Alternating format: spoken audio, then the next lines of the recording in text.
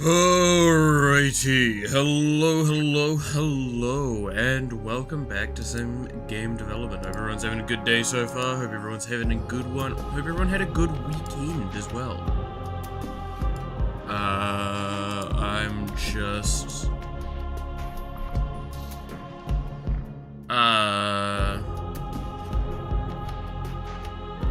getting the last bit of setup. Hey, husband. Hey, you clap. How's it going? How's it going? How's yesterday? I actually left my room and chatted with the people I live with yesterday, which sounds very basic, but like was a big thing for me. I have not left this room very much in the last like week or so, but it was good. Oh, we talked magic. We fucked around with some magic cards again. Looked through a really old, big box that had a shitload of old cards in it. And, like, found some insane, some, like, pretty good finds, actually. Turns out, that box had, like, a shitload of, it was, like, all old commons and stuff. And there were some in there that were really good cards. One of which is like 20-30 bucks now. And I yoinked one of the copies of it, and I gave the other copy to put in Snaker's like really fucking annoying deck.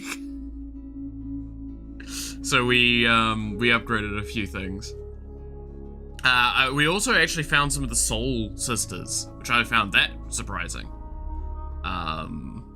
I think that one of the Soul Attendants specifically, I think it is like 10-15 bucks, so finding like 3 or 4 copies of each of them was pretty good. I'm doing good. Strategy game session was interrupted and I had to go to bed at 1 AM. Didn't actually sleep. Yeah, that sounds about right. To be fair, at the moment, I've been having it harder. It's way longer for me to fall asleep now. It's like double or triple the time I would normally fall asleep. But like I fall asleep very hard now and just kind of skip a lot of steps. And just fucking crash hard. Turns out, not sleeping very much. Really good for like making you fall asleep intently hard. Because your body's like, please for the love of God, let me. Alright. So, let's go over some of the stuff that I have done since we last turned up. I have you considered investing in a baseball bat? You know, maybe. I have done a lot of shit.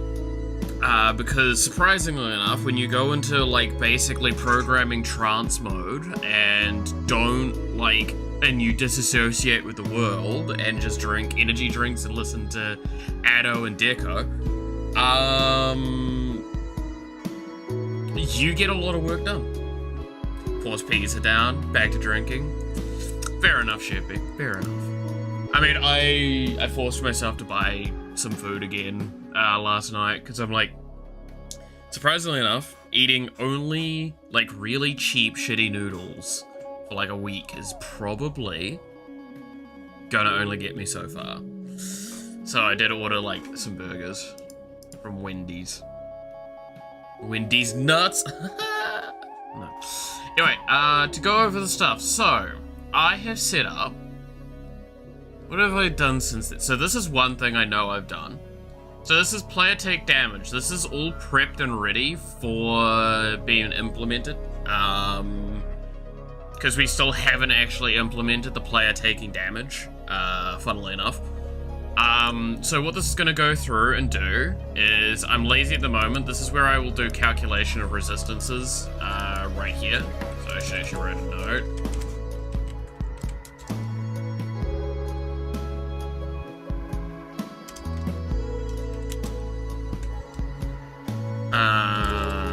Alright. So, the player will take the damage, we'll get a final damage value that will be put through. We'll do triggers based on when you would do damage. You would run the triggers. Then we do a check for death. So if the player would die,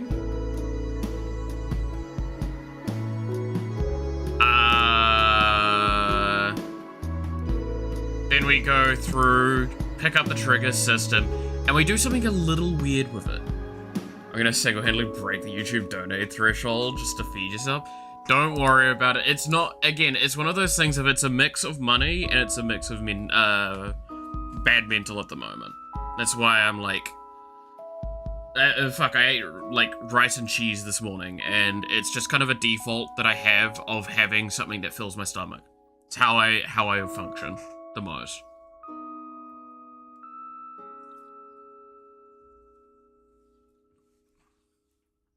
Like, unlike the past month, at the moment, I'm in a situation where, per se, money isn't the bigger problem. It is pure and simply my mental state's been shit.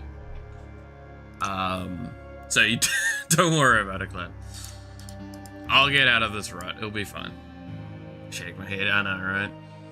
I mean, there's something that I got commented on yesterday that is like the big thing, and you guys can't see it because it's a visual thing, but I may or may not have shaved my beard because like I was having a fucking time of it, and I currently have stubble at the moment. And I look fucking awful. I do not look good without a beard. Like, it's one of those things where I was like, maybe it'll look fine. I did it, and I'm like, yeah, this does not look fine. It does not look good. Luckily enough, I grow beards very quickly. I'll have a beard back in about a week. Show you a majestic bearded face. If I turn my camera on right now, you'll see that I'm actually not wearing much in the way of clothing because it's hot as shit. So no.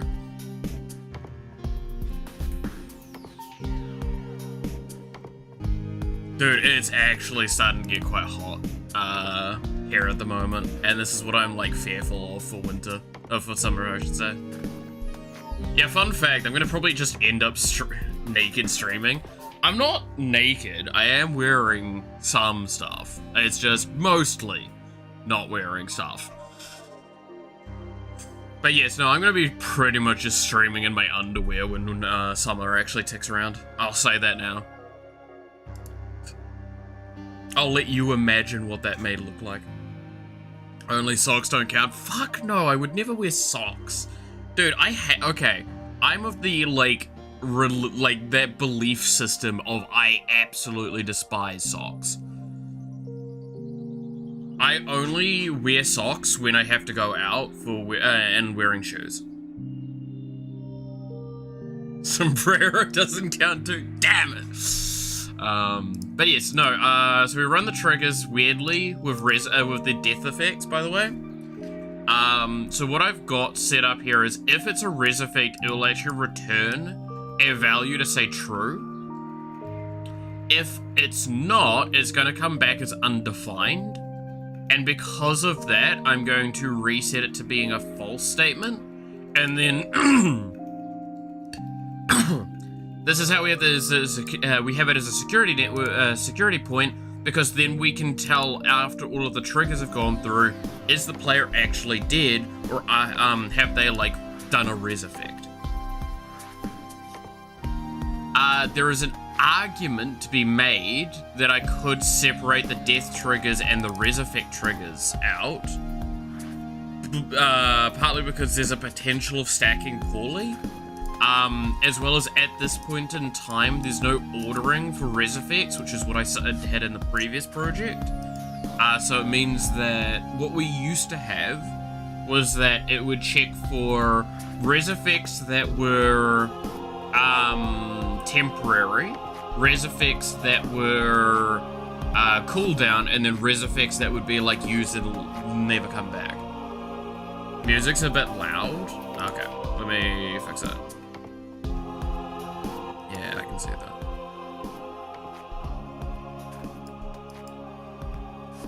That's probably a bit better. Yeah, that looks a little bit better. But yeah, so that should handle that. Now, this is actually very small on the scale of things that I have done, by the way, is this setup for architecture. I've done a bunch of other things of like player effects, a little bit around leveling up code, a little bit of core infrastructure changes, primarily around multiplayer setup. If we go into here, I have now rollback use player preferences settings. Currently it's set to just a default indexing, but I can change that up quite a lot. I started adding in a way to store local player data. So this will be how I save data in a way that should, without basically, if you see here how there's a key here, basically what this is going to do is this key is going to basically be the translation key. If you do not have this key and you do not have this architecture set up for the de-stringification and restringification, you will not be able to edit the settings and user data external to the game. What is the intention behind that? It is to basically say, hey, look, if you really fucking need to, go ahead and hack the game to unlock characters. Oh, but I should just tell you, it's probably gonna be easier to fucking, just easier to go and do it yourself, like unlock the characters. So that's like one of the things there. I also added I think this, play get local. I don't think I did that last stream. And then I've done a lot of work in relation to Matara's kit. So I think I did some cleanup on this system here, because this has been slightly temperamental and required a little bit of work, which required other systems to be reworked to actually fix it and update it. And I cannot stress enough how much, like, this took hours. Like, this bit alone I'm talking about now, this took, like, an entire day of, like, work. I think it was 8 hours almost spent sorting all of the code out for this. This is partly why a lot of the leveling code changes came in, and a lot of the reworked multiplayer baseline architecture came in, was doing this stuff. At least it's done right. For the most part, there is a couple of things I still need to clean up, but I've got those listed down, so I know where I'm going with a lot of that. And it is like long spanning things, so with these done, it means that the game actually moves a lot smoother as well. Then Alien Cocoon is still kind of in the process of being finished off. It's currently untested, admittedly, but basically this, to explain it briefly, how this functions is it's basically, while it's off cooldown, so while it's like while it's ready basically, you get health regen. Then what happens is that the on death, you'll trigger this. So when you would die, so it's a res effect. A resurrection effect, I should probably give as the full statement, by the way. When I say res effect, I mean resurrection effect. So it's when you would die, do this effect to try and prevent that, right? Never made it the drinking, started puking pizza. That's sad. That sucks. Oh, well, it is what it is. Make sure you drink a little bit of water.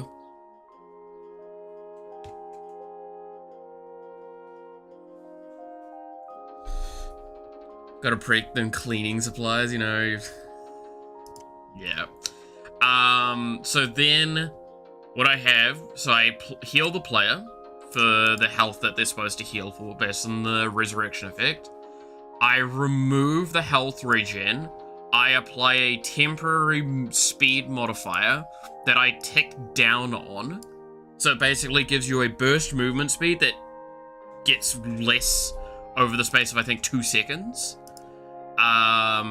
With a tick interval of 0.25, so basically every quarter of a second, it will reduce the amount of speed you're getting by a relative amount. There's a reason why there's a bunch of calculation stuff here. And then it will push the overall cooldown to the thing, which will basically then, when that triggers, which is here, it will basically reset the implant trigger thing. So how this is actually set up is that when it would level up, it should trigger this, which means if it's off cooldown, which is this value here is basically checking for, it will do the regen stuff and it will implant the trigger when necessary. This might be problematic. I might need to have this slightly update.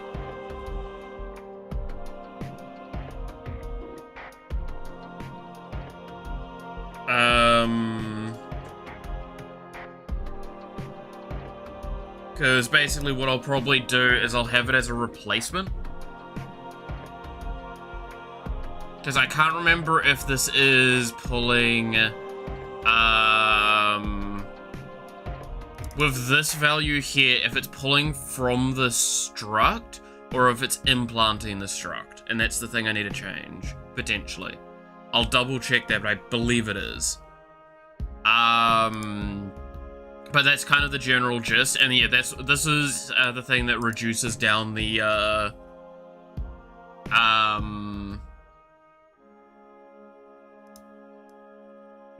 speed. It's basically, it will tick it down. Can we implement a magic value queue? It's a surprise tool that will help us later. Fuck no. I mean, that's kind of what the tick interval is it's technically a magic number. Again, this is where, like, there is so much going on with this code that, like, regardless of what I want to do with it, it just layers so intensely. And it's gonna be something I have to test at some point.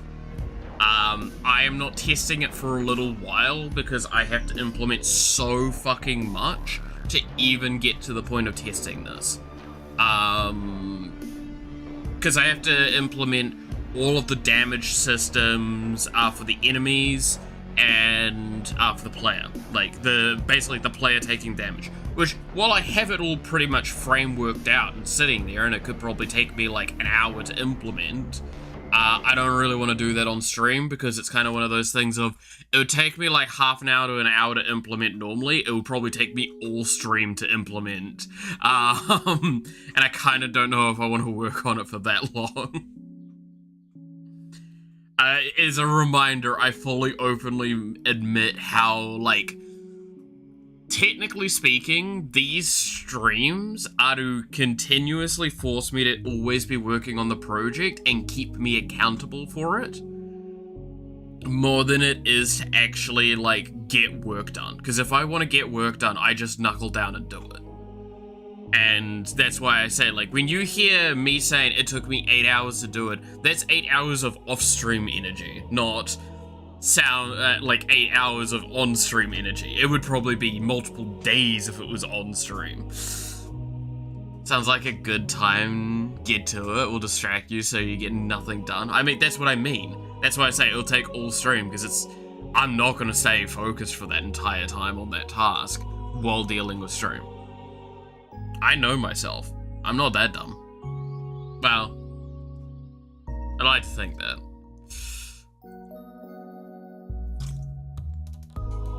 Anyway, that is my nerd talk for the initial. Short answer is, a lot of shit happened. A lot of shit. Game looks better.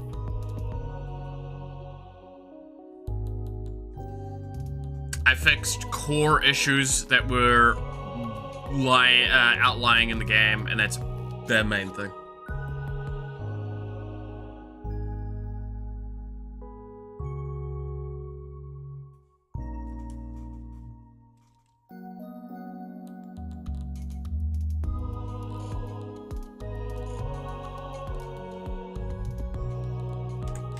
So now, like, even here, you'll see that we don't have that weird, like, duplication effect of the character anymore. And hopefully we can show off the passive a little bit. The passive is a bit temperamental, because it is a chance-based effect.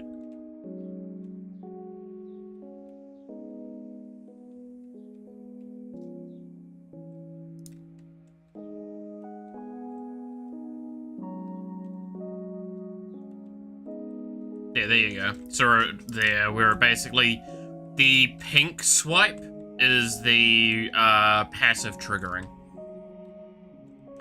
Which the passive triggers on kill. So it's, I get stats, and then I have a chance of recasting a weaker version of the weapon. That is like a single slash, not like what it normally can be. But it is off kill, so the important thing to acknowledge is that theoretically it can re-trigger itself, and it can do that, like, again, quotation marks, infinitely, realistically, not anywhere close to infinite. Right?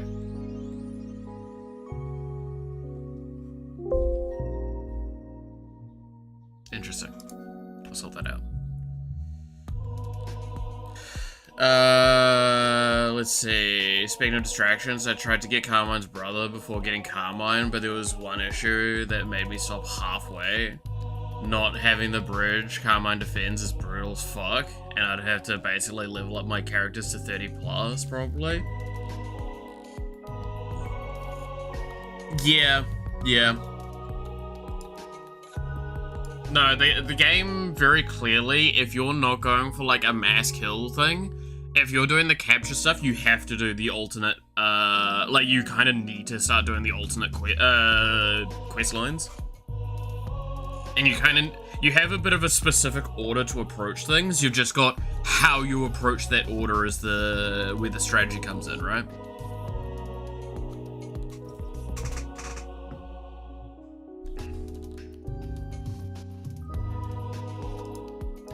That's kind of, like, if I look back at the game, that's more or less where I was kind of, what I was realizing.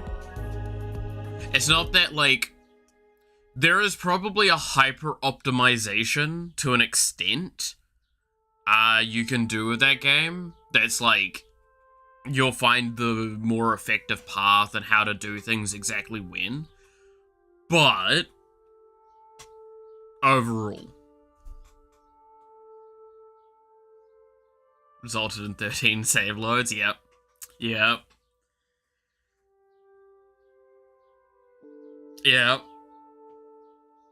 Oh, I fully expect that, like, again, it probably is as well that the game's gonna get substantially harder, in, like, that last section of the game after I do that. Because, like, I fully expect there's gotta be some way that they have to counteract the fact that I'm going to be attacking from, like, I think it's 2 or 3 angles I have to attack from.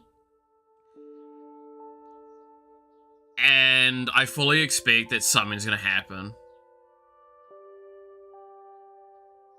when it attacks you.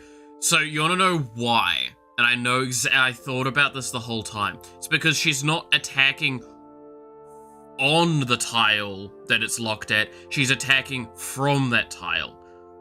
What is the tile that she's attacking is what needs to be locked if you're going to do that.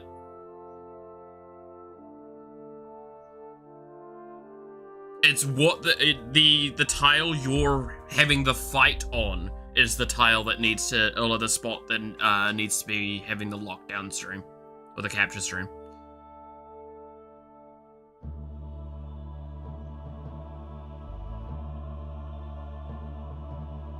So So if you want to be like super passive with it, you could actually just put the capture stream on top of yourself.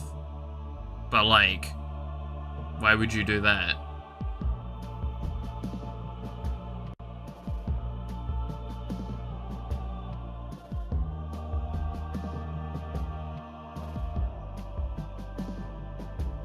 Too tired to notice. The capture stream is extremely small. It's really hard to hit more than one tile with it.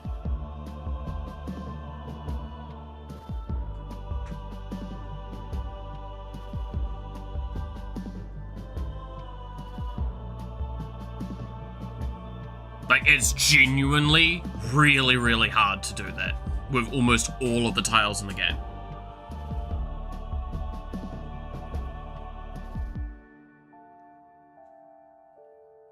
And if you're talking about her on that bridge tile, yeah, I don't think you can. I might be wrong, but I do not think you can. I think it's the smallest range of the lot.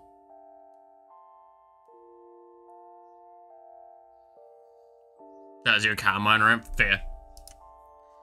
Alright. I have no idea what I'm doing today on stream, admittedly. The more I thought about it, because I was like, there is so much I have been doing, and I'm just kind of like a little zoned out with this game now, with the programming. Like, I have done so fucking much work at the moment in this. Oh, there's one thing I did want to implement. Might as well just put it here.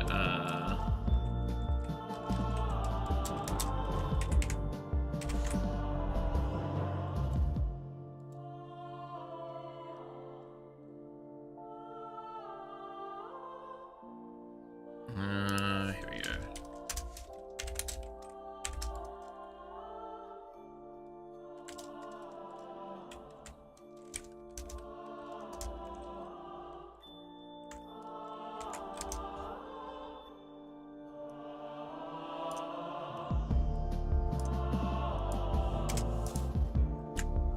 There we are.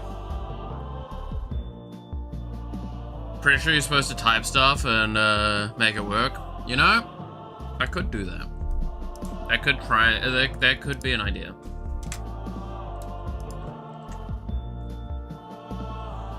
Oh, I mean, oh god, you want to hear? Okay, slightly Magic the Gathering related. So one of the decks that I built, and I've shown this deck before, right? So this is my just a bit of draw deck, which is Doctor Who commanders, but it's basically the Morsaka or Morska, sorry, precon. So it's all like clues and drawing cards and shit, but with like some slight changes and improvements in some areas, and some slight just customizations. So I was bored, and one of the things this deck has, right, is a lot of the cards in it, I tried to go with Doctor Who inspired, to just stick with it. So I got like Martha Jones there, Translaw Clock Tower down here.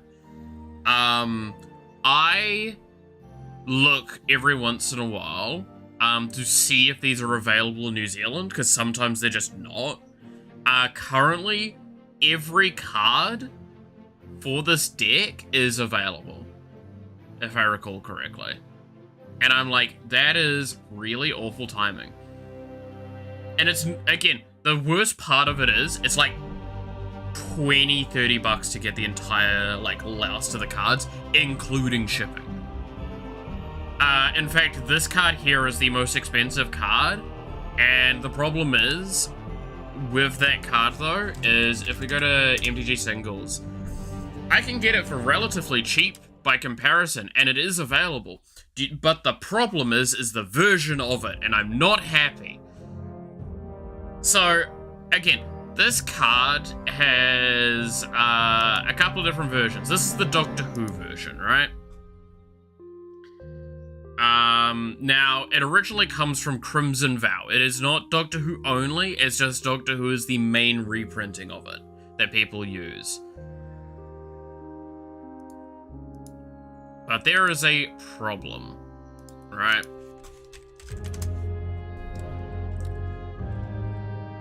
Is it recently got reprinted in a specific set, and I'm not happy because I don't like the visual style of it. So it's like, do I get it for cheaper, or do I not get it for a bit longer? So if you're wondering, it's this card. This is the other copy of Wedding Ring that I could just get for 10 bucks.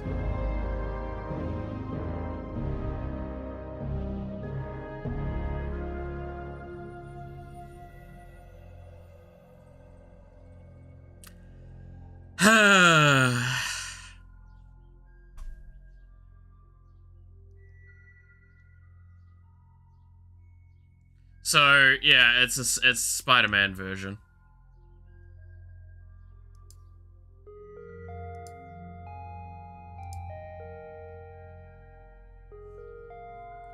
I don't like it, especially with this deck being so inspired by the Doctor Who stuff. I would kinda prefer to forcefully try and find just even a basic copy of the Wedding Ring. Which, again, there is one. The problem is, so there's two copies. One's from Hobby Master, which I kind of don't want to really order from them because their website sucks ass. Or there's from Bay Dragon for $100 fucking. I ain't doing that. Yeah, no, it's just like mildly annoying is the short answer. I don't know. Like, again, this is one of those things of I think it's cool, the style of like the cards from the Spider-Man stuff. I just, in this deck in particular, when it's like so fantasy and Doctor Who inspired with stuff, like, yeah, sure, I've got Titus in here and stuff, but like, I've tried to stick to the Doctor Who variants of a lot of these cards. And I've tried to put in stuff like, again, here, Martha Jones. I could find replacements for her. She is a card that is not incredibly good. Well, she's pretty decent in a Clues deck like this, but like, she is definitely not what I should be going after as heavily, but I want her in here because one, Martha Jones is a fucking amazing character, and two, I just want more Doctor Who cards in here.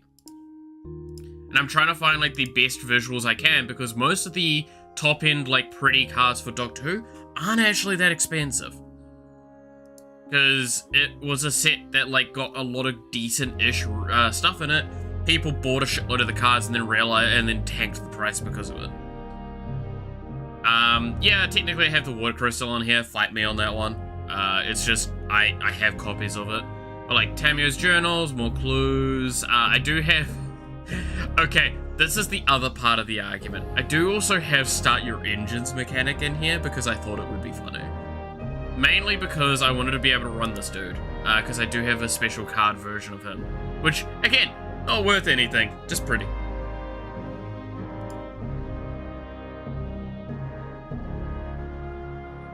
But yeah, like Laboratory Maniac as well. I'm so glad this has dropped the price so fucking hard, by the way. I still want to make a deck with this dude, though. This dude, I will be perfectly honest, right, with this deck. I could make this deck substantially better by not running the second Doctor as the commander with Clara. Right? I am making this deck actively worse by probably running these two as the commander. I just fucking really badly have wanted to have our deck heralded by two commanders. I do not have a partner deck at all. I really wanted to have a partner deck. This deck would be so much better if I put like more effort into the Chilean style or actually just ran Mosca as the commander. But no, I want to do this. I'm gonna be honest, I do want to make a Chilean deck because he's just so fucking stupid. Like, I saw someone play this recently in a style I didn't even think of, and it was even more dumb than I thought it would be.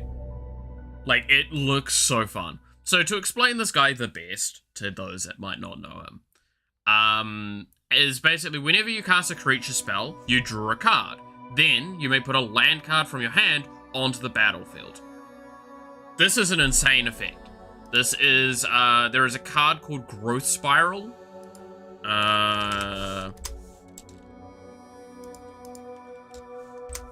That is this effect, and it's a good card. It's a genuinely quite a good card. I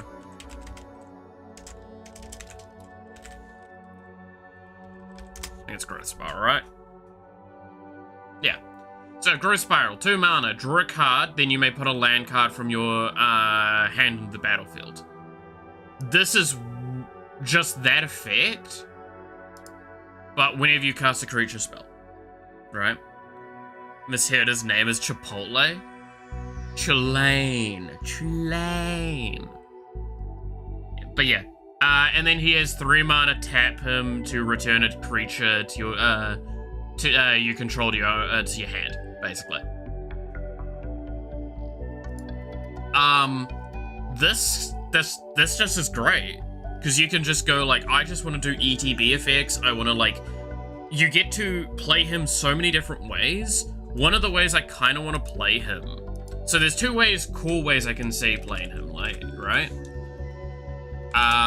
Is you play him either, chill lane or something, I'd say, playing PvZ. Hell yeah. So there's 2 cool ways I can see playing him, right? One is, like, landfall strategy. And then one is just straight up, do you want to play a tempo deck? And I really want to play more tempo decks. Because, like, immediately if I look at this, let's see. Yeah, no, Tatiyava is right there. A lot of mana dogs, which actually makes a lot of sense. But, like, if we go through here, yeah, Skirt Swarm, Zendikar, rampaging things. Like, I see all of that and I agree, right? I agree with the idea of doing landfalls. Tempo. Oh, that's actually something that I apologize if I've used that term a lot, because I use that term a lot when I'm speaking about card games, especially. Tempo is actually really easy to explain. So, right, if we look at this deck, you see how, like, there's the mana costs for cards, right? This is where we start. You see how there's mana costs for cards. On turn 1, I can play a land, right? So I play 1 land, and not sure this is the pretty sure this is the first time you've said it, unless I wasn't paying attention. I say it, like, very frequently, because I use it in a lot of, like, you'll see with this explanation how it can be used in discussion of, like, just about any game that exists, right? So the idea is that every turn I'm playing a land, right? So let's say that's the case. Hearthstone's a great example of this as well. Tempo's very obvious in that one. If we look at a card, right? So this is a 1 mana card. If I play this after I've played my first land for the thing, that means I've taken all of the bare minimum actions I kind of can, right? Next turn, I put down another land, and then I get to play, I don't know, a 2 mana card, right?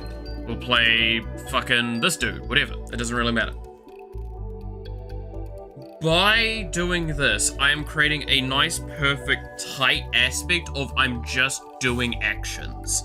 I'm taking a constant effort to ensure I'm always to be able to take an action.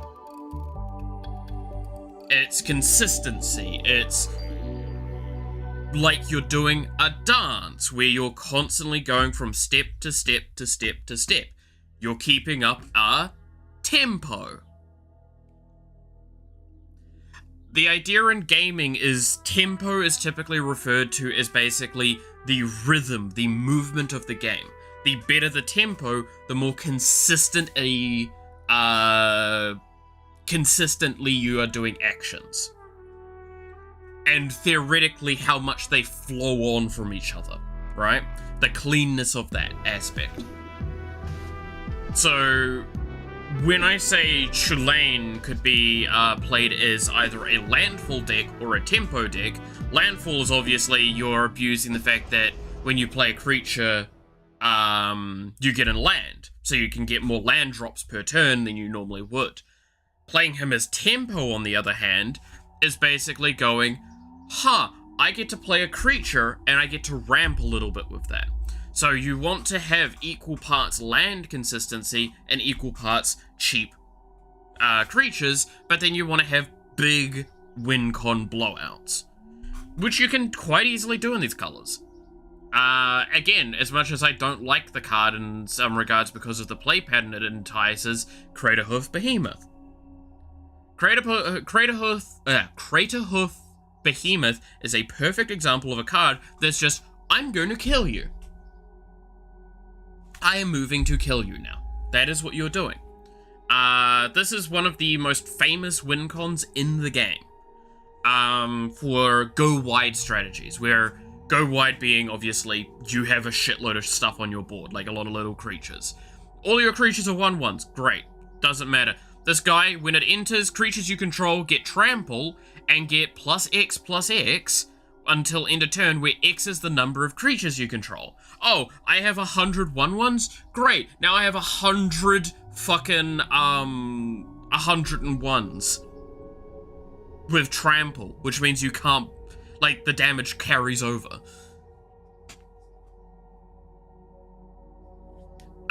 So, how I actually saw this deck played the other day, and I thought was a pretty solid way of playing it, was using Heir Apparent. I wonder if it's actually in the list here.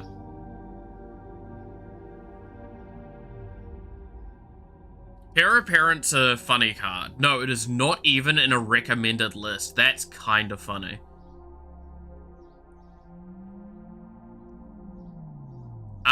So we've talked before about cards that let you put as many copies of you that you want into a Magic deck. There are very specific cards for that effect.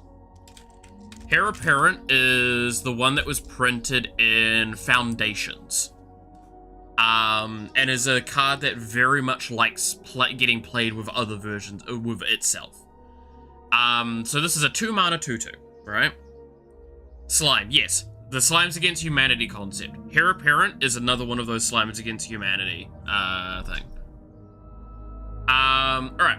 When this creature enters, create a number of 1/1 white rabbit creature tokens equal to the number of other creatures you control, named Heir Apparent. Then you can have as many number of cards named Heir Apparent, right? So the idea is, I play one. I think you get one, right? That's the rule.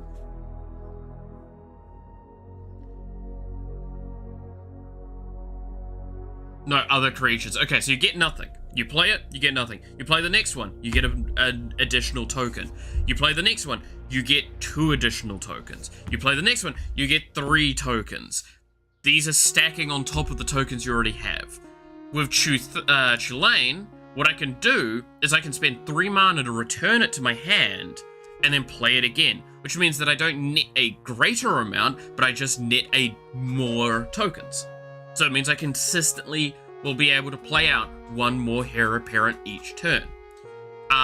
There are ways to potentially make this an infinite if you really fucking want to.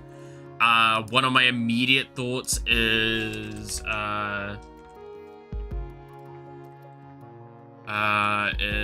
Intruder Alarm?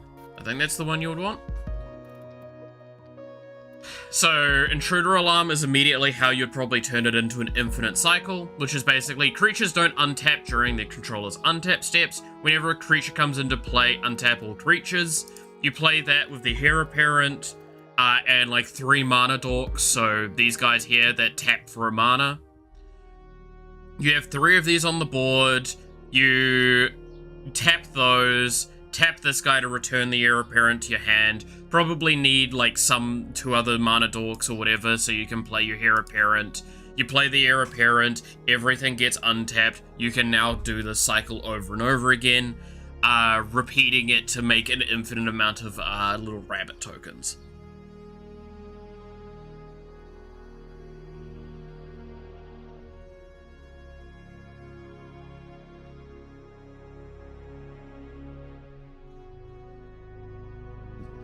How I'd probably do this if I was to do a tempo deck is it would be like a lot of cards that enter that get me lands.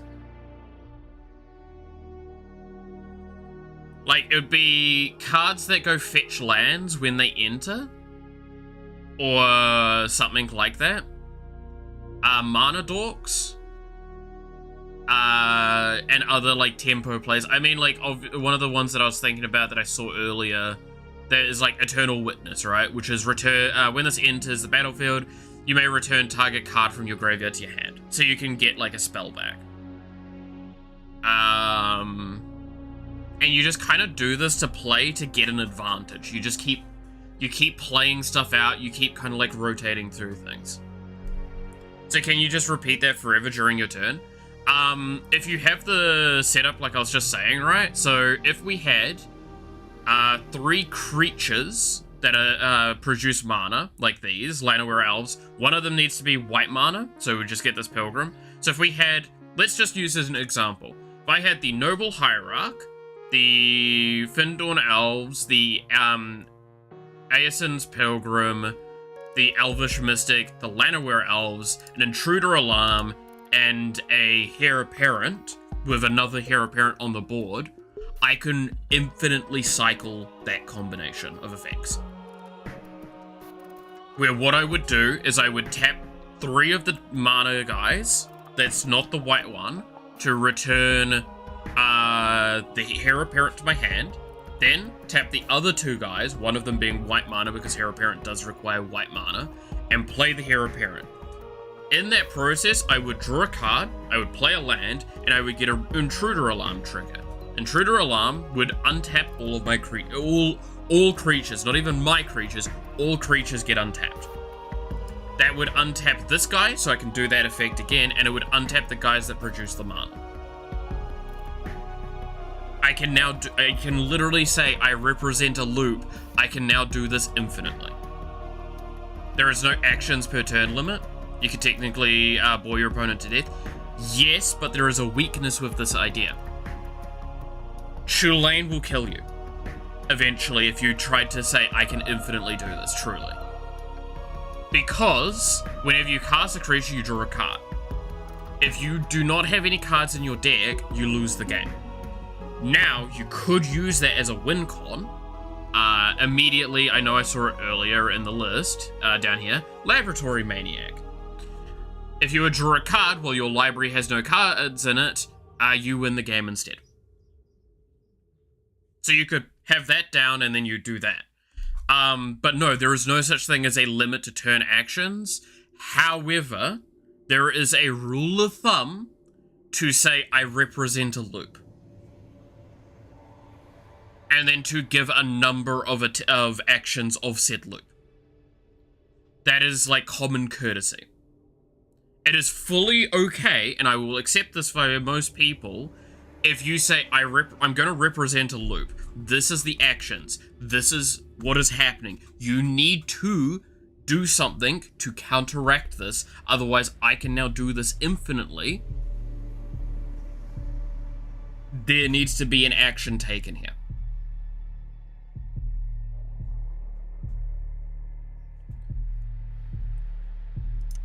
Because in the digital game, there is a limit.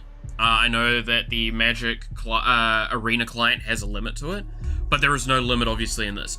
You cannot just say infinite. You have to give a number. That is the legal ruling if you're going to represent a loop, and you're doing that. But it is common courtesy to represent the loop, explain you've represented a loop, and then go, okay, I'm going to repeat this X number of times. so you don't have to bore everyone by doing it constantly.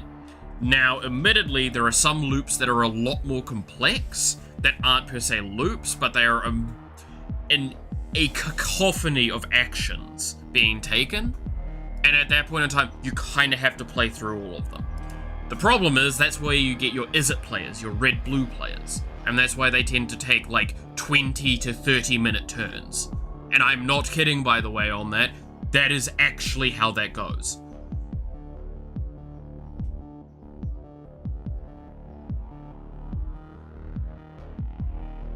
Now, if you're going to do an infinite loop and you're not going to say, I represent a loop, I'm not really all that happy with you. I'm gonna say that now. Because that's just like, that is as victory lap, scummy winner energy as you can get.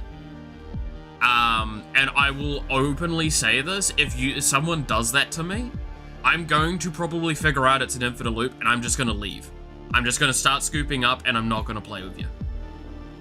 There are a handful of things that I think are extremely poor taste in terms of magic etiquette. That is one of the biggest ones for me, where it's like you're actively just trying to be an asshole at that point. Now, if you openly say, I didn't realize it's a loop, that's fine, I get that. It happens. But like, if you've taken the exact same game action like 5 times in a row, you need to understand you started a fucking loop. And you know you can keep doing it, right?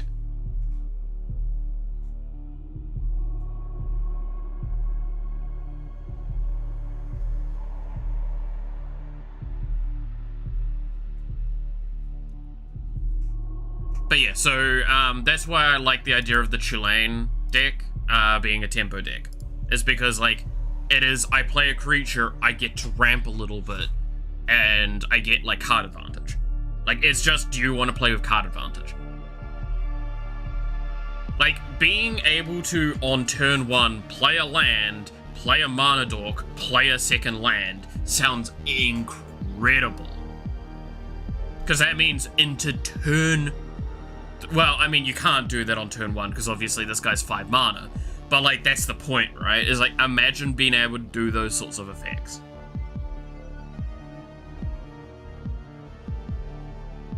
I'm the type of person who would do the loop without saying anything for the memes once. It's like, I get that. And what I'll say is, like, so if you go to an LGS and you do that with people that are, like, at a random table, you are probably going to be asked by the people that run the store, don't do that again. Like, I've actually seen that, right? It's like, that's how poor etiquette it is that stores will actually actively ask you, can you not do that? Otherwise we might ask you to just not participate.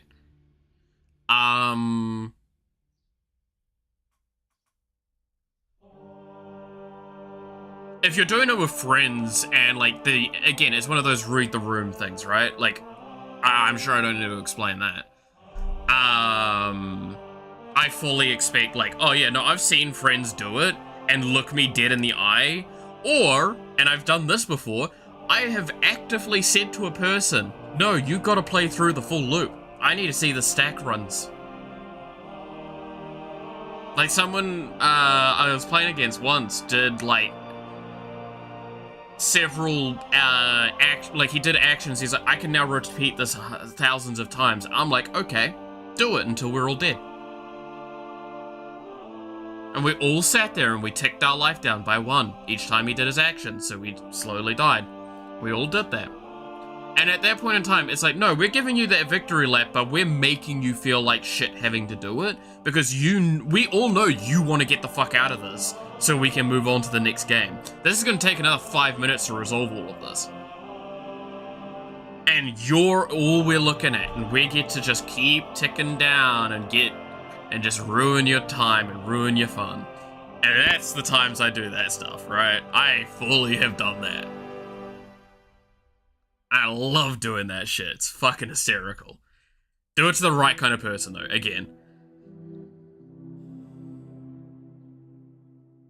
But I will always say, by the way, especially, right? Especially if you do that to the wrong kind of people. I'm gonna be honest with you, Chief. I had, like, we talked about this a few weeks back. There was a game we played where we told the person that made, like, 1 billion tokens and made them all, like, hundreds of stats to swing out with all of them. Because he's like, oh, well, you guys want to clearly see the big funny number, right? And it's like, yeah, we definitely want that. And we bounced his board on attack. So he lost his entire board. He spent 20-30 minutes just organizing the math and everything of what his board was. We were eating pizza. And we bounced his fucking board. That is a situation where that's also what I will do. If I tell you to fully do all of your actions, there is an argument that I'm straight up saying, no, fuck you, I'm going to actually ruin this win for you. I have done, I personally, at my old LGS, had someone try and do a victory run on me. And they were like, okay, well, I represent a loop. I'm like, no, play it through. And everyone's just like, oh. And that person didn't click. Right? Then it got to the point where we would have all died on the stack. And then I'm like, cool, I'm gonna stop that. And by stopping that, I kill everyone at the table now. And everyone's just like, that's... yeah. What do you do? Right? I get suspicious someone told me to continue. Yeah. It's 2 times I tell you to continue with one of those. It's, I want you to suffer through all of your game actions that you've now caused. And I'm like, no, you gotta resolve all of that, buddy. Or I'm gonna fucking ruin your day. It's one of 2 things. Both ways I win in the end. I either lose the game, but you win so unsatisfactory, or I counteract your win. Those are the ways you gotta play it.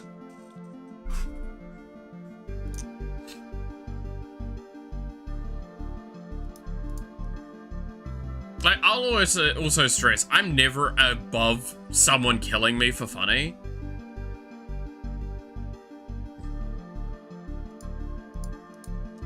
Like, I've said very actively to anyone that I play with, especially when it comes to magic, if you use the magic words, okay, I've got something really funny I want to do. You've already sold me. Now, admittedly, if it's not funny, I ain't gonna trust you next time. So you gotta use that very carefully. But the amount of times I've had someone wipe the board when they're the person ahead,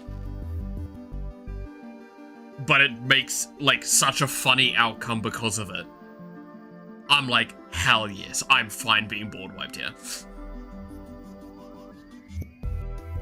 I mean, one of the ones that I fucking absolutely couldn't stop laughing at was, I think I've talked about this one before, is there was one of the times I was playing my theft deck where I steal cards from other players' libraries. Someone looked me dead in the eyes and like, you want to do something really stupid? And I'm like, how stupid is it? Like, you're gonna lose like 90% of your lands. And I'm like, oh yeah, because all my lands I had, or most of them, weren't my lands. They were lands I had stolen from people. This guy bounced all of the lands to their owner's hands. Thing is, I don't own those cards. They got bounced to everyone's hands and everyone got like 4 lands into their hands all of a sudden. And it's like, oh my god. And I lost so much fucking mana from that. And it was great, because no one could fucking play their lands fast enough before they had to discard cards. So they're like, fuck, that actually didn't help. So I was pissing myself laughing. It's like, didn't you just lose a huge advantage? I don't care. I'm not here to win. I'm here to have fun. Especially with that deck. I will say, though, I am against spite playing. Right? There's a fine line between doing something funny and doing something spiteful. Now, I'll do spite plays myself, but if you're like, oh, I'm gonna die, so I'm gonna board wipe everyone, but in a way that means that the person that's going to kill me still kills me, but now he kills everyone, I'm a bit fucked off with you. Right? And if you're wondering, yes, this did happen to me like the other week. What happened was basically one player had a shitload of tokens on the board. I had like enough to basically stop him from killing me if he fully swung at me, so he couldn't. And then another player also had just enough to be the same situation. But the one player that didn't have that played a card called Blasphemous Edict, right? Which Blasphemous Edict is basically, it can be cast for cheap if there's enough creatures on the board, which there was, and it's each player sacrifices up to 13 things, right? So, I lose all of my cards and blockers, the other guy loses all his cards and blockers, and the guy that can swing and kill all of us can now swing and kill all of us at once. And I'm like, why? Why did you do that? It's like, oh, I was trying to thin his board. It's like, you've literally killed everyone at the table other than you. You were already dead. And it's like, well, I wanted to do something. It's like, you've actually just lost everyone the game. Like, that is an action. I'm like, why? That's not even funny at that point. That's just like, well, if I'm gonna lose, everyone else should lose too. Like, what? Even when everyone else is telling you, including the person with the shitloads of tokens, don't do this, that fucks the game up. It's like, alright, I guess we lose now, I guess. Fuck it. So yeah, I will always, like, be against that shit. That shit's just kind of scummy to me. It's also why Blasphemous Edict is not incredibly the best card ever. It's very... you kind of want it to synergize with your deck most of the time.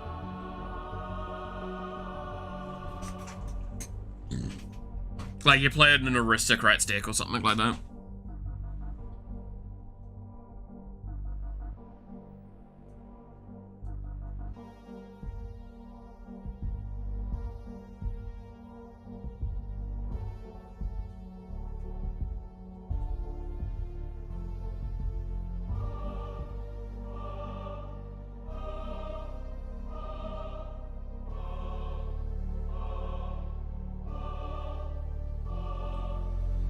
Oh, alright, well, we've talked about Magic for like an hour. Well, no, it's like half an hour was programming talk, half an hour was Magic talk.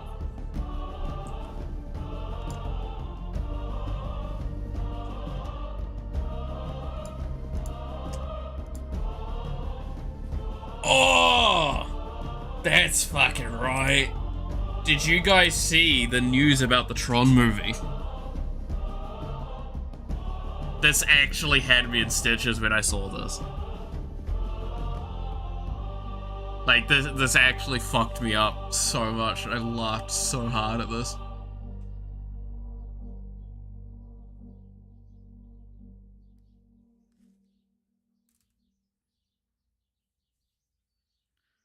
It's so good. So, I'm gonna be honest, right? I remember seeing the trailers for the new Tron movie, and I was like, I'm really not interested. They've taken Tron in the direction that all of us didn't want. Like, the vast majority of people that enjoyed Tron, I feel like we enjoyed it because it's people going into the digital world and trying to prevent the digital world from influencing the real world too aggressively. Right, that's what the first two movies were about. Tron Legacy was already a bit of a touch-and-go one for a lot of people. It moved a little bit away from some of the beauty of the first one, and I kind of agree with that. But I did really like Tron Legacy. I think it was a pretty solid movie. This one, straight up, they're just in the real world now. And no, I have not watched the movie, I've just watched the trailers. So I can't say if the movie is actually terrible. However, there is a specific movie that movie got compared against, and has done worse than that movie. And that movie is a movie done by the same lead actor. So the movie Tron, Ares, I think it is, right? Has done worse than the Morbius film that starred Jared Leto as well. And I'm like, thank fucking God. And the memes that are going on at the moment that make me piss myself laughing the most is it's just Tron fucking sacrificing itself to... Tron sacrificing itself to try and end Jared Leto's career, and I'm like, please. He's not a very good actor. And from all the things we've also heard, from behind the scenes and everything, he doesn't seem like an incredibly great person either to the staff working on the films. And I'm gonna be real with you, Chief. It's not a great way to put it on yourself.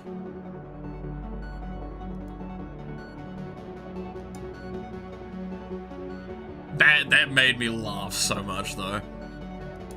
Again, I'll always say there's an argument to be made to separate an individual, like the actor and the art and all that sort of stuff, right? Like the creator and the art.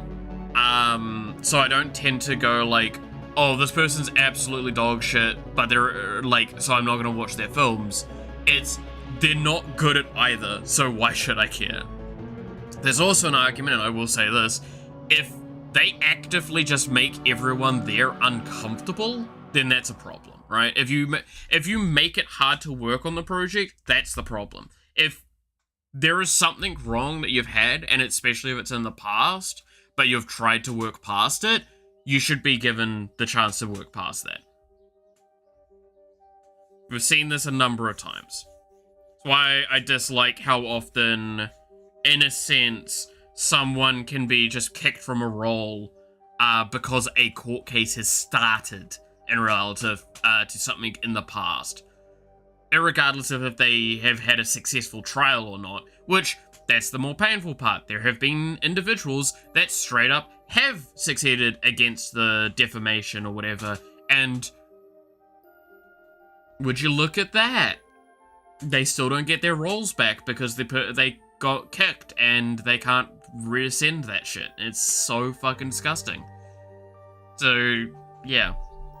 We saw this with Johnny Depp stuff, and we've seen this with, I'm blanking on the actor, but the guy that was playing, Khan the Conqueror.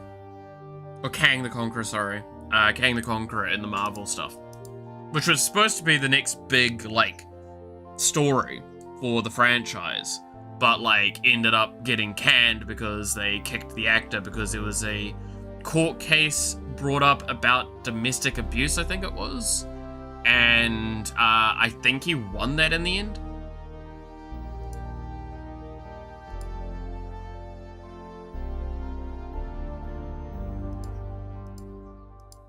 It's just sad. That's how it goes.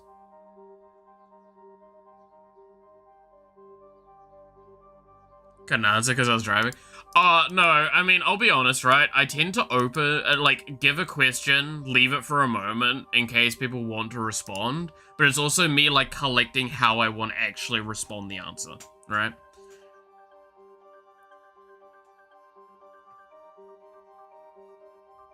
Because the fact is, as well, there is delay. I have to accept that as well with stream.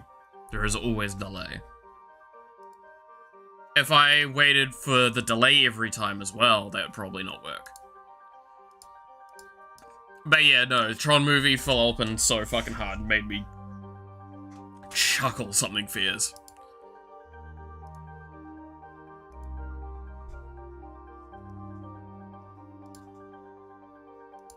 I'm hoping this tells people to stop hiring Jared Leto for movies, because he's just, again, no offense to him, he's just not a very compelling actor. He kind of reads the lines like a stiff board, and I've never been like sitting there incredibly excited to see him.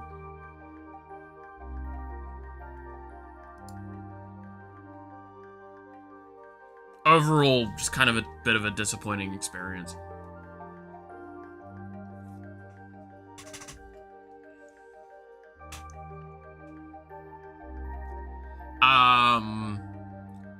I don't even know if I'm gonna ever watch the Tron movie as well. Like, the Morbius film, I've seen, like, about 40% of the movie, maybe, at most. I'm never gonna sit down and watch it, because I've tried, basically, is my answer.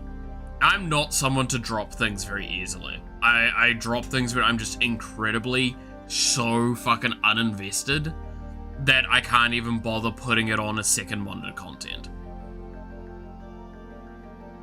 Like, if I want to pull up 4 guys playing Magic the Gathering with a weird, quirky mechanic more than your movie, that's probably not a good sign.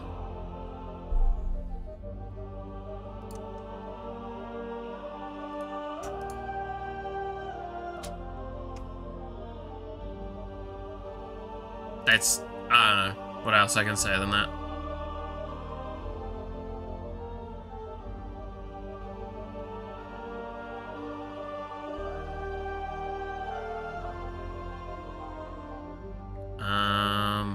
Oh god.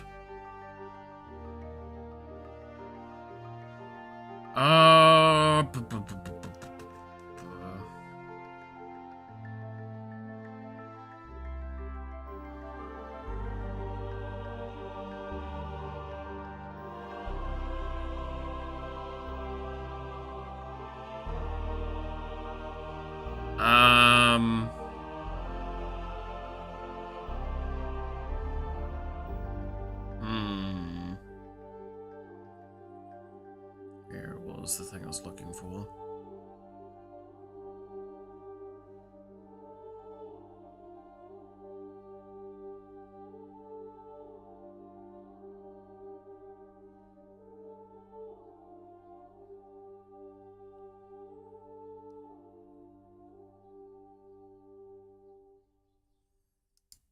Oh yeah, fucking I need to look into what Rin Penrose did the other day. Because Rin Penrose did like 3D VTube thing, except she was fucking TM Opera or whatever the fuck it was from Umemusume, and I'm just like, I need to look into that because that looked really funny. The clips that I saw.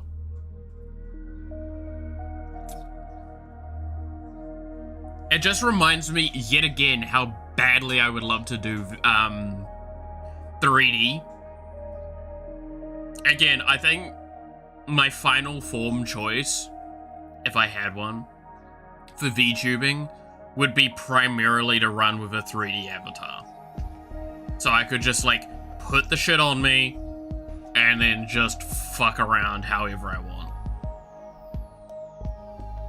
And then you guys would all see how, like, fucking psychotic my position, like, how I sit is.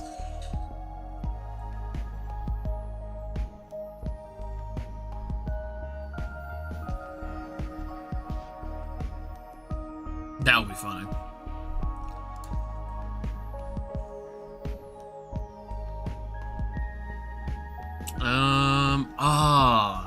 You know what I could do a little bit of work on?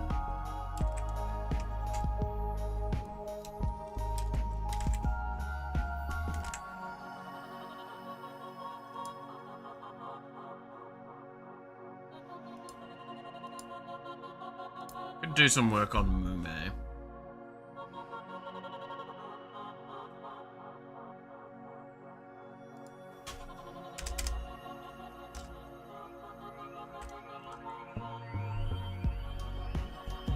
Damn you, automod. You getting fucked by automod again? Haha.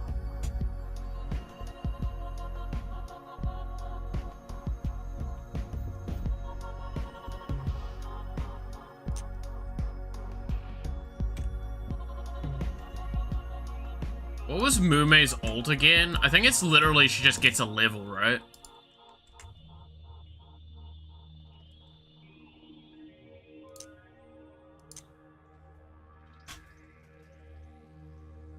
I think she gets equal to the current level.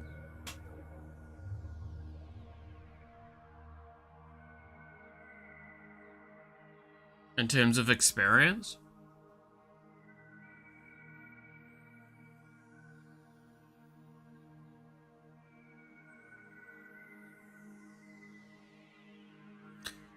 Is that interesting? Could we do more with it? You'll know that you sit in the bait position when standing because you're constantly making the joke. So all the hand signs would just be...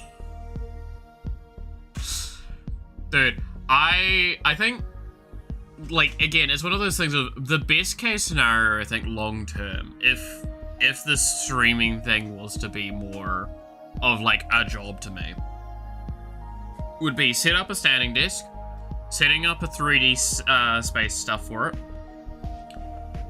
and sitting there in, like, 3D with,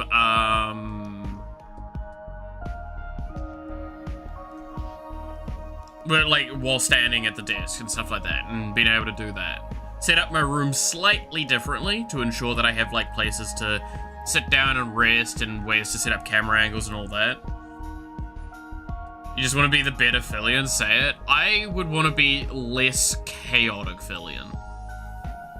I don't think I'd want to, like, again, I don't think I'd take the Fillion angle on a lot of it. Not to say anything negative to Fillion, by the way, on that, in case that may have been how that's perceived. It's just like, the more I think on it, right, the more I'm like... Oh, sorry.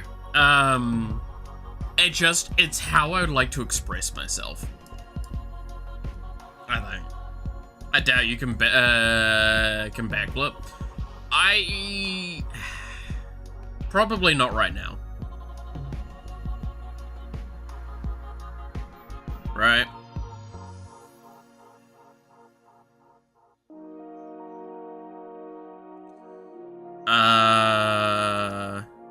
Is it this one that I'm looking for?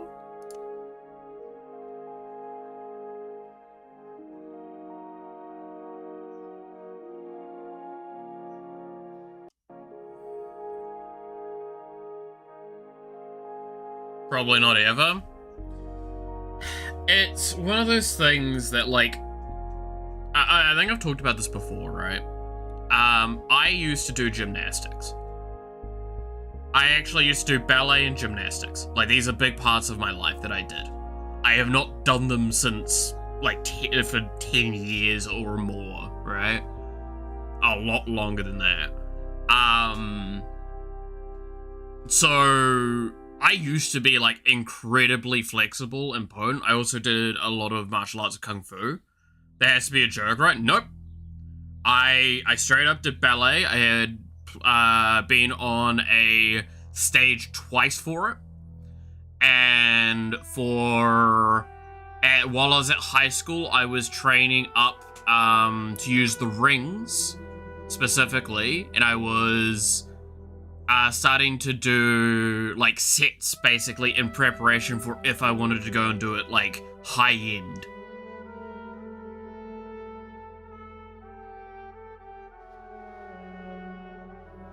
Become someone who would die from falling off their bed.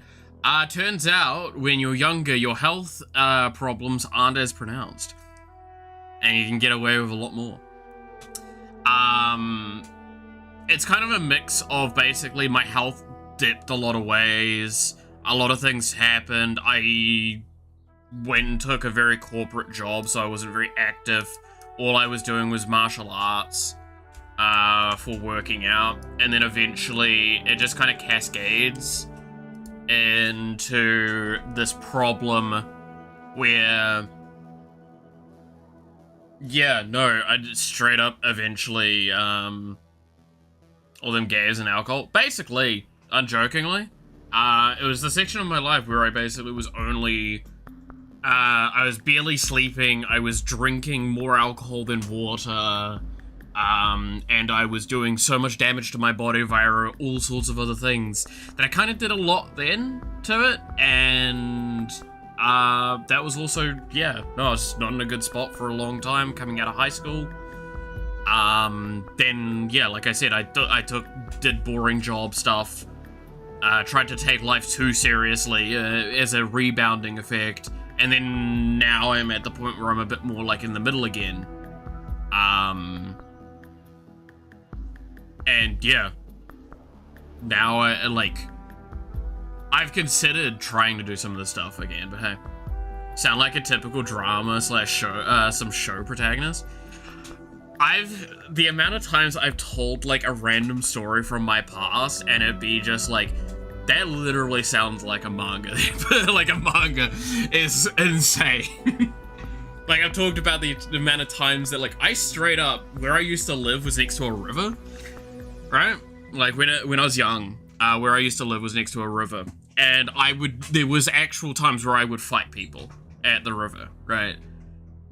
And there had been times where it was just like, I fought a group of people at the riverside, and it's like sunset, everything. And just like me and 10 other people that are knocked out. And it's just me standing there, fucked up a fair bit, admittedly.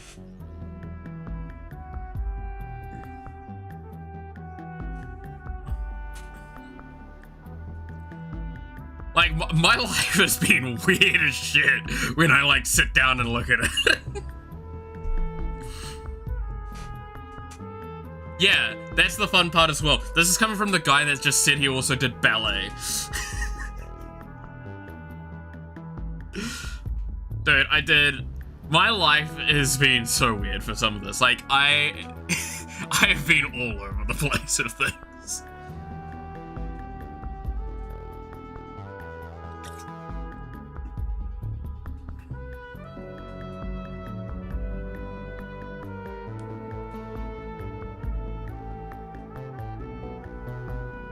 This is why I say, like, it's fun.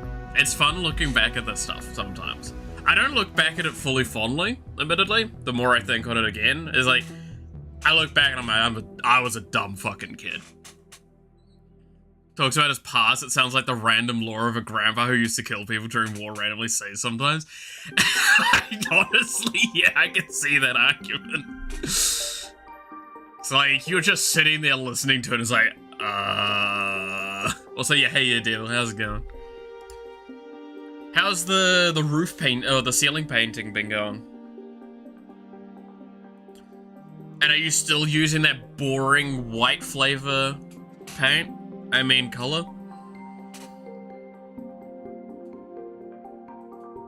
Not even like something spicy, like hot pink? And make people come to your house and question your sanity? The Chinese cousin that has straight A's, with a amount of gold medals and everything, every job imaginable, and goes places uphill boys. Like, that's the thing, right, is my childhood can be summarized as I was abusively told to get better at school and everything like that. I did that. I got such a rebound effect that whenever I had a little bit of freedom, I went way too far with it. And I was basically a delinquent the rest of the time. Like, as hard a delinquent as you possibly could get. Like, it's literally, I'm the cousin you get told, by the way, he gets straight A's, why can't you? And then you're sitting there like, yeah, but he's also smoking weed out the back right now, but you don't fucking know that. He's also probably fucked his teacher based on what I heard. Like, that's probably how I was described when I was younger.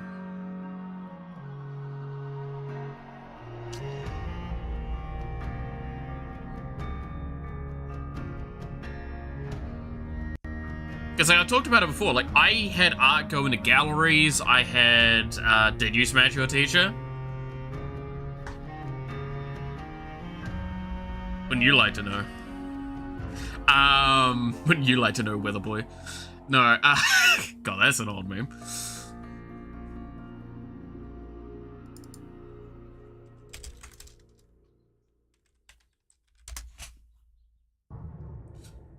Wait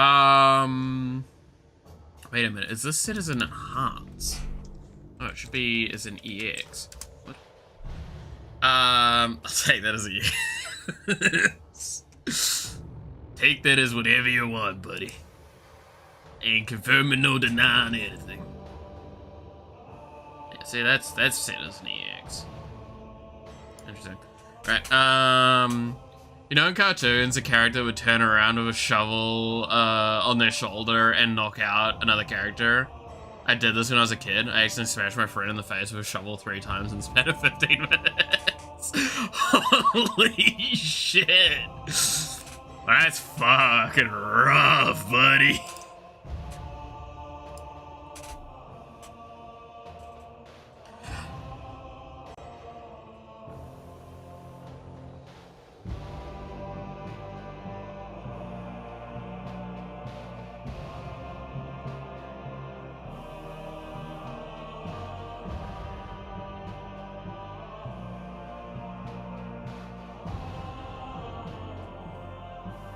Why is farming equipment auto-modded? How the alright. I mean, yeah, no, that's the thing. Like, a reminder to anyone that ever thinks on this stuff. Like, life is stranger than fiction. When you hear these stories in fiction, you need to realize that, like, this shit has actually happened in some ways. Like, some capacity, this kind of could be, like, more normal than actual real thing.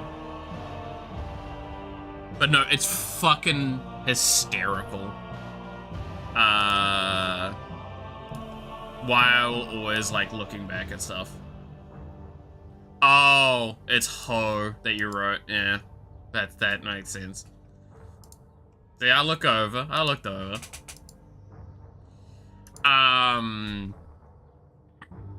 But yeah, no, what else? What else is there that I've thought of, like, had to deal with? Because I also did rugby, I did netball, I did,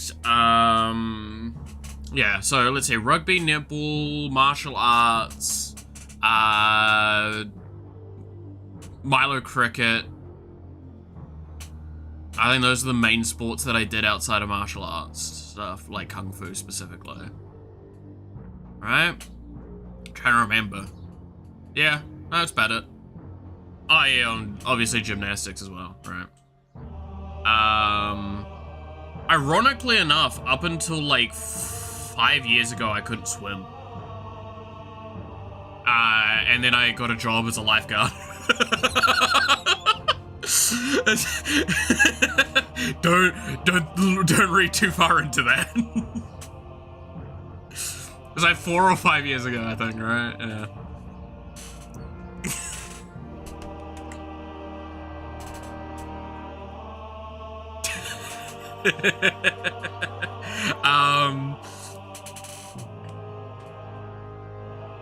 Imagine, like, people.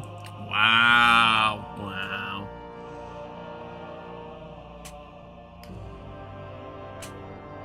But no, like,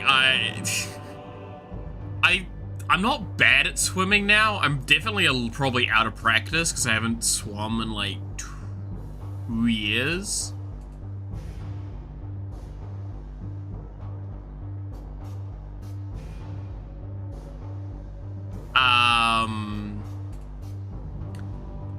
But yeah, no, I got a lifeguarding role when I couldn't swim.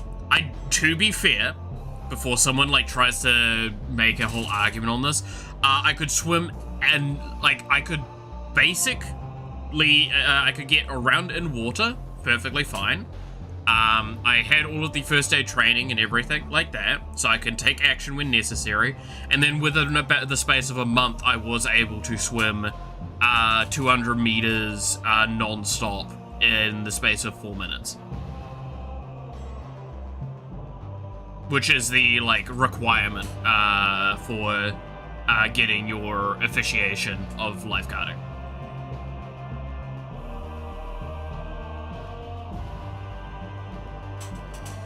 So, I fucking crash coursed myself hard, going from, like, barely able to stay afloat to, like, decent-ish level, like above average level of like competency.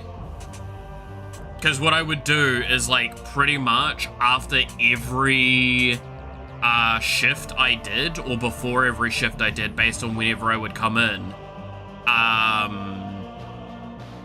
I would just swim for like an hour, nearly.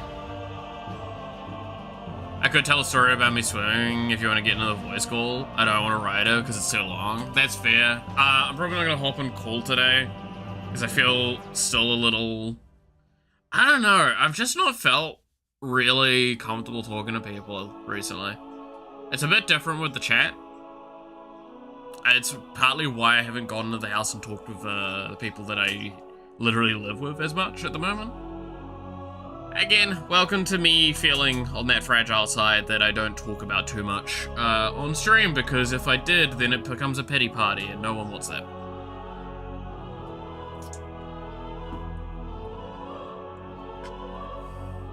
Hey, you Flash viewer. It's going alright. Getting there. Hope all's well with you. I want to pull up paint because I want to think about how I want to potentially change what Mume's ult is going to be. I'm going to think on this more because I don't think I've really thought heavily about her ultimate since we changed multiplayer. I hope you're alright. Again, I'm fine. I'm alive. I'm just going through some mental things. Alright, let me pull up. So, Mume's kit is an on feathers.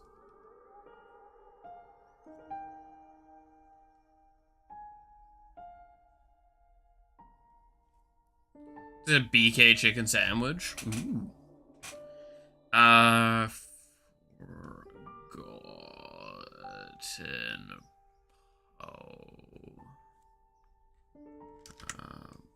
poem.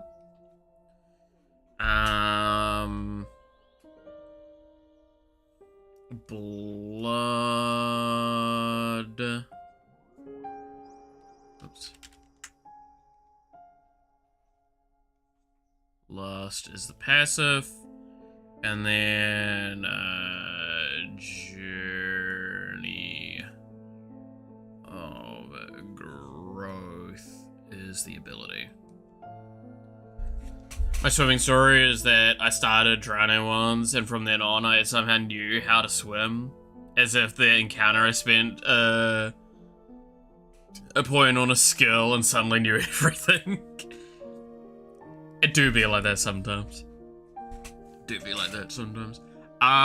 Okay, so the kit revolves around the primarily the passive and the ability, but mainly the passive, which is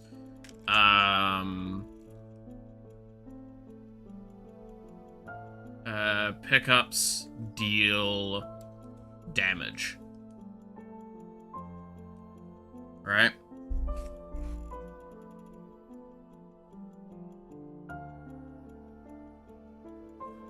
You get there's another effect to it, but that's the idea that the majority of the kit's worked around, because the weapon creates dropped items to pick up. The poem gives you more experience and pickup range, and Journey of Growth gives you more damage based on levels, more cooldown based on levels, and on level up get a big burst of pickup range.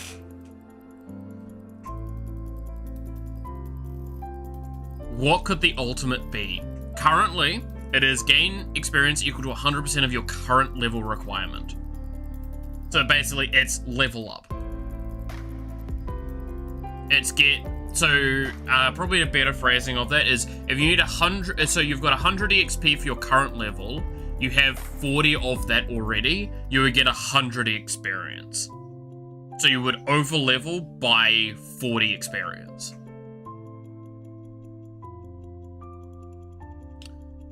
Free level up sounds kind of meh for an ult.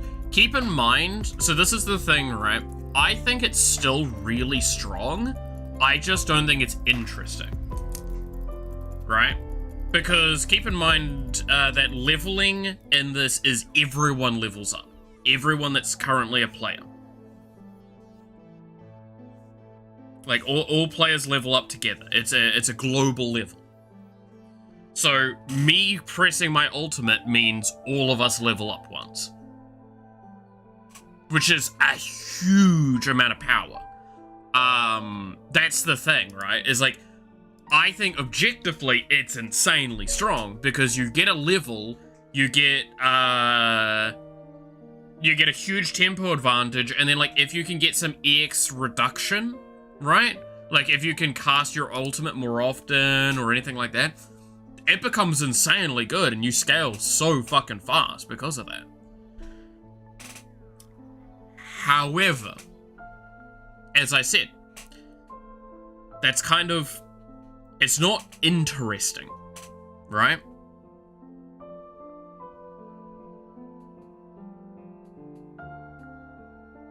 Like, I feel as a player, I would be like, cool. Anyway.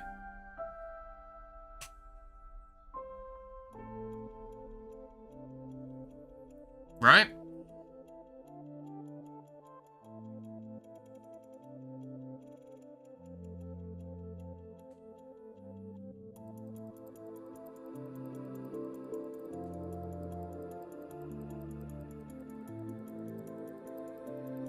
Like, I think that's the problem, is that it's one of those, like, it's a great effect. Objectively speaking, I could leave it as is and it would be good. But what was the rest of Mume's kit again?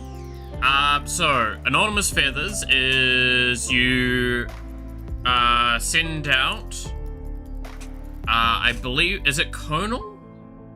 Actually, can't remember. I think it's Conal, right?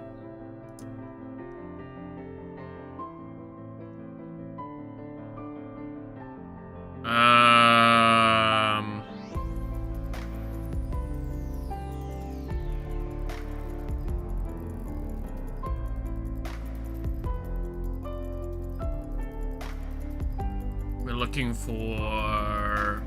Yeah, so it's a cone. Okay.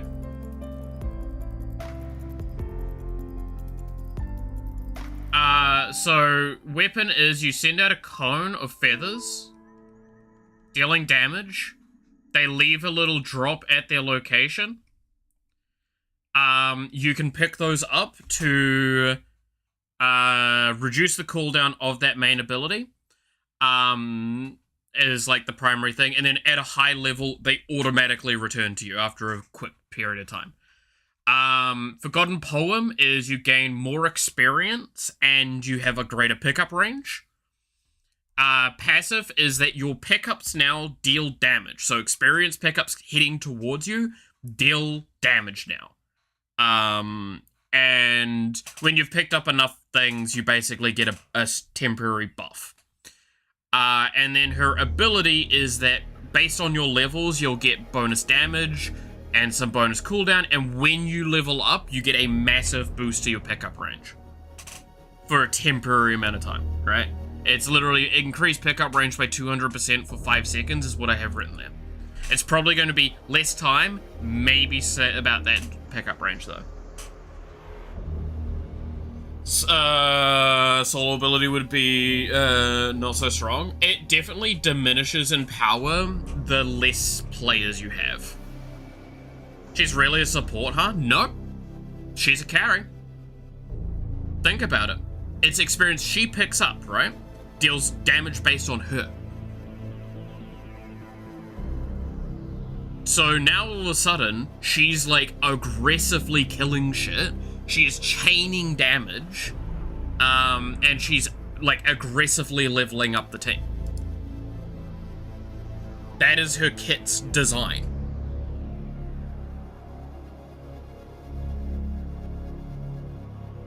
She is supposed to be an off carry, maybe, at worst. But like when I say gives her a buff, I mean she gets cooldown rate and movement speed for a period of time, right? The best example I can give you to how this character plays is actually Swarm, League of Legends Swarm. God, I wish they did a rerun of this game mode. I would reinstall League of Legends for that. The character that this is partly based off in here is Xayah.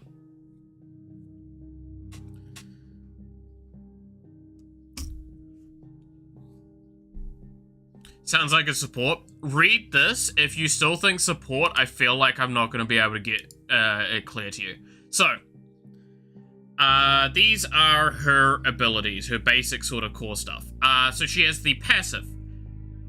Permanently gains pickup radius. EXP orbs and gold coins that attracts are projectiles damaging enemies they pass through while moving towards her. So that's the same passive. Upon picking up a set amount of things, gain a boost for a period of time that grants her ability haste, critical chance, and enhances her main ability, firing an additional thing. Then she has her actives, which this is I think, what is it again? Yeah, so you've got this one. After a delay, recalls all of the daggers around her. Each dagger deals damage to enemies it passes through. The first traveling dagger that hits an enemy also roots them. Don't worry too much on that. And then this one becomes untargeted or ghosted, and then after the first second, she leaps into the air. Upon landing, she releases some daggers, some further sort of stuff. Then her main weapon is fire daggers at a location. Then they can like be picked up as well, or like obviously you can recall them,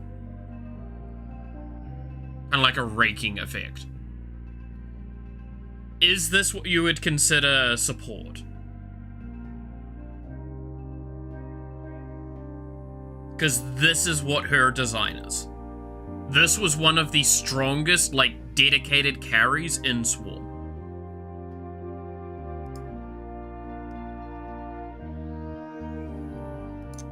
Of all the characters, I would argue that was possibly the second best, like, carry in the thing.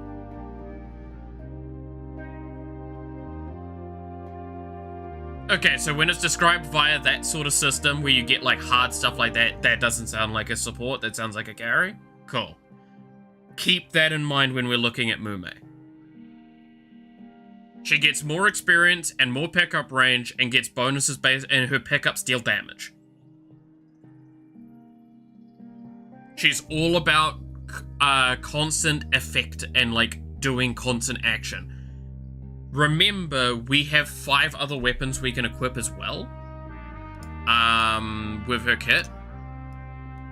So, we've got a kit that increases how much damage she deals, increases her cooldown, or like improves her cooldowns.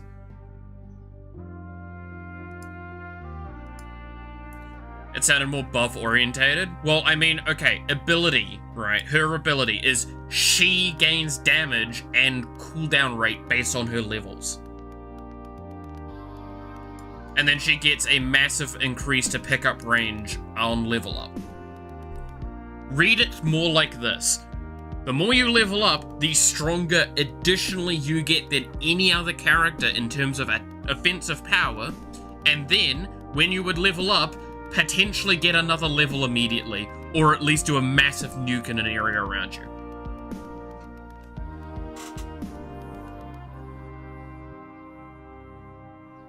Like, that's kind of how you need to read pickup range. Pickup range becomes an offensive stat now.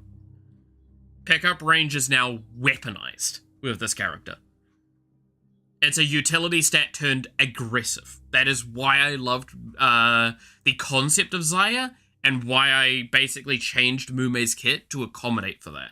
Because originally it was a lot more like Robocop from holocure. where it was a lot more about, like, her leveling up. And her, like, doing stuff based on her leveling up. Instead, now it's more about her picking up stuff and benefiting from leveling up as well.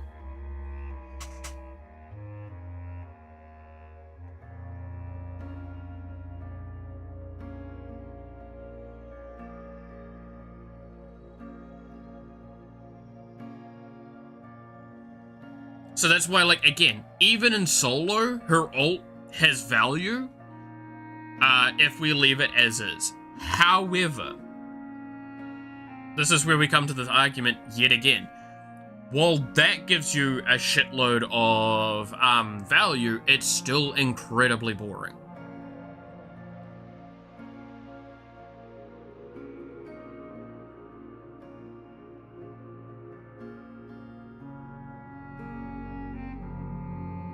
And that's the fight that I'm having with myself at the moment, is that, like, is it okay to have a kit like hers that has so much other stuff going on, have a really basic ultimate ability that is powerful but very boring?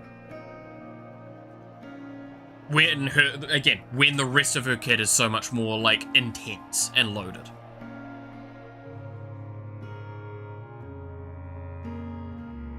Because there's a part of me that's like, what if I made it so her ult is that she scatters those feathers from her weapon, like, aggressively around her to deal damage, and then rakes in all feathers?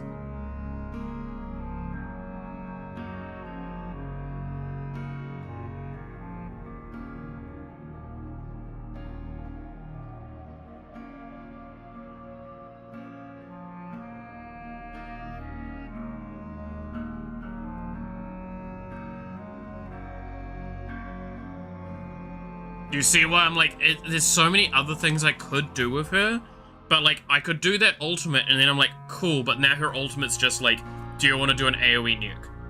When she already kind of does AoE nukes. It's a really hard choice. Yeah, right? Like, it's, her kit's, again, it's not that her kit's not interesting, it's that her kit's really, really powerful, and it synergizes so much with so many different things that you can take it at so many different angles.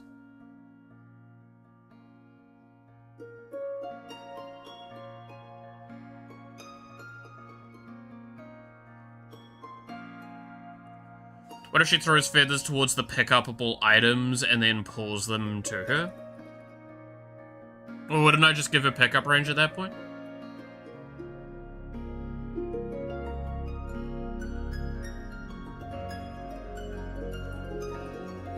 Like, are you thinking kind of an idea of, like, it sends it towards all of the, like, nearby pickups and, say, enemies as well, a feather towards all of them, and then, like, drags them all in?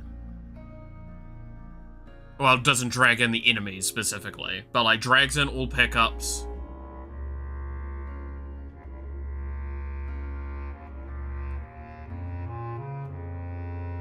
But, like, it goes through everything?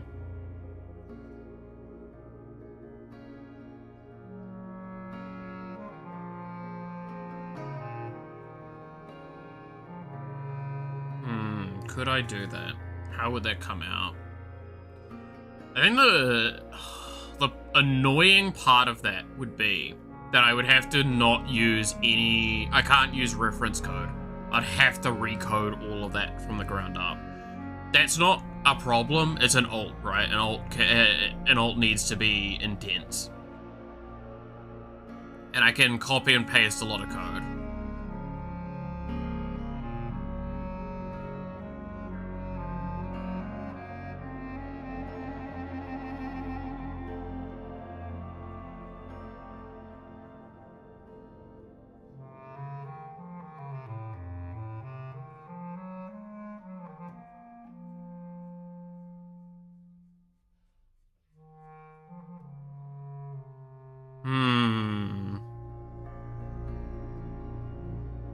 I love giving you work to do, that's fair. You do tend to like that devil. And again, like, this is the thing, you do give good ideas. And so I'm just trying to think, like, the implementation of it, and like, is that what I want with her? Good idea. She pulls pickup, but doesn't collect them, and after like maybe 5 seconds, the pickups shoot outward. There's a couple of problems with that. I think I can see what you're trying to go with, Clap, but like, there's a couple of problems with that.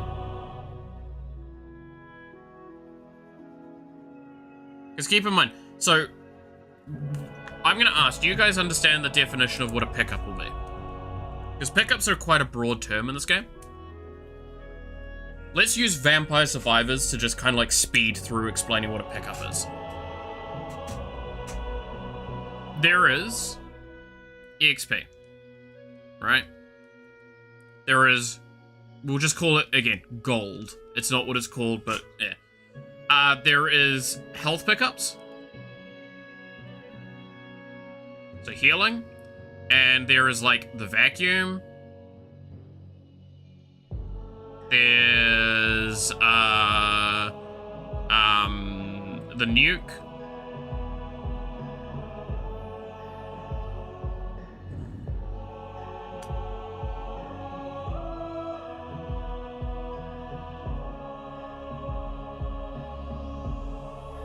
According to the psychologist, my intellectual abilities are above average. I personally disagree. That is a weird thing to say, though. Wait, that's such a weird thing for a psychologist to say to you. It's like, oh, you're intellectually better than above average. It's like, what, than a slug?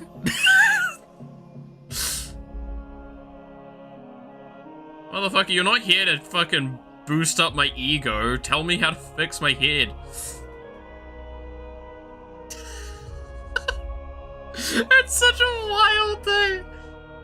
It sounded more normal in Polish. Okay, I'll believe that. But, like, still, you have to understand where I'm coming from with that, right? It's, oh, you're smarter than average.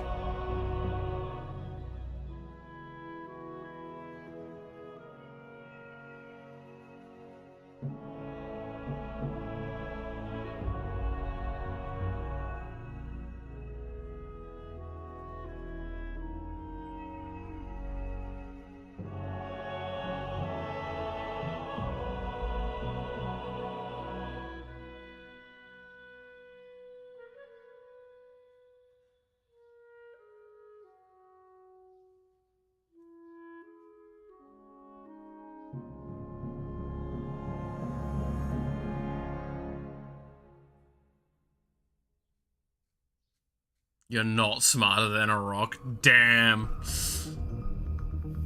To be fair, rocks are pretty old, so they gotta be smart, right?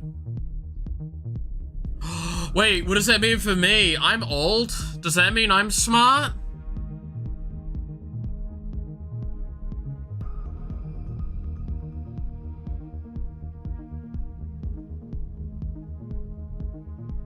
I'm smart, right?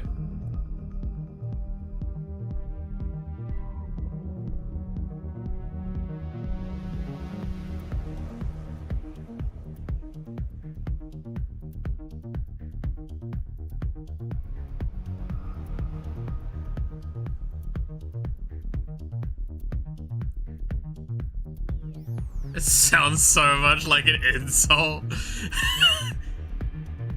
You're not oh my god, wait, is it? Okay. So it's more of like a, well, you're not bottom of the barrel at least.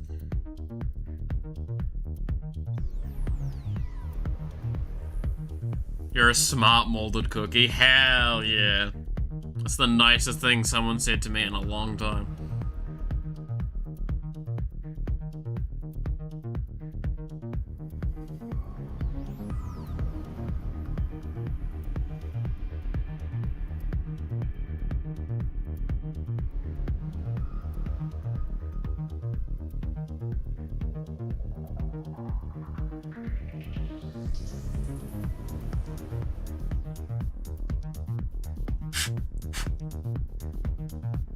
Another time I called you, oh, that was today, yeah.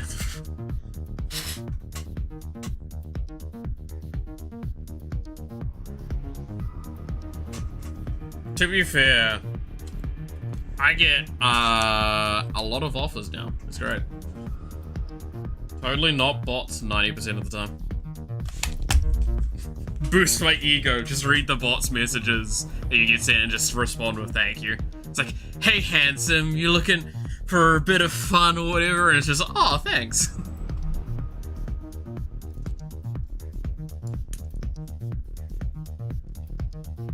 Office for, oh, no, you guys want to hear about a DM I got that's like so obviously a bot that fucking made me piss myself laughing? Let me find it. I'm not gonna show it, but it was fucked me up something fierce, right?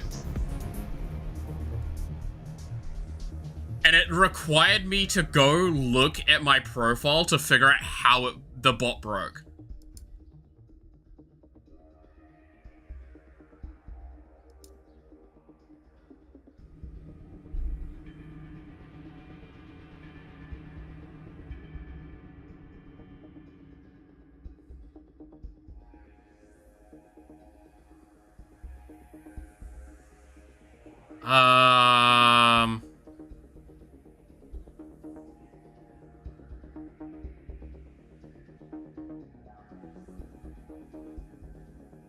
Oh, I can't find it because I reported it. Damn.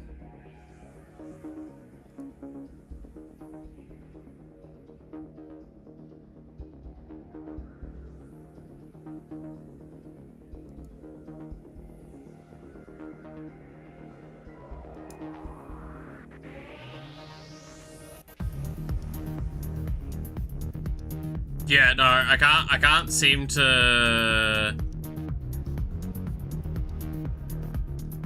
I can't seem to find it. Basically, it was, I'll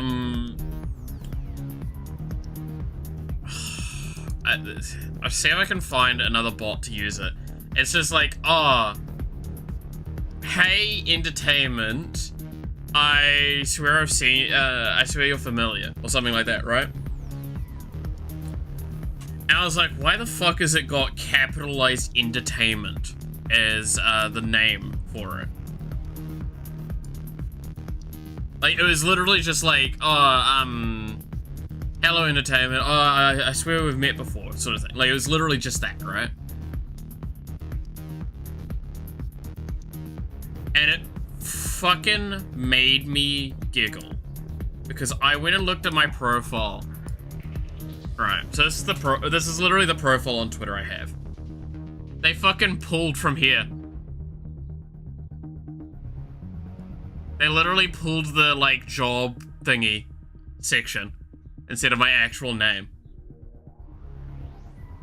So they pulled that entertainment, which is why it was capitalized in the middle of the sentence. Like it was. And I lost my shit so fucking hard at that. It was so funny to me. Don't ask why it was so funny to me. It was just really funny seeing, like, that kind of fuck up from a bot.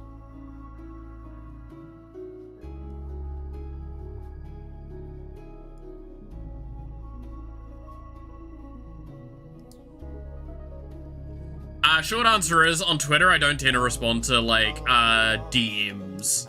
Because I have it kind of muted 90% of the time.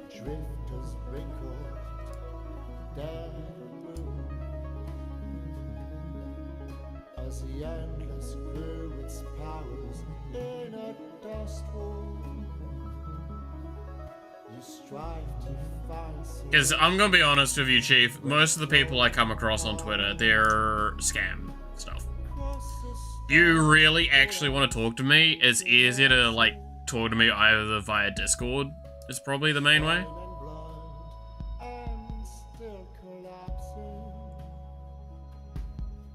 And yes, there's an argument right there of like, oh, but what if they're not in the Discord or anything like that? It's like, if you... I'm pretty fine with people joining the Discord most of the time at this point, so I don't care. Why is my thing not charging right now?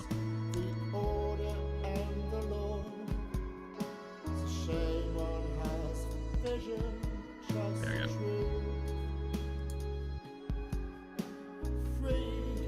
go.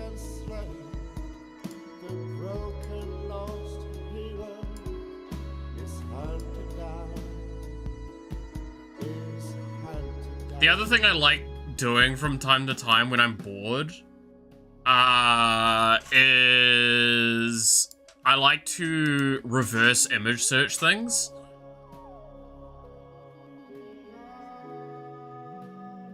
Because I just want to find out, like, where they stole it from and how did they steal it. And how lazy they were with it.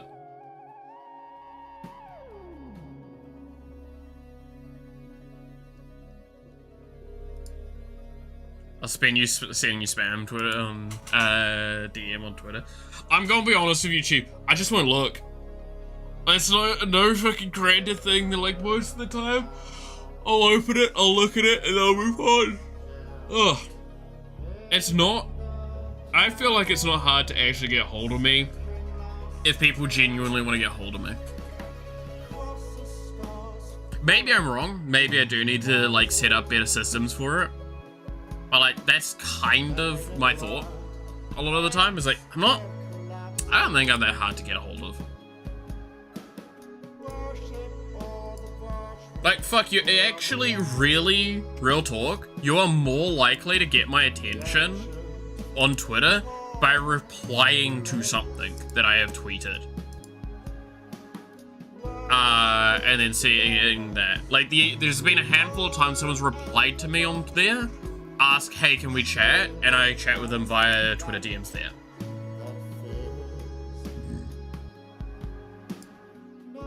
That's the, like, main Twitter DMs I have. Just destroyed and reborn.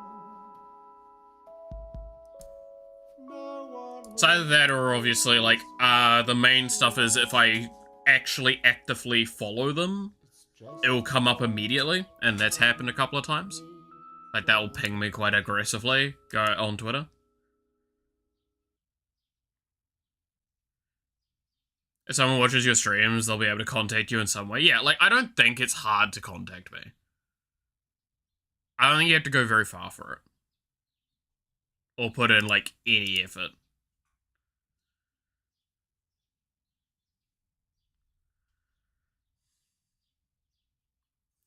Alright. Music has finished. Let me find next thing to listen. I want something a little bit more energy. The problem is, again, the music I want to listen to and the music I can listen to on stream are two different things.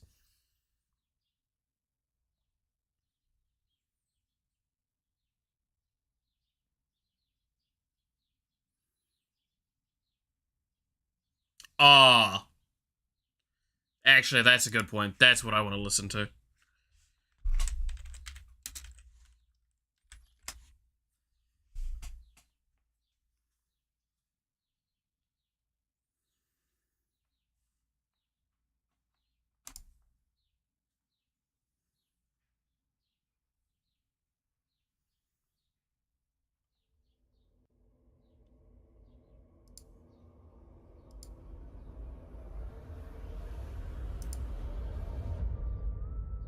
I was thinking about this on the weekend, and this was one of the songs I wanted to, one of the OSTs I wanted to listen to.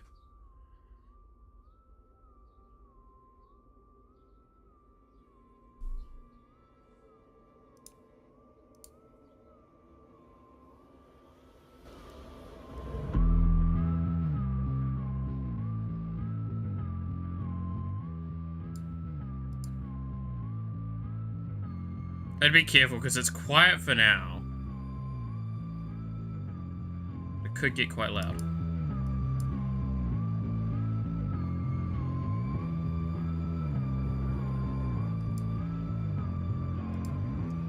Alright.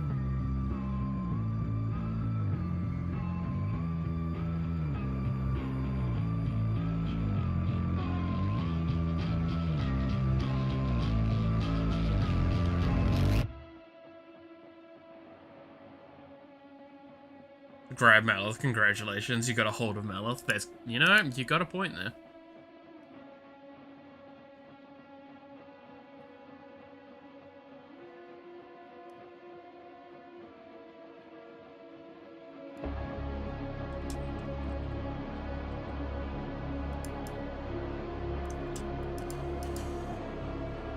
Okay, so what are we thinking for this? So what we'll do is find all targets. So,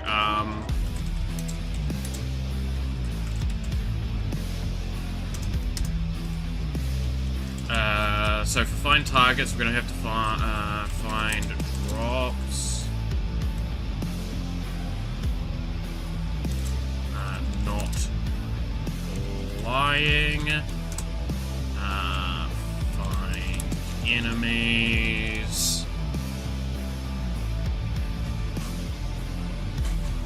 Step 3, fuck. I mean, if you want. Go on. Actually, okay, no, one thing that just reminded me of, and I do kind of want to bring this topic up very quickly and briefly, and is actually fucking terrifying, and it's absolutely tragic that it's happened. Did you guys hear about that, the one streamer that was assaulted, by one of her donators?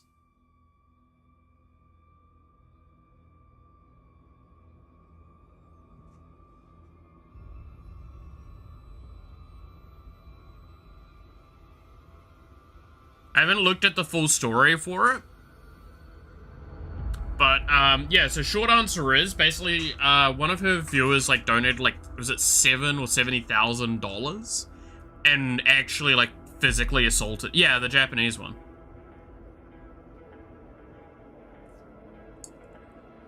And physically assaulted her. And it's like, that's fucking terrifying. Yeah, 70k donation and assault, yeah. Couldn't remember if it was 70 or 7k, but yeah, it was like, it's a wild bit of story. Again, I will reiterate, I have not looked up too much of the information. I've glazed over it very briefly because it was just so... I don't know if I wanted to get in, like, read into it because it just sounds bad.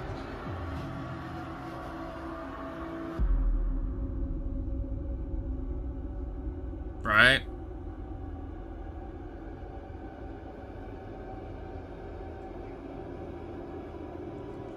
But, like, god damn, that fucking was upsetting to hear.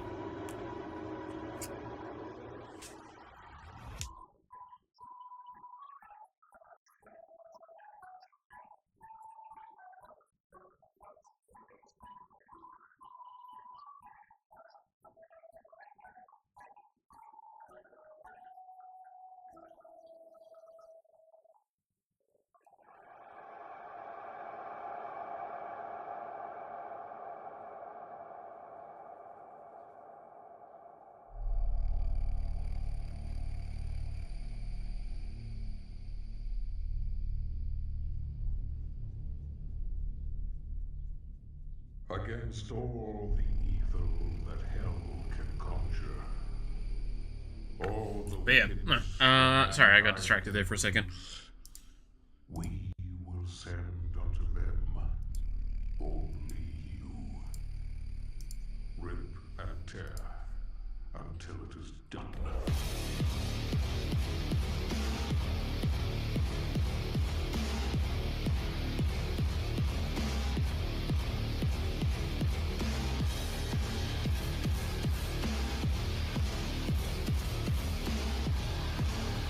Yeah, it's just like I pile that into the category of the stuff like what happened with Camilla, which is it's just absolutely foul. Where like it's people just not treating streamers like human beings and being weird as fuck.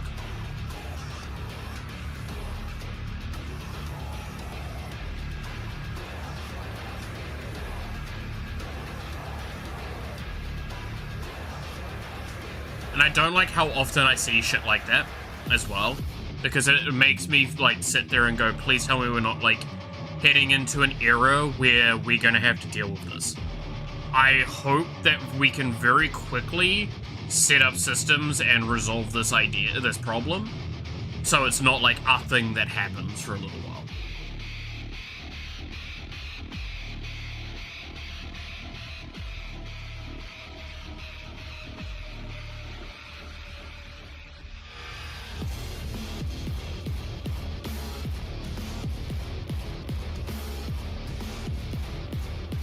Because it's like swatting all over again, right? Like, that still happens a little bit, and it's just stupid.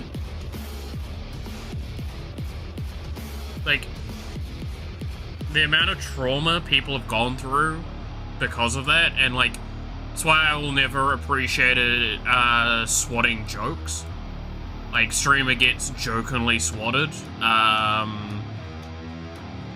It's like, to those that have actually lived through that, that shit is not okay.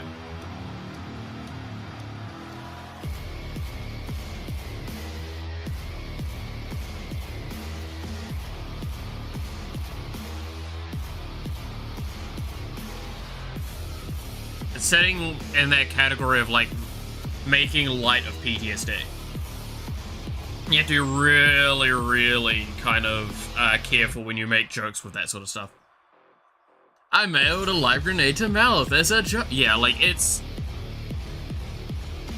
I don't know, right? It's so concerning with that stuff.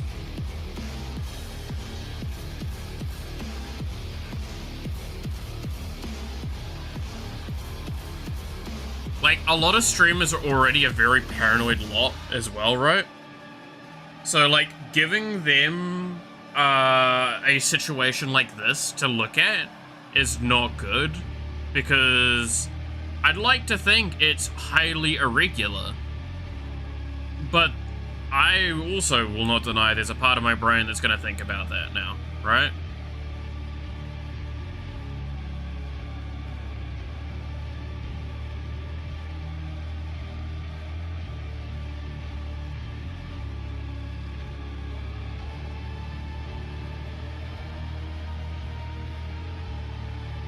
Just damn? Yeah.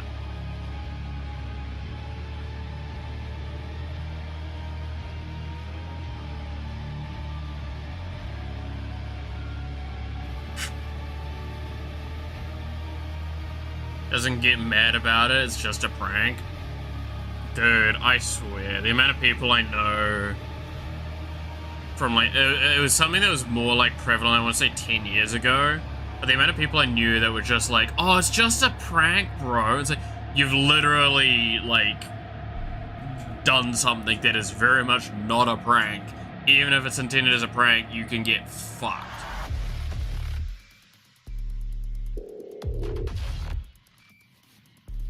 What's the worst one of those that I've ever come across that I can talk about? Oh, no, there's one that I can talk about briefly. And this is work-related. Old work-related, right? So, from, software engineering era, there was a guy that fucked up a commit check and basically caused us to lose a fuckload of files. And very clearly, as a, like, attempt at, trying to defuse the situation, because they're also probably panicking and trying to process, they did go just like, oh, it's just a prank, right? And I'm sorry, you lost like 4 months worth of work. You can't, it's a prank, bro, out of that shit. I may or may not have had a go at him and given him a good telling off. I felt bad. I did talk to him later, and I'm like, look, high stress scenario, I get you're trying to process it and like handle it yourself, was not what we needed to hear though, as like the other part of that.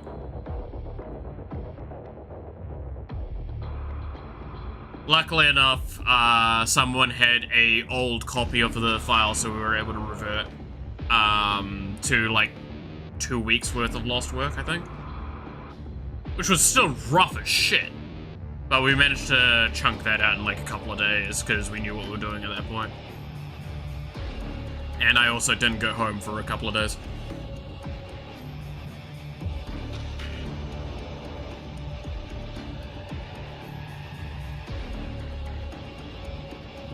You gotta be careful of those jokes, right? There's a time and a place, and work's normally not the place for that.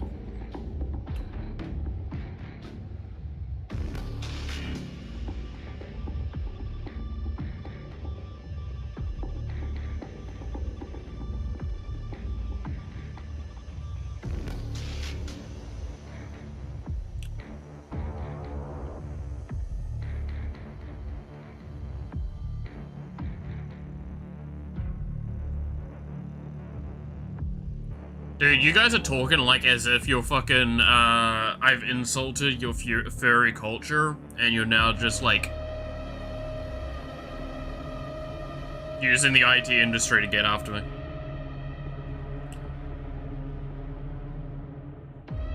Just as a soft reminder, regardless of your thoughts on furries, remember, the vast majority of the IT and military world are run by them. They'll be able to find you. A pipe bomb in the mail is not hard for them.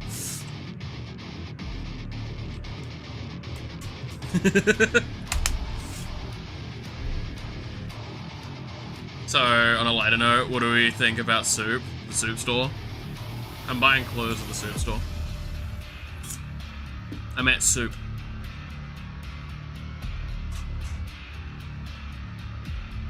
Haha, funny old meme. He's old, remember, guys? Ha, look, laugh, point, yeah.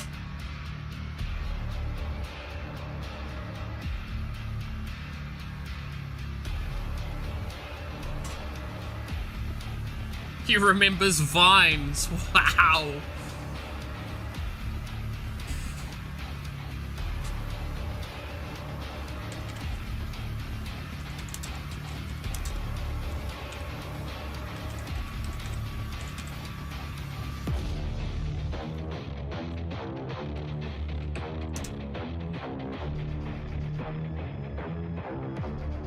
Wow, you made it so much more insulting than I wanted it to be.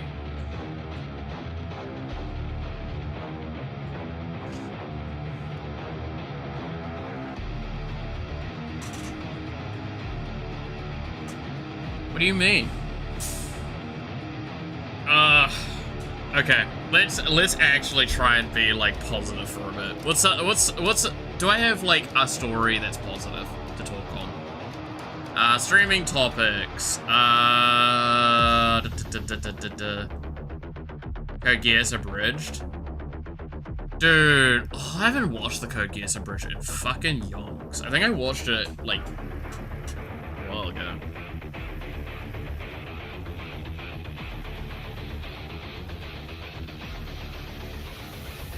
To be fair, was it fucking... Sword Art Online Abridged got its new episode recently-ish. That was pretty solid. Still waiting for the one day where they're finally done with the current season and we can, like,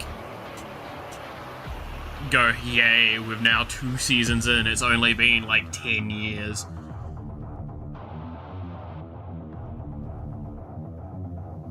The whole series and moving back-to-back 3 times, and the Abridged, like, 2 times, it's great. Code Geass is a series I don't think I can rewatch happily, admittedly. I watched all of the original series while the movies were coming out. I didn't watch the movies, and then, like, there's the new stuff, and I need to watch the movies to watch the new stuff, and all that stuff, all of it, right?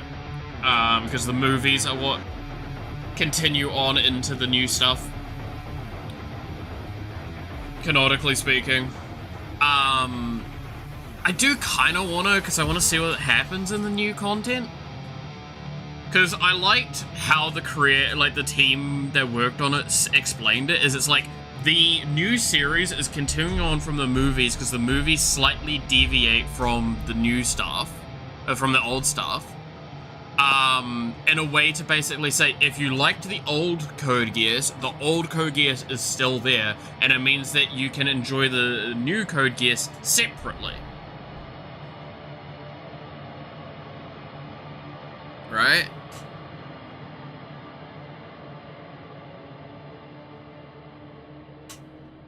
It means that there's, like, it's kind of alternate pathway sort of argument. So it's like, you can just ignore it exists if you really want.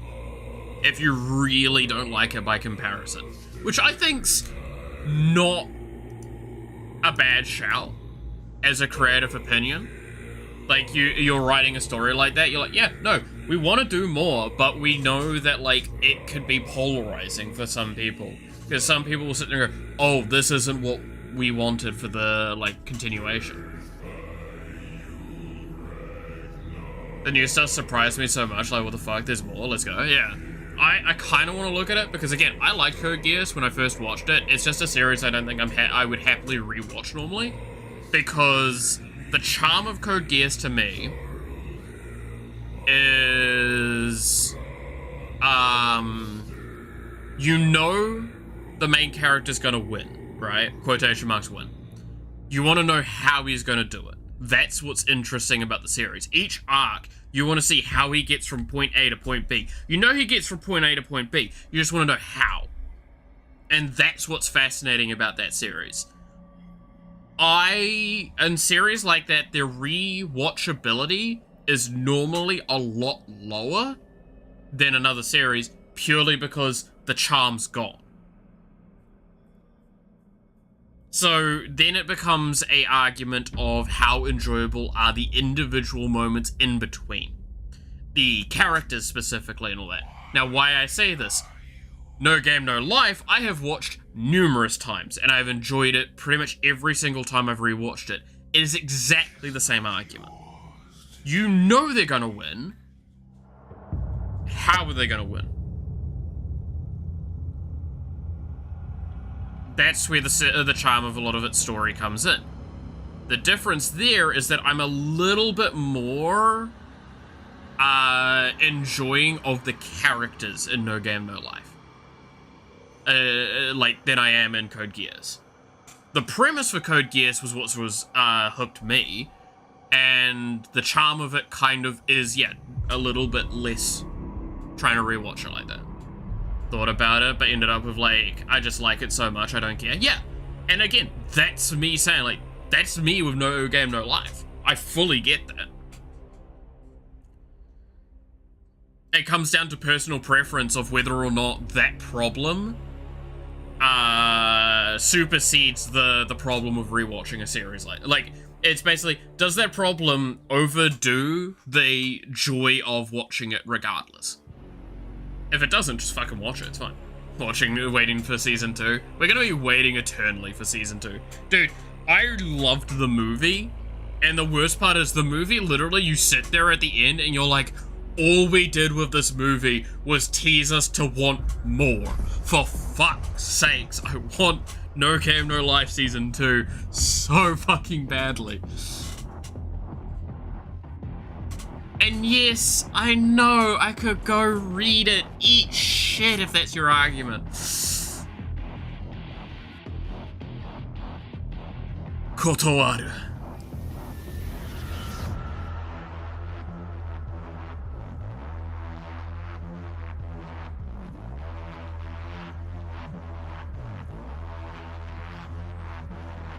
I don't know, I literally own some of the manga, by the way.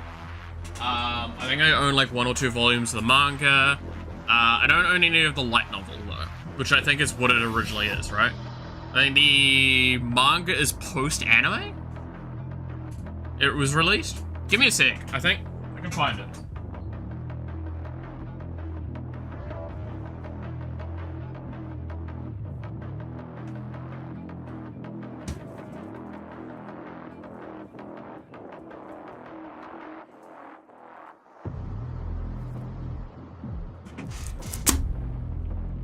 There it is. I still got in and fucking Rapper too. Wow. Yeah, no, I'm pretty sure this is post-anime because this is all anime advertisement. It was 350 yen for this too. This is why, like, I dread ever living in Japan, because I'm just gonna spend way too much money on shit there.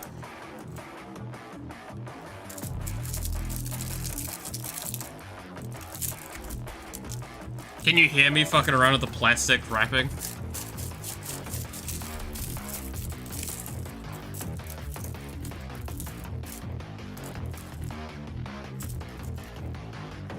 No Game, No Life.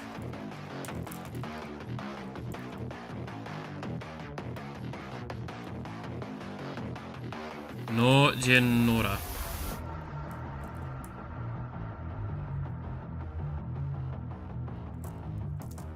Yeah, that's the cast stuff. God, I just want to read that. We hear the plastic? Hell yeah.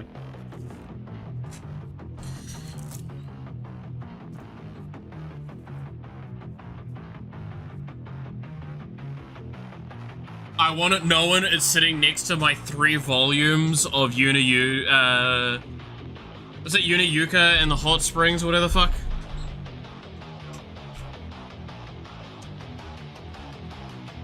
What was that series name?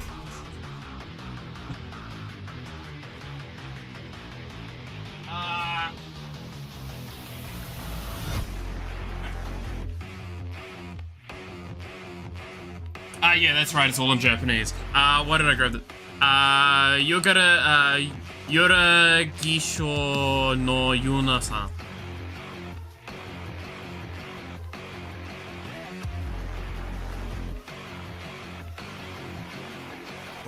No. Which, what, by the way, the best part was I bought this just as, like, the anime was coming out. I think, from memory. Yeah, it was just before the anime came out, so I was reading, like, the Japanese of it, which I was terrible at reading. I only got, like, halfway through, understanding most of it. But, right, you wanna know the best part of this series? When I was watching the anime, I was literally had the manga in front of me, looking at the scenes. They fucking nailed it.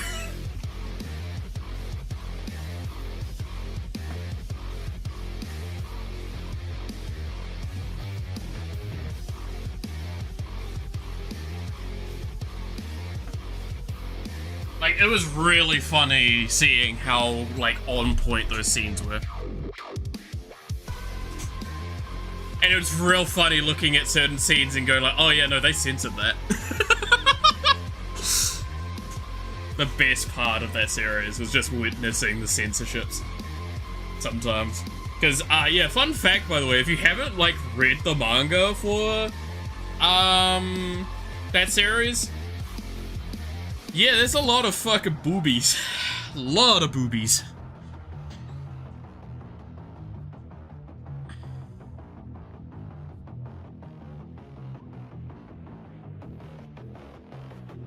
Alright, I'm gonna be back in a quick second. I need to go to the bathroom.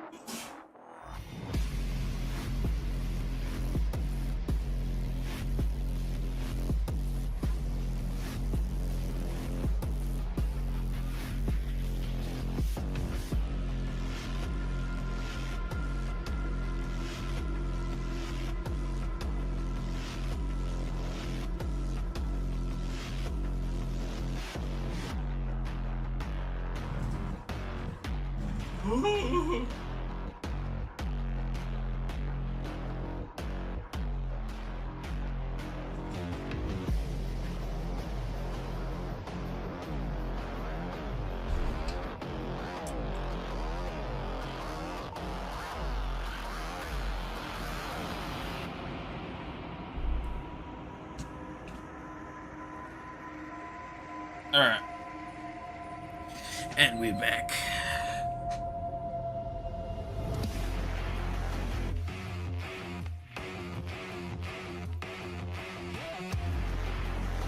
I have no idea what the series is, but I remember a clip of what I assume our daughter, kid below 12, and a father on TV. They got something the show's Boku no Pico starts playing, daughter gets it immediately, and the father just turns to her and goes, how do you know?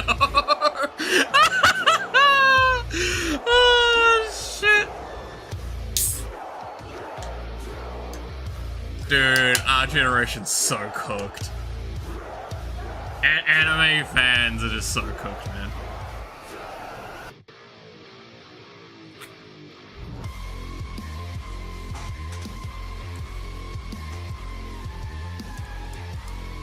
I actually did a anime like OP quiz the other day with Noxie.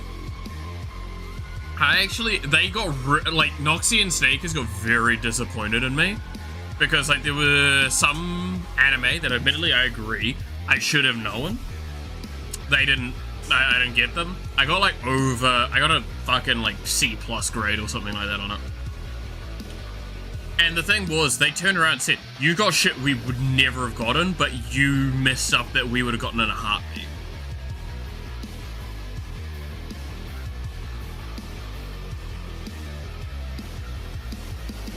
And it's like, yeah, that's because I watch different anime, and that's the best part of that stuff. I watch a lot of random shit out there.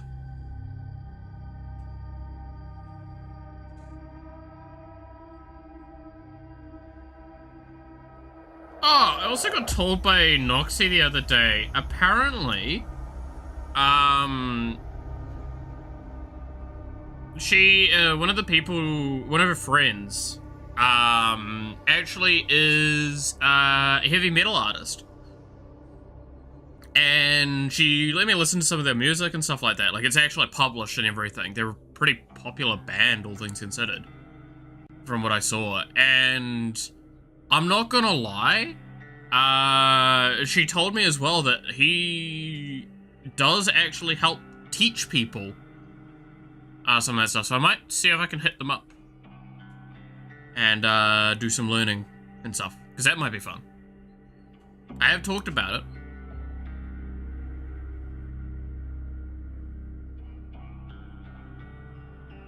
But yeah, no, thought I'd share that. That might be fun. Heavy metal old man class. Look, I've said before, my like music tastes are fucking all over the place. I used to do them often years ago, getting all anime OP from popular to obscure ones, not just by one. Yeah. Oh no, if you take me like 5 years back at like yeah, probably somewhat like 3 to 5 years back especially, I would have probably been able to tell you fucking every anime opening. Like, genuinely. Even if I didn't watch them, I knew of them. Like, I was that fucking into that stuff at the time. Because it was like my big escape from work. From degrees and stuff. Oh no, then I would have to go back further, because it was before my degree. Yeah, it would have probably been like... Oh god, it would have been like 6, 7 years ago then. I mean, like, that was probably my biggest anime fan era where I was, like, watching every series ever.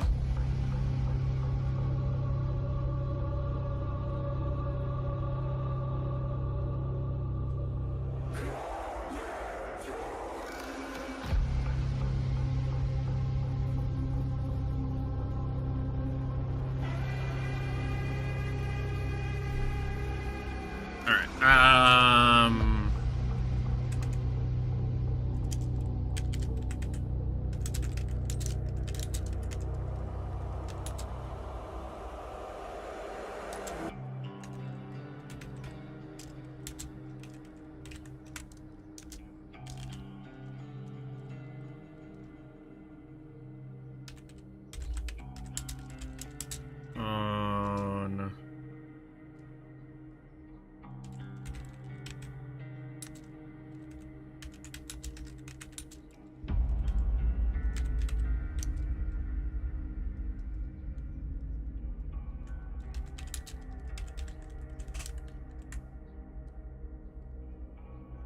Yeah, I think that's the stuff I need for this, right?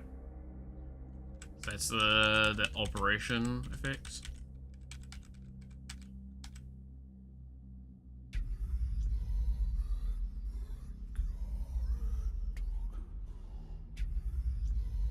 Should sort my Dojinshi list someday. I know that feeling.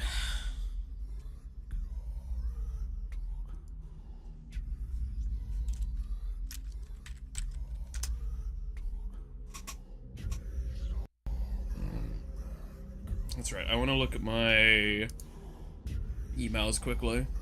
Is this something I'm keeping an eye out on?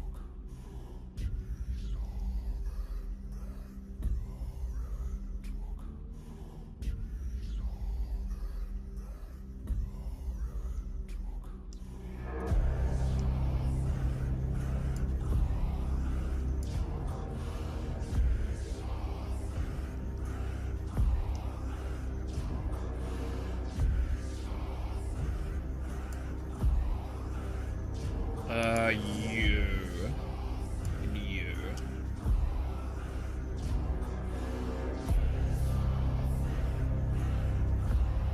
Okay, it being in transit tells me nothing. Let me open up the tracking number.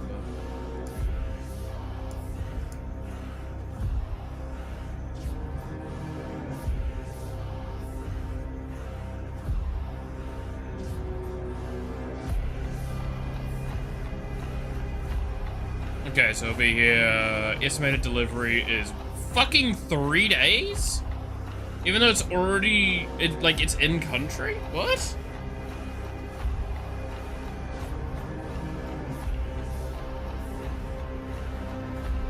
I would have thought it would be like 2 days. At most. 3 days. Jesus.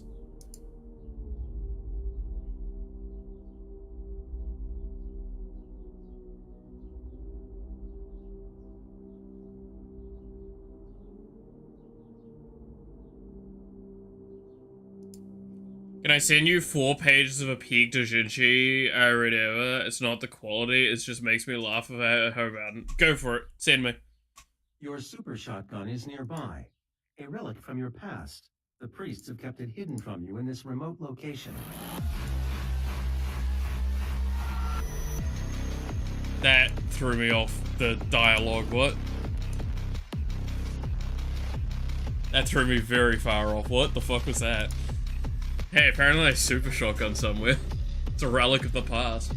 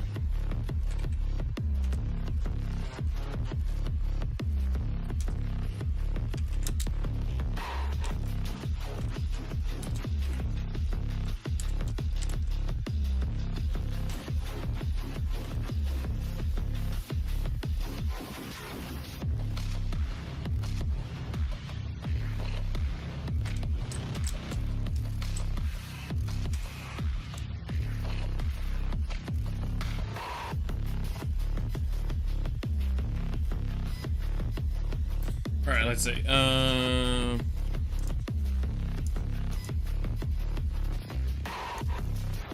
Doesn't recognize it as a link. Ah, it's fine. Give me a second. I need to pull up. Bang.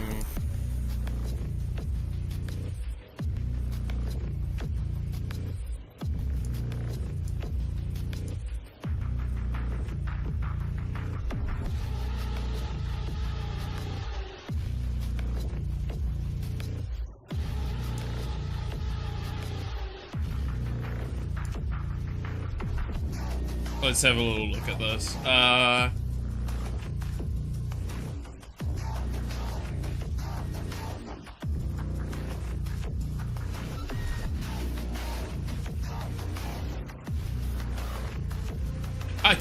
Alright, the first page is already something.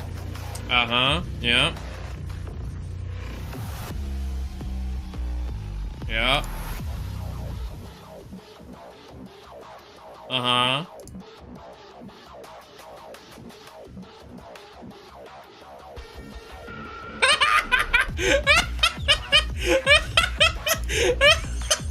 That's such a stupid fucking thing! Oh, that's so good. What the fuck did I just look at?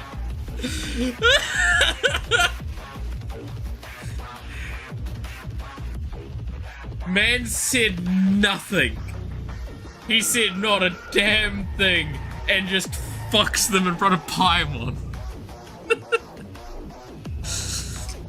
But that's the thing. Paimon's just sitting there watching.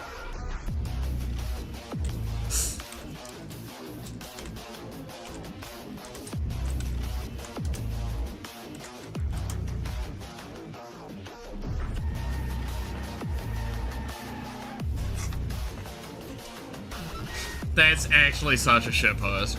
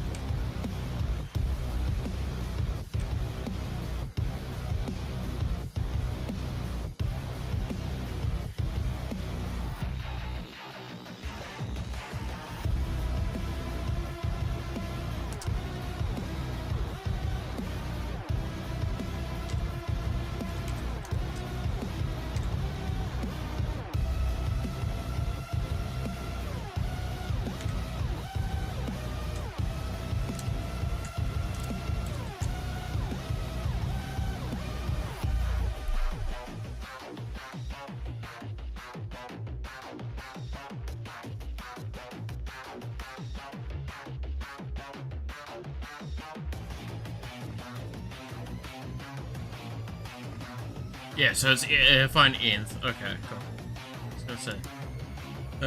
This is a search history placement. It's fucking amazing. It just makes me chuckle with how stupid it is.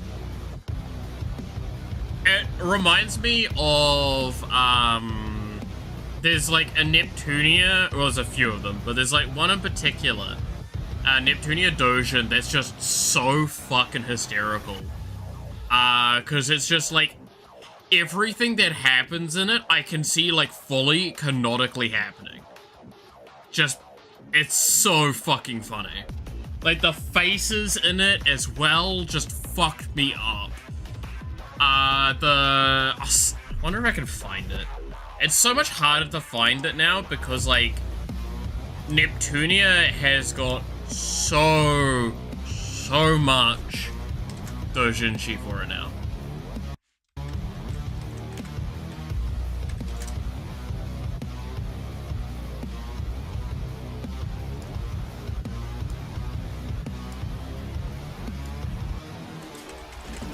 Don't concern yourself with the fact that I am straight up looking up hentai on my second monitor.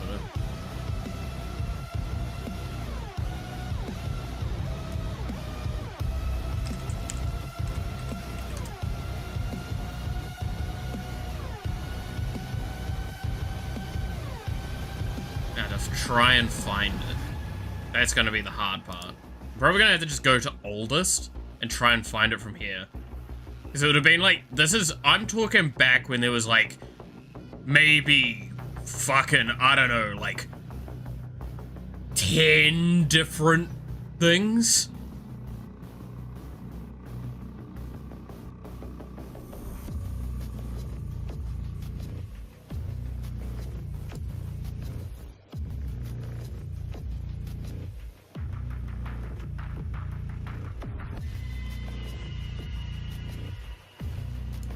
I passed out for a bit. Feel like puking more. Will drink. I mean, I can't suggest that is the best course of action, but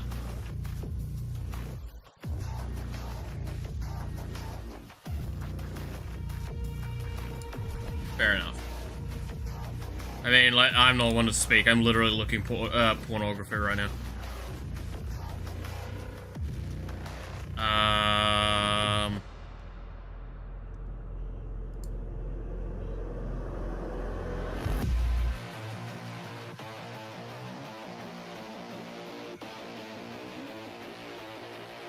There it is! There it is! I found it! Oh!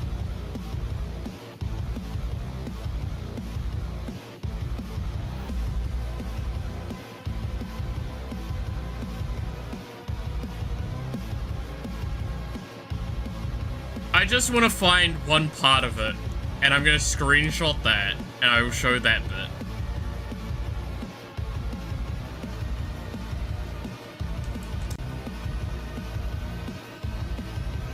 That's all I'm gonna show. I'm only gonna show this one shot from it. You can literally, if you're thinking like this is hard to find, you'll find it very quickly if you go right to the oldest stuff there is. That's not a very good thing. It lags too much. Ah, that'll do. Like, I'm not kidding when I say... oh my god, so much is opening up.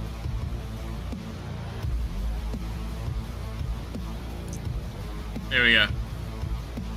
If you go to the last page on recent, after searching literally Neptunia, it's like the first one that has purple heart in English. From literally the last one. It is the second one with English, from the second oldest with English, and you'll find it. Like, that's how easy. But it's just this moment here.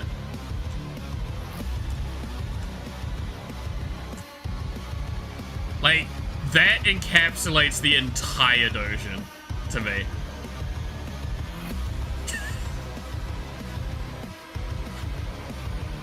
It's just so fucking funny!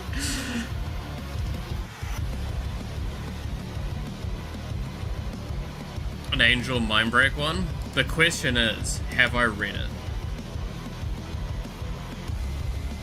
I have. I've read a lot of Mindbreak in my time around, Chief.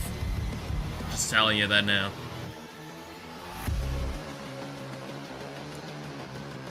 Alright. Mindbreak may or may not be one of my favorite genres of hentai stuff.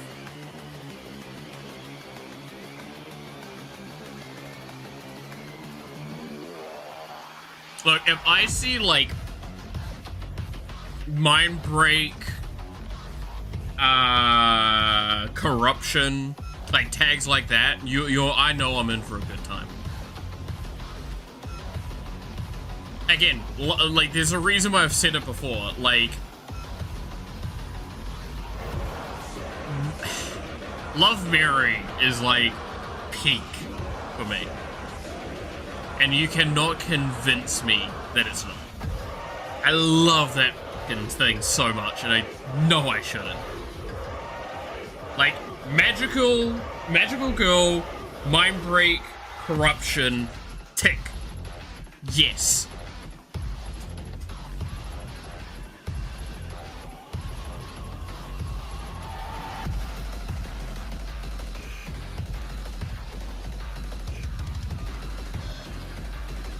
Maybe I am really a sadist.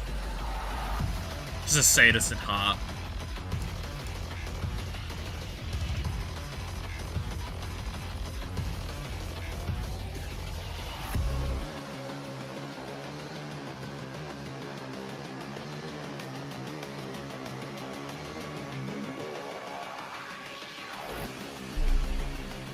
You know, it's real funny that, like, I've now just gotten to the point where I talk about this stuff completely unreservedly on stream.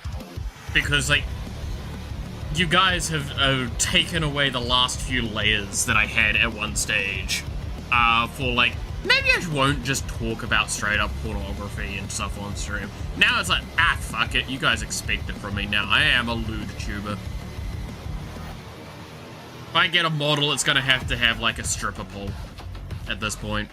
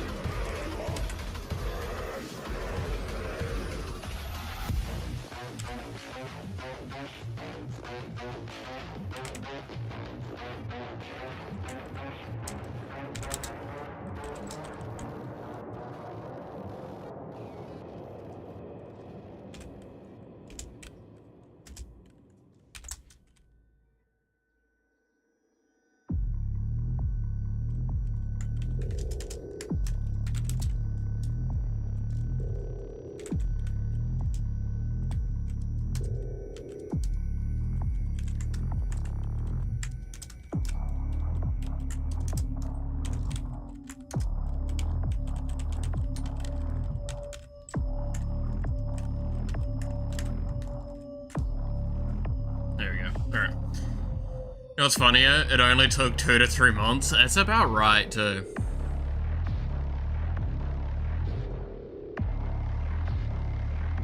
It's not, I mean, to be fair, it's 2 to 3 months, but it's like 5 times a week. You have to give it a little bit of credit there. There's a lot of time.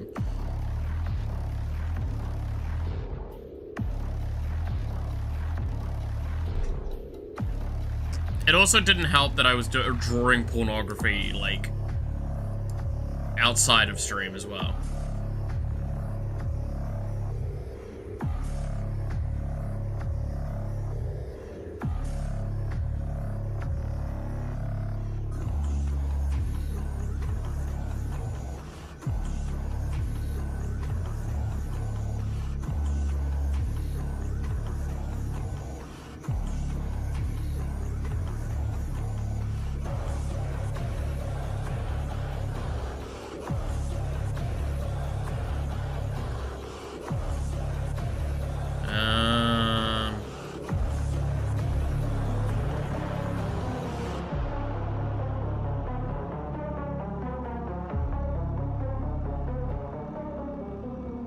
Oh yeah, apparently the leakers for Star Rail have been, like, for safety reasons, they're pulling out a lot on what they're doing. Apparently they've been informed very heavily to not, like, a lot of senior leakers and stuff like that have informed very clearly, do not leak upcoming content for Star Rail, which is really interesting, because that tells me that there's a big crackdown around the end of Emporius, which is cool. And it looks like they're trying to keep some secrets, which, again, I want to stress, game leaks are a mixed bag in my opinion, right? If it's story related, I'm normally not too happy. But when it's like straight up just raw content related, I'm a bit more like, okay, well, it is just a form of advertising. There is a point in time where it's too much though, right? Like, I don't know, I got mixed feelings, because like with Star Rail, I saw a lot of leaks for story, and it kind of did hurt my enjoyment for the game. Because I just pay attention to the leaks because I want to see what's going on with the characters coming up. so I know whether or not, like, I should be pulling for X or Y or whatever. So I know, like, when I'll get certain amounts of things to try and go after. Like, I'm really upset because I haven't gotten the light cone for March, the Evernight March. But, like, I'm not broken up about that one completely. I do have the Sim Uni one that you can get, but I need to ensure that I keep a little bit of stuff aside to try and get Dan Hang's light cone, right? So that's why I'm like kind of tossing up whether or not I just give up completely on the next 2 days of trying to go after March's light cone, just so I can try and go after Dan Han's light cone. But then there's also the fact that Cyrene's going to be coming out, and with Cyrene, almost all of the fucking Chrysos heirs are coming back, and I want to get Hyacinth and Cyrene, and I'm like, fuck! Because I want to get Hyacinth, and I want to get Cyrene, because I want to put them into the Casterus team. Because then my Casterus team would be Casterus, Evernight, Cyrene, and Hyacinth. Which I think would be a really fun comp, because it's really based around summons. Like, all of them would be Remembrance characters. But then there's also the part of my brain that's like, also, the next major line story is going to take place on the next planet, where we're going to get another Sparkle copy. And I'm like, fuck, I want to get Sparkle some point. I really want to get a Sparkle. Because I still don't even have basic Sparkle, and I fucking love Sparkle's character. Because I love the fact that she's just a little fucking terrorist. Look, I have a soft spot for little, like, the fucking innocent-looking individuals that's like, oh, you're cute, you're nice, I'm gonna pat your head. Oh, look, I've now got a bomb strapped to my vet in my fucking chest, and I've now nuked a fucking planet. There's a reason why Ruby was, like, one of my earliest fucking, waifu sort of kind of individuals. Like, I have a fucking love for that shit, man. It's Precious Child that can fucking kill like 7 people before you've even noticed. In a feral rage. Peak.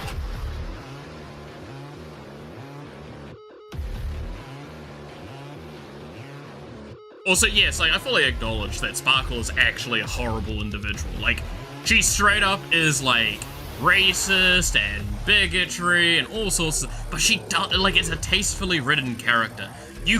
She is a villain. Like, straight up. She is an awful person. That's the core thing to take away from it. But I like it. It's well written. I can hate her for the right reasons, but I can enjoy her for the others.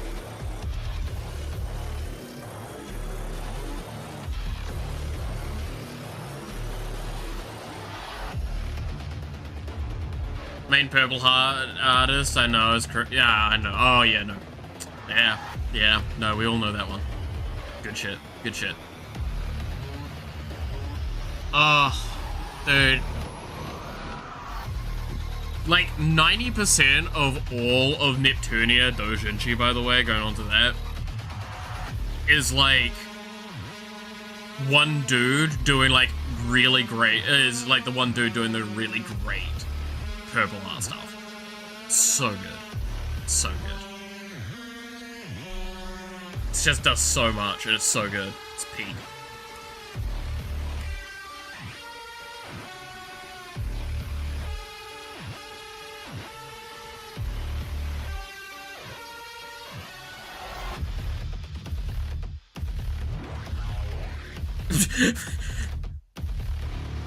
Sorry, I look over at Twitter and I just see this.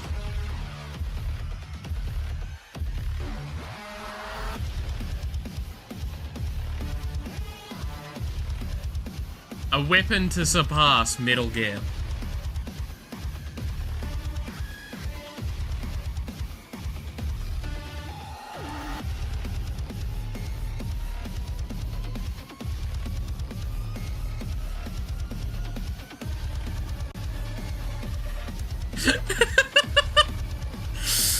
God damn it. No, I was trying to look up, Cyrene's animations because they're fucking sick.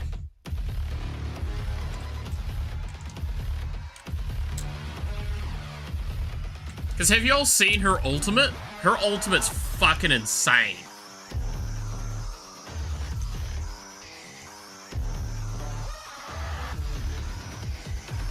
Like, it's a whole movie. Alright. Sorry, Doom Eternal, you're gonna have to take a hot moment.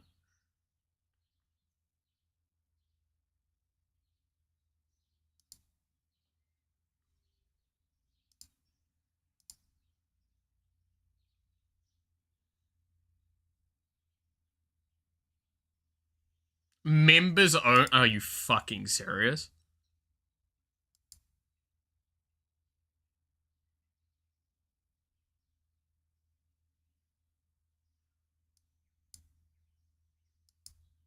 Yeah, this is literally the team I want to build.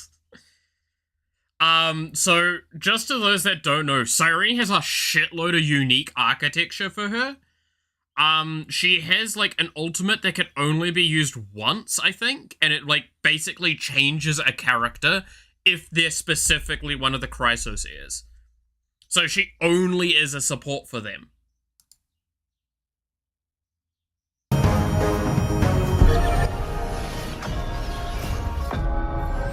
This is her ult.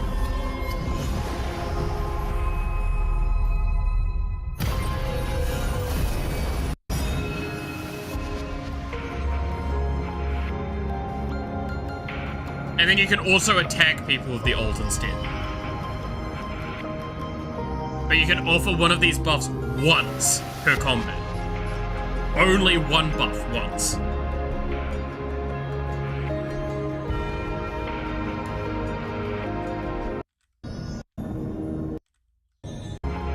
See if it actually shows the final animation.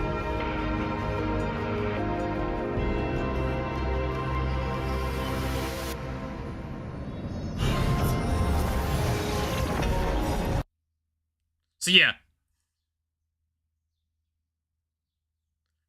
Like, that's sick as fuck as an ult.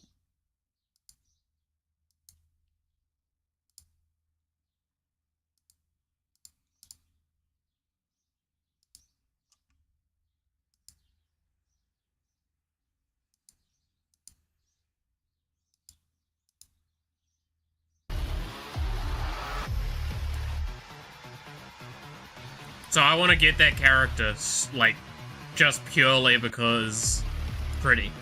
Again, welcome to my logic when it comes to Star Rail characters and stuff. Do I pull for them because they're good? No, I pull for them because I like them. They just happen to be good some of the times. The fact that I've not pulled, like, Sparkle's one of the big evergreen ones. I didn't at all give a shit going after, Anaxa. Anaxa was a big one that everyone's like, why did you, like, do you need a pull for Anaxa? Anaxa's one of the best ones ever. Did you see the webcomic Mythic Talent release? I've seen that it's released, I've seen the name, and I've seen some of the stuff around it. I haven't actually looked at it yet. I'm very, I need to actually sit down and have a look-see.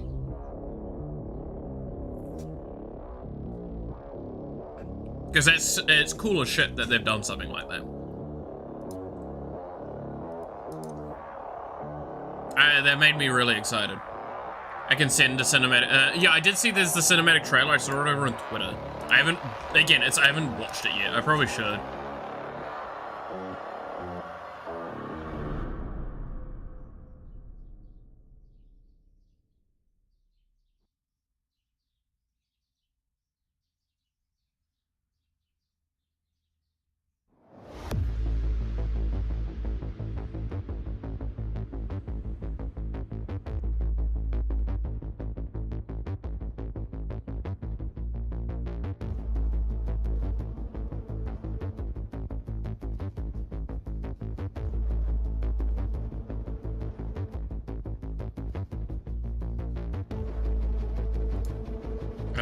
Let me see if I can.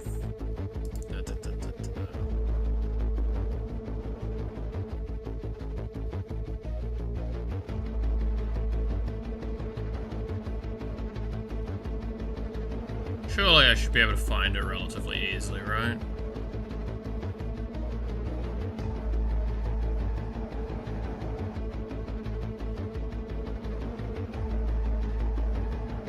I literally saw it earlier today.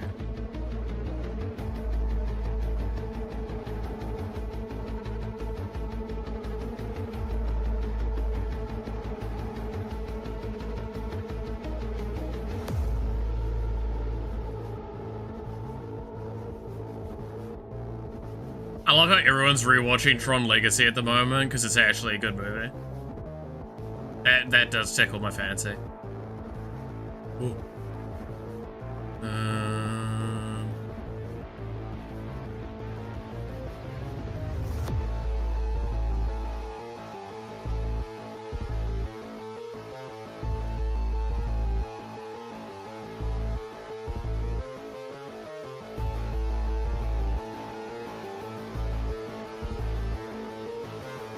Let's see, where am I?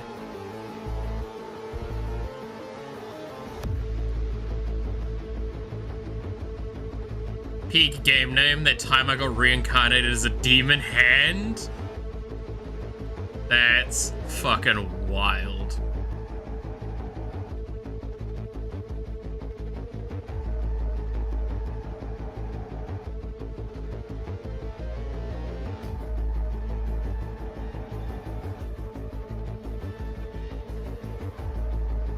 How the fuck is it so hard to goddamn find any of the mythic talent people and just like use them to find the goddamn comic? I want to Google, but it's probably the fastest way.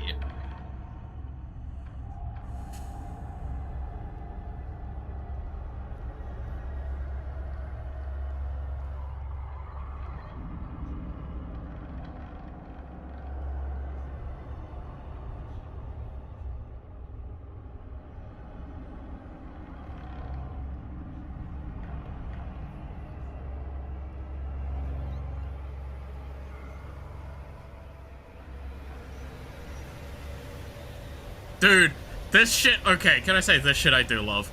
That's the fucking dev for Power World, he's just Megabonk good. Game of the year. I love devs, man. I love devs being just actually real people and talking with the communities like real people. Cause fuck me, I've had enough of devs not being considered real anymore. Like, not actually human. We treat them like shit because of it.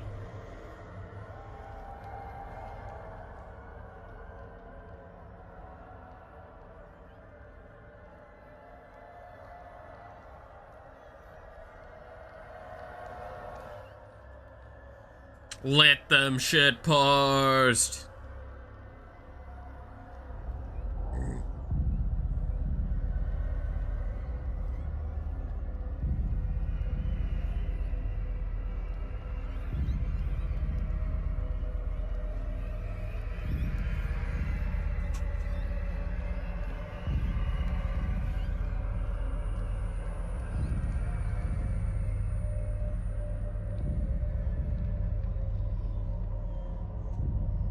Have I not found that thing yet? I feel like I'm having a fucking aneurysm. There we go, this Shy Lily. I can find it from here. Surely.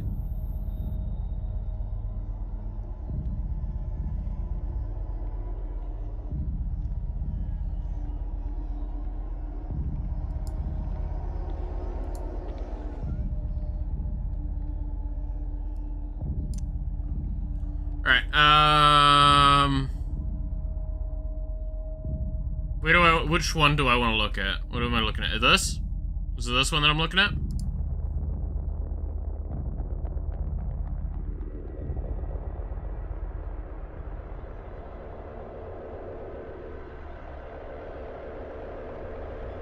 Oh, dude, Baby Metal did the fucking music? Hell yeah! Dude, I'm gonna get in so much trouble listening to this if I do. Dude, Baby Metal's fucking sick.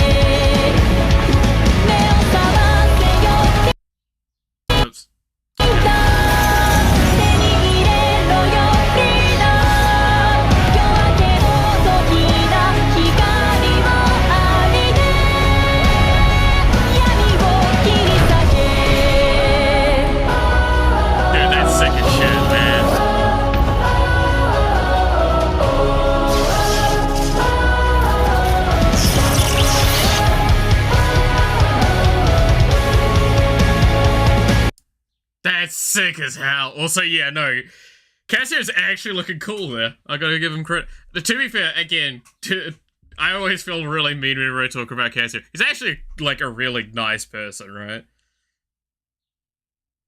It's like Asmon and Cassio next to a bunch of VTubers. Yeah, that is kind of funny. It's a little weird, but I kind of... It looks cool, though. It's a hell of a vibe. Also, damn, the fact that they got fucking baby metal to do stuff for that, that's... Can I stress, by the way? I want to stress this to the end of this. Baby metal's fucking awesome. These girls are just... I love their music. I want to listen to it more.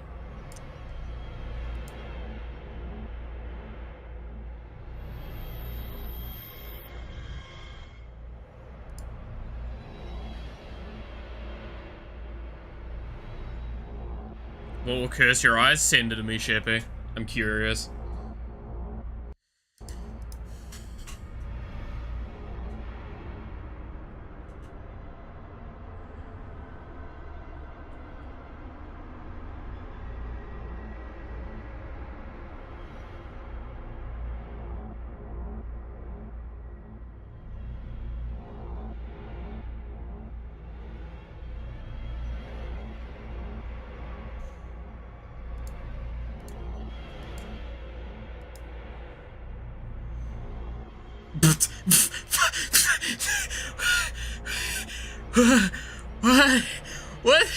What the fuck is that, Chippy?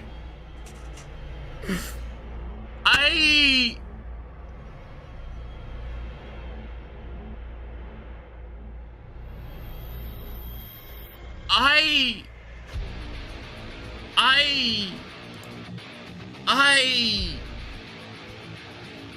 what?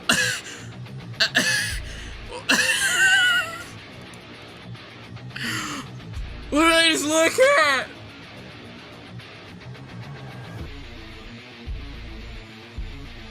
Oh my god! That's fucking wild.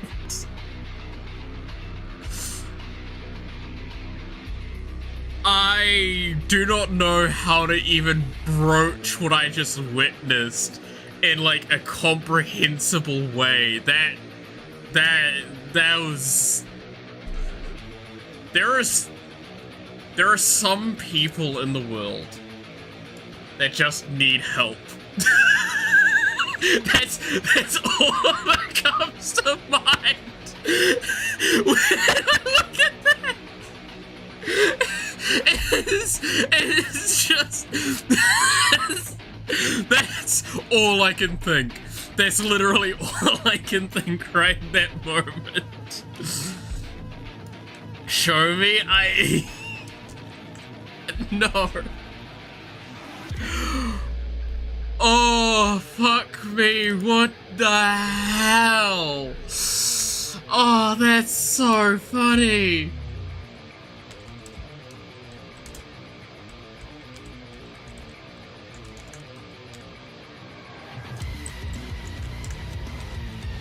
Oh, that's fucked me up so much. Oh, that's actually really funny, but really demented.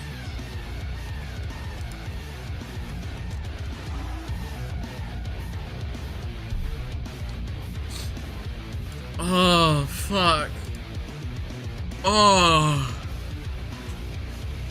No, there are some things I do not need to share with the grander world.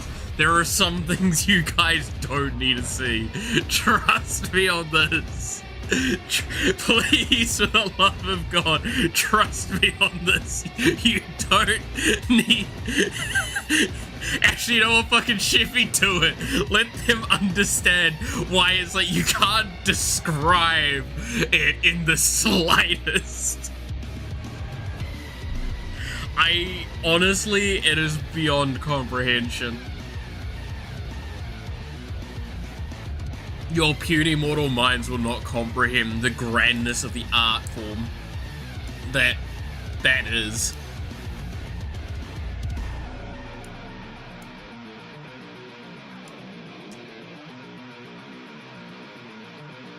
I honestly, my brain's actually cooked right now. The fuck am I supposed to, like, even think about here? What the fuck was that?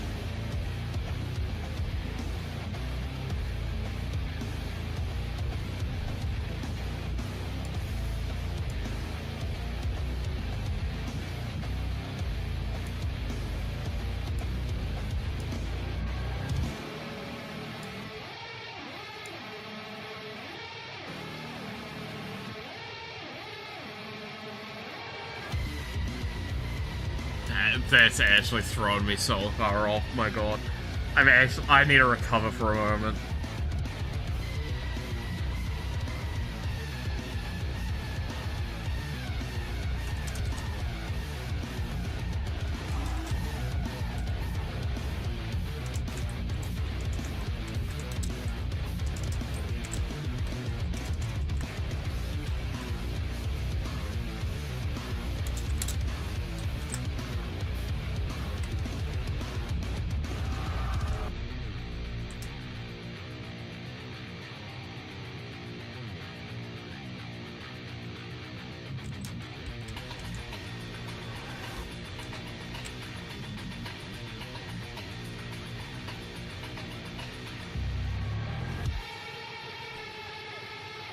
Oh god.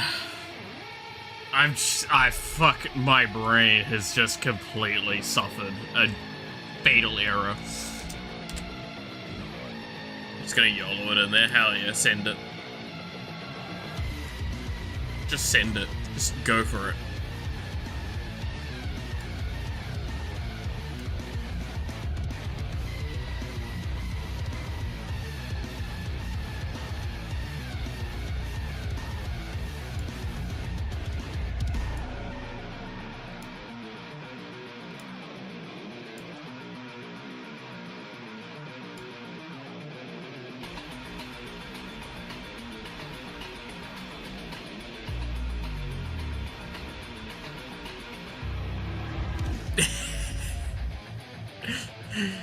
I hope you guys now understand what, like, I meant with it's incomprehensible, and it is a thing. It is a thing. Gotta love it. Gotta love it. So I needed, what is it, G, view width times 0.5.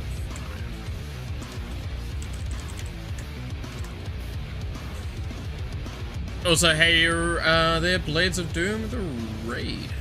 How's it going? Hope you had a good stream, and hope you and raiders can have a good rest. Why is...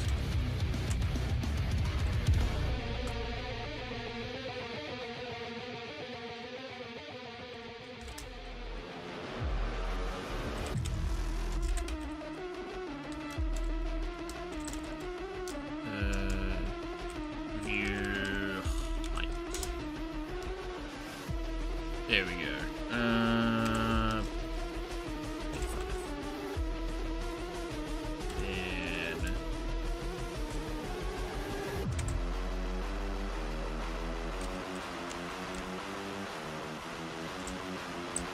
Yeah, we probably should use it as base.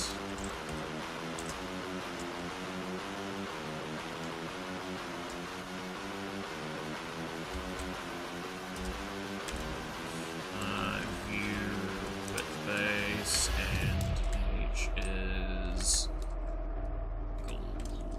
global.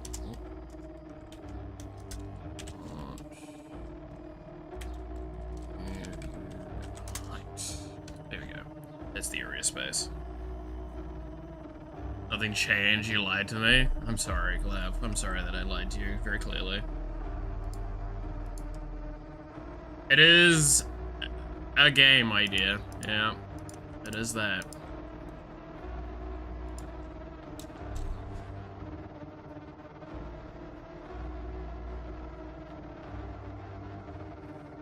in a similar position you in life, trying game dev, working on Bachelor of Software Engineering, and figured I could stream in my free time. It's a good way to keep yourself on track, I found, but it also can be quite stressful. I will openly say that. Like, I started during my first degree. It depends where you're at with the Bachelor of Software Engineering. You don't want to overdo coding as well. It's actually one of the tricks I found with streaming, especially during those sorts of times, was to stream playing games. Because, as much as you could, because, like, it gives you an excuse to play games, right? And it gives you an excuse to let out some steam.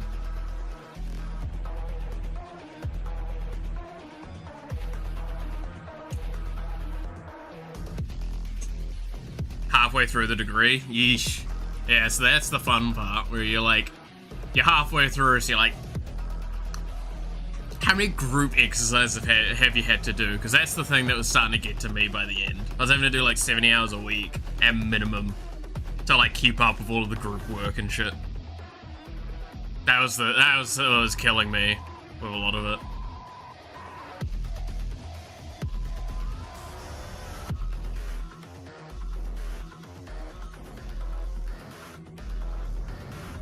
Especially working with like non-programmers to collab on it. That was fun. Great people. God, it was exhausting though.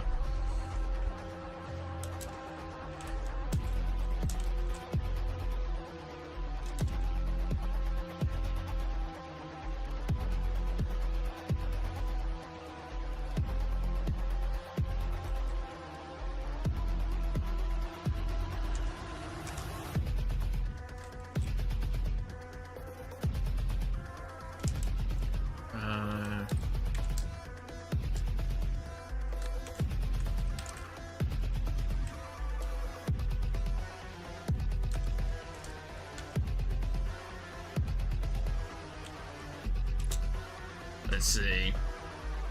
School workers, work your own pace, competency based, minimum interaction with other students. Finish the first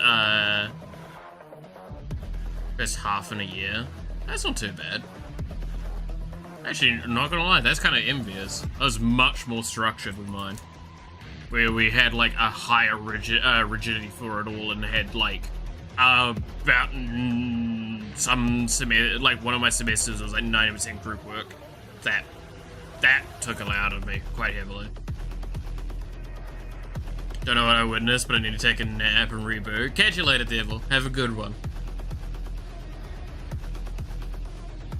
Is going the game. Oh god, don't get that as a game. That game looks horrendous. I mean, you could. I don't know if I'd recommend it though. It's greater than area.x plus area. And y is greater than y, and y is less than area dot y plus area dot height. Here we go.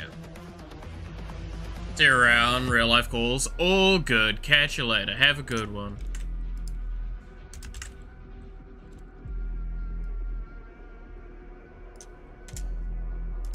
Alright. Get this. Cool. That should be our area checks done. So we're not grabbing from off-screen data.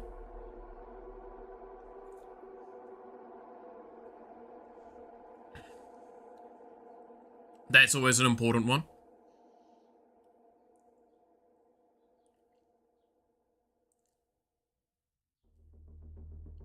We should have all of the targeting information that we'll need then. So, what we're checking for in case people are curious.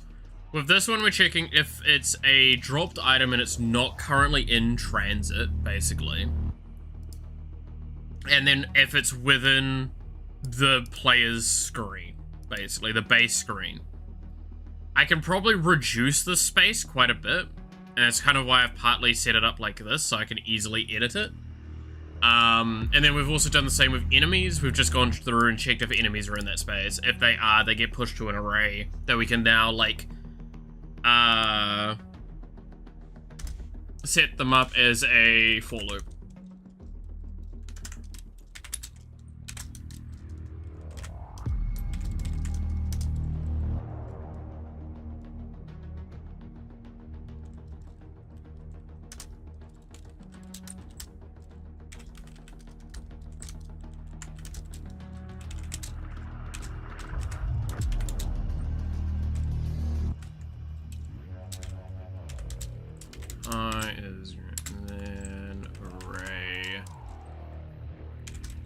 I think, honestly, writing a for loop like this is one of the most common bits I've written in this code, and I don't know if that's a good thing.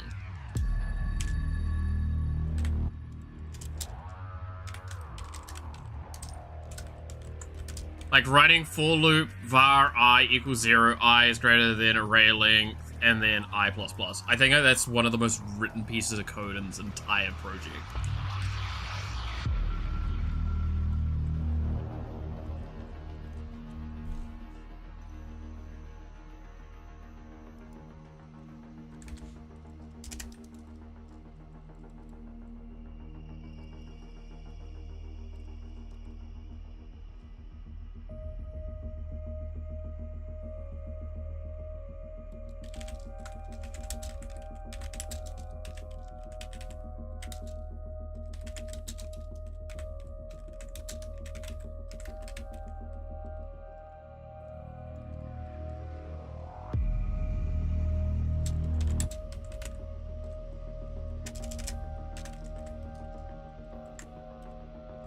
Okay, so this shouldn't be too much obscenity to set up after this.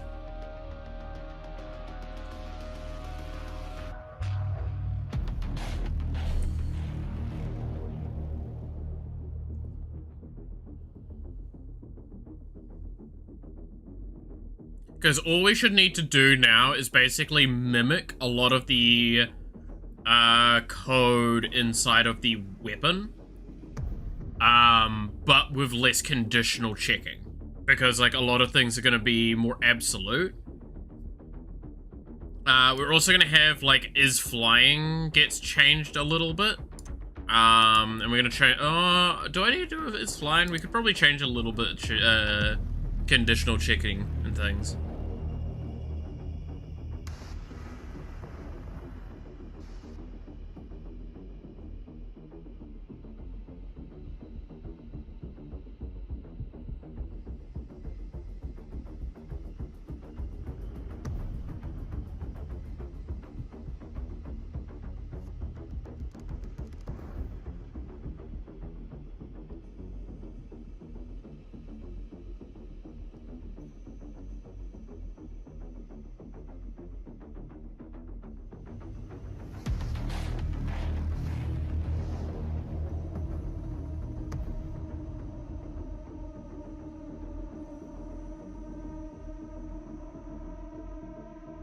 Because what I'll probably also do is, if you guys...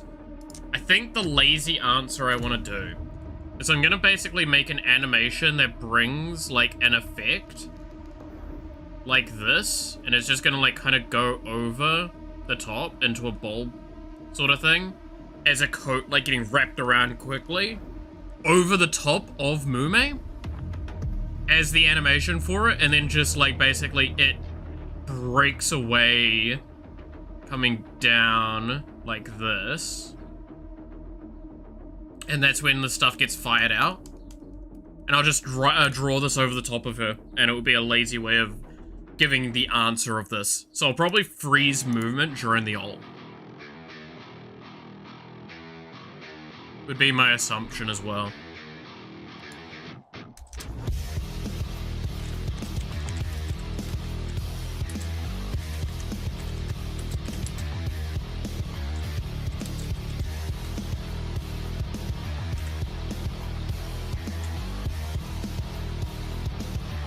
So I have to set up a code to basically, at end of animation, or at end of like the effect, to unlock the player movement.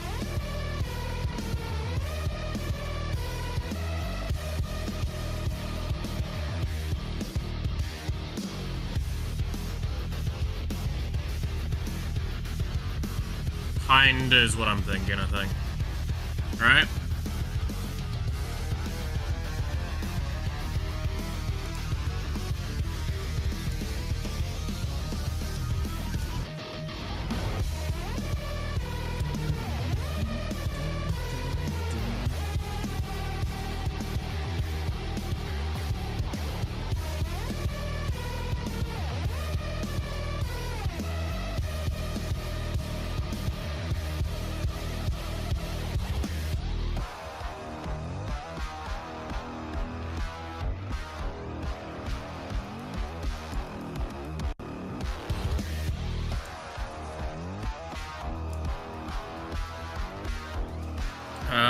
Oh god, yeah. Magic talk for a quick second again, because I know all of you really enjoy it. So Teenage Mutant Ninja Turtles has been announced as the next, like, the other set for next year that we knew was coming. Like, we knew it was coming. But now it's been officially announced.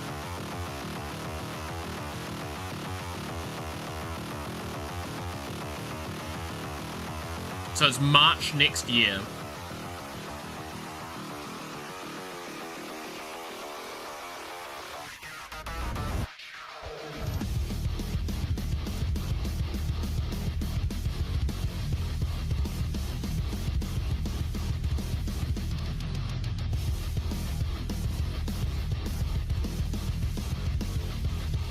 Oh god, are we getting a fucking doubling season reprint there? Alright.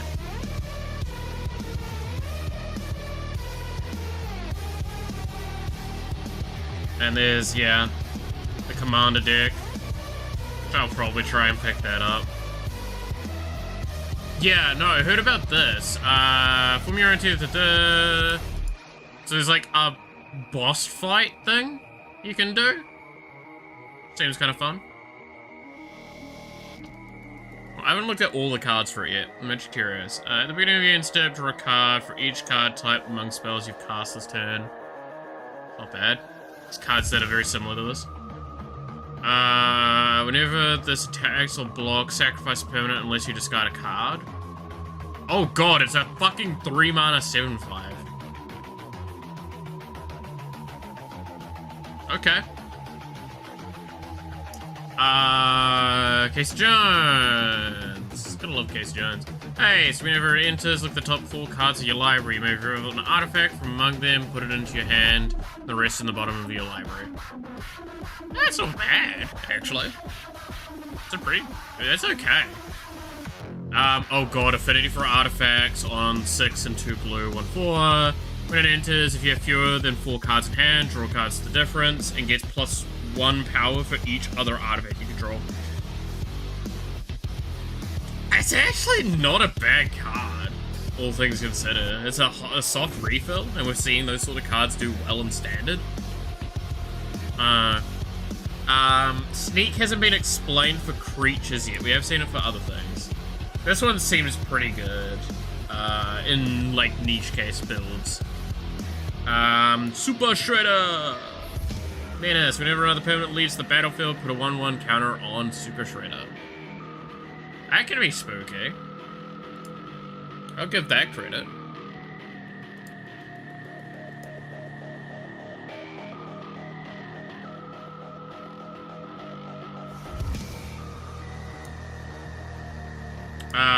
Turtles Forever. Okay, that's actually kind of cute. I'll give that. That's nice. Search your library or outside the game. Oh yeah, it's this card. Yeah. Search the library or outside the game for exactly 4 legendary creature cards you own with different names. Then reveal those cards. An opponent chooses 2 of them. Put the chosen cards in your hand and then shuffle the rest in your library. So it's just like, I think there's gonna probably be like a commander card in some cases. It's not good, but it's alright. Leonardo, Wubu Commander. Put a token you control, whenever a token you control enters, put 1/1 counter on it. Each creature you control, do this once a turn.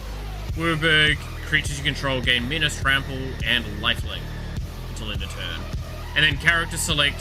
Character select is basically, again, it's just partner, but only with, these characters.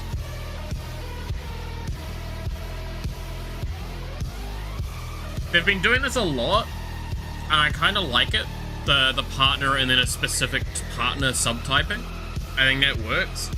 They have to be careful though, because if they do like character select, they can't do character select again, right? Which makes it a bit of a rough one for me. Most of these look pretty meh, I'll be honest. I haven't looked at the Splinter though. Whenever or another non-token creature you control leaves the battlefield, gain a mutagen token. We don't know what those are currently. Heroes in a half shell. This looks like the commander for the precon. Whenever more mutants, ninjas, or turtles deal combat damage to a player, put a 1 counter on those creatures and draw a card. Alright. Enters, tap up to 3 target creatures your opponents control, put a stun counter on them. Gone in April. When it enters, choose a 1 or both. Each mode must target a different player. Target player draws 2 cards. Target player returns an artifact, instant, sorcery from the graveyard to the hand. Okay. So it's 1 less to cast for each creature you control. Double strike.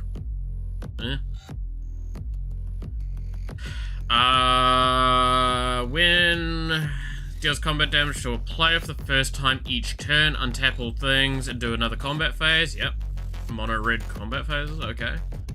Trample, enters with 1/1 counters on them for each land you control. When it dies, return target card to your hand.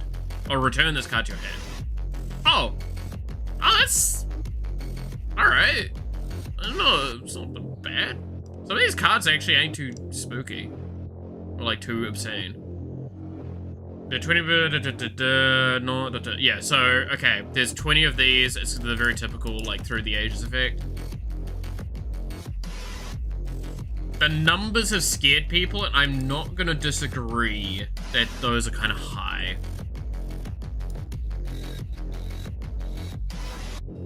I could actually look at the full set, can't I? The stuff for it. So any that I miss that are in here. I'm gonna be honest, I'm just still really tired of how many announcements there are. Like, we just don't get a break with the things. Like, we're already getting teased for halfway through next fucking year. You may cast a spell for this if you also return an unblocked attacker you control to your hand during the declared blocker step. So, one thing I'm curious about. Sneak is basically ninjutsu, right? But why is the creature got sneak?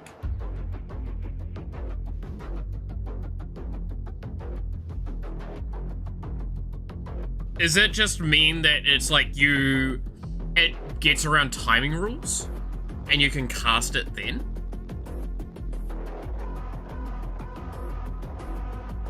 And that's what I'm curious about.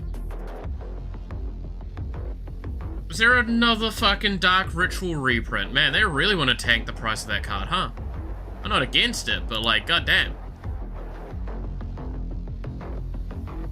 So we've also got Lorwyn, which looks kind of fun.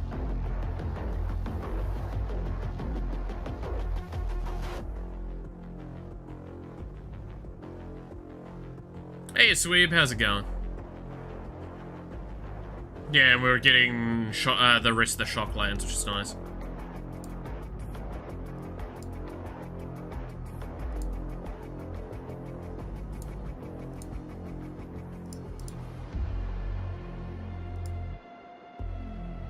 So that's led to a discussion point that's kind of fascinating, which is, this means that with the way rotations are going to work from now on, this potentially means that the shock lands are going to have part of them in rotation and part of them out of rotation when this current year we're in now rotates out and next year's are in. So it means that are they going to reprint the shock lands in between then, so they come back in time for that? I'm curious. And if they do, they really just have gone fuck land pricings. That shit should be premium, which I'm all for. Lands should be some of your cheapest shit in your deck. But a lot of the time you want good lands, you are paying more money than anything else.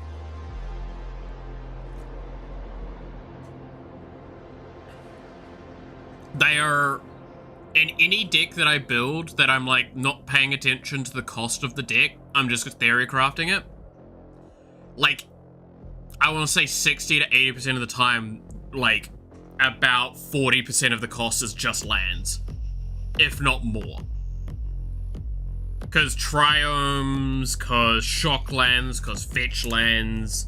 There's so many lands that exist that are so expensive. And this is not even including, like, OG lands, right? Like the literal dual, basic, the original dual lands, where they're just two types, that's it. They are literally the two basic land types. It is treated like a basic land. Those cards are thousands of dollars. Not including those, even just without that, like, again, basic triomes that have the typings, shock lands, fetch lands, all those lands that you would want to have if you want to play more cleanly in so many decks are just so expensive. And I'm glad they're getting as more reprints, because it means that their price comes down, which means that, like, they're a little bit more frequently obtainable. Lands should not be the most expensive part of your deck.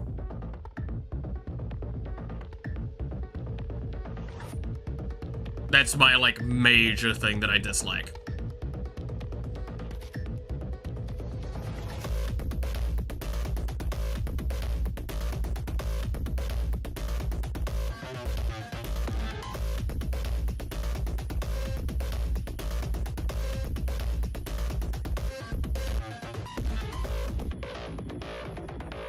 But yeah, I don't know. It's a fascinating one on that, I think.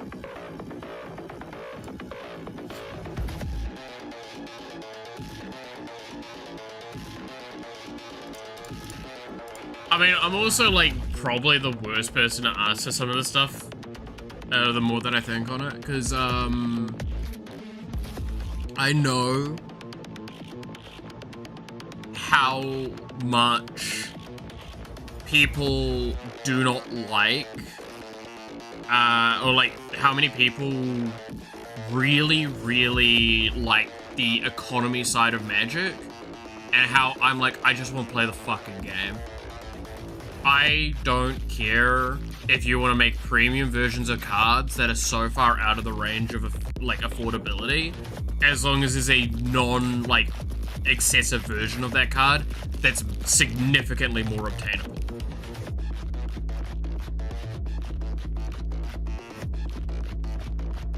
Right?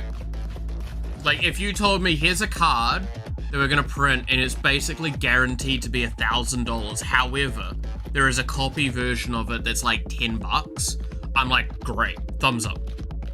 Perfect.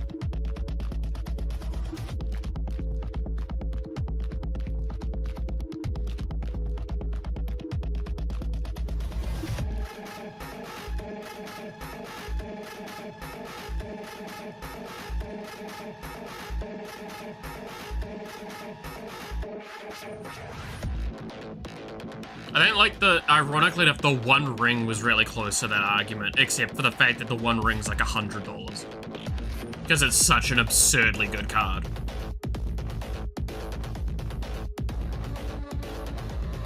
Right?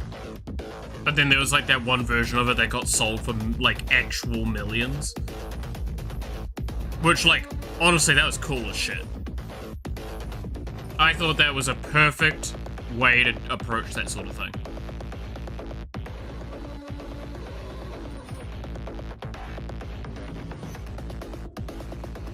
Because that shit, like, even me, who didn't know shit all about Magic really at that stage, was talking about that and hearing about that and fascinated by that.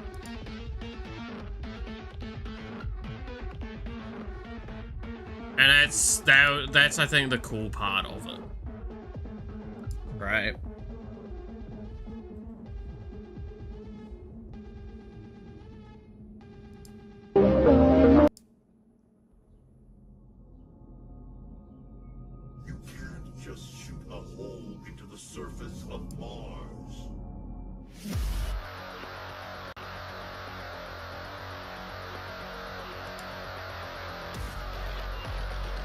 Can't just shoot a hole into the surface of Mars.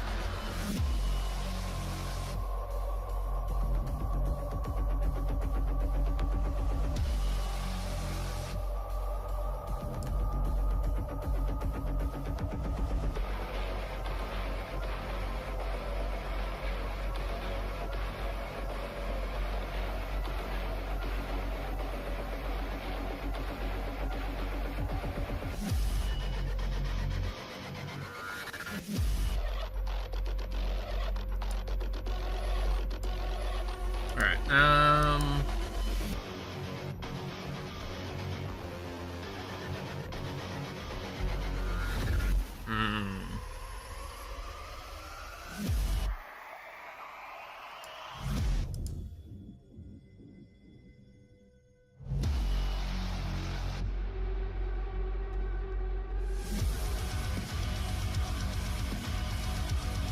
I don't know. I don't know what how I want to approach this fully at this stage. This is such a weird effect that I'm doing with all of this. Ugh. I need to do so much code at the moment. I need to... okay. I actually have a note on this that I'll talk very briefly on. Is that, like, I've been knuckling down the last week, especially, and I'm gonna keep knuckling down to, like, get the game up to a playable state again, because it's pissing me off that, like, the game is taking as long as it is. There's just so much that needs to get done, and I'm trying to do it as, like, long-term viable as possible, right? So my hope is, like, maybe by the end of the month I can do something. That would be, like, best case scenario. End of the month we have, like, a big scale update and explain everything. Because I'm gonna do a video. I know on the other channel I need to do a video to explain why has there been a delay, go through all of the details on it and everything. Because I feel like it's been far too long. Especially for those that don't follow the streams. If you're interested in the game and you don't follow the streams, it basically looks like the game has been dead for like half a year, right? Which is why I need to do a massive thing. Other channel? Yeah, there is a channel for this game, specifically.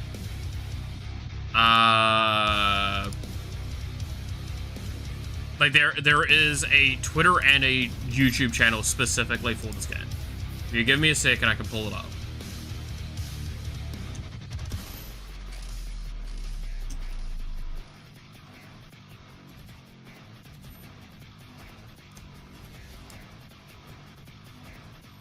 It's probably just easier to go via like this. This here. This is all it is it's literally just devlogs and talking about the game and stuff. And it's just me talking on the subject. The last one was a big one that I worked quite hard on, and I actually was really happy with how it ended up.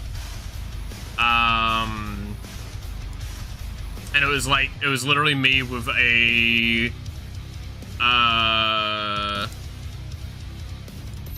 yeah. It was me with fucking PowerPoint.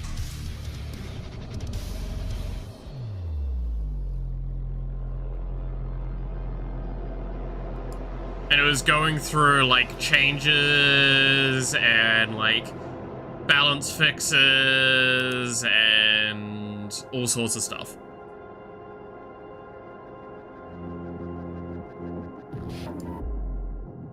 It was also talking about, like, like, other general updates, characters that got added in, things that are getting looked at in the future, like these, like the skins.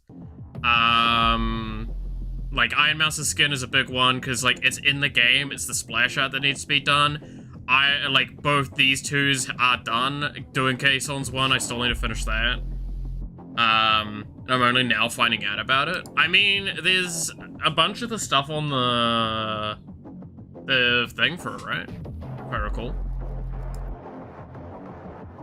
On the itch. I haven't gone to my itch page in actually a while, but that's because I get emails if someone messages me there. Yeah, see? Official YouTube and official Twitter here for it.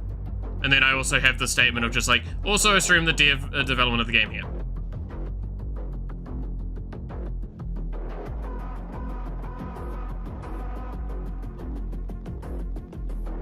But yeah, like the last update was, the last update here was in February. Like, it's been a long time, because that was about when I said, hey, I need to do a refactor. I think this actually has me talking about the refactor at some point. So then, yeah. Moving into the future, I love how I got more devlogs like this, more regular info updates. I haven't fucking dropped an info update for a long time. Better self-schedule, yeah, that didn't fucking happen. It's also funny because, yeah, no, as you can kind of see, that's me. Hi, yeah.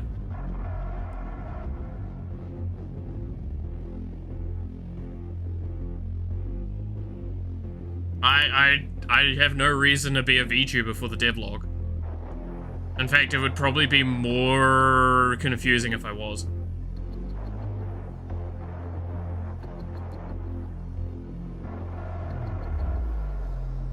Because I remember there was a lot of fixing here. Yeah, because idle song doesn't scale cooldown. That was a big fix that needed to be done. Try to slash fix, increase scaling, and added more. Yeah, that was a big thing. Or a slash scaling spread out more. Yeah, so it got like flattened out. So basically it was slightly stronger, I think. Get doxed? Yeah, I know, right? It's not like I've done that before. To be fair, I would turn the fucking camera on now if it wasn't for the fact that I'm wearing basically no clothing. And like I said earlier, I have actually shaved my beard as of like a couple of days ago, and I fucking look ugly as shit with it. I have already grown most of it back though. Like it is already at like decent stubble. So you know, what's the peak male body build on stream? Hell yeah. I mean, y'all have seen what I look like a million times. It's great. But yeah, no, I do need to I'm basically prepping to do one of these soon, but I'm only gonna do it after I have the game in a state that I'm happy to release an update with, so I'll do it all at once. That's why I'm saying, like, I'm hoping by the end of the month I can do something. Even though when I release it, it's literally just gonna be like a lot of the game's movement has gone backwards, it's just gonna be cleaned up, right?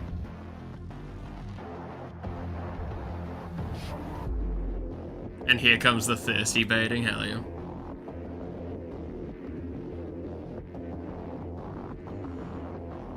So I'm definitely hoping to, like, sort that out.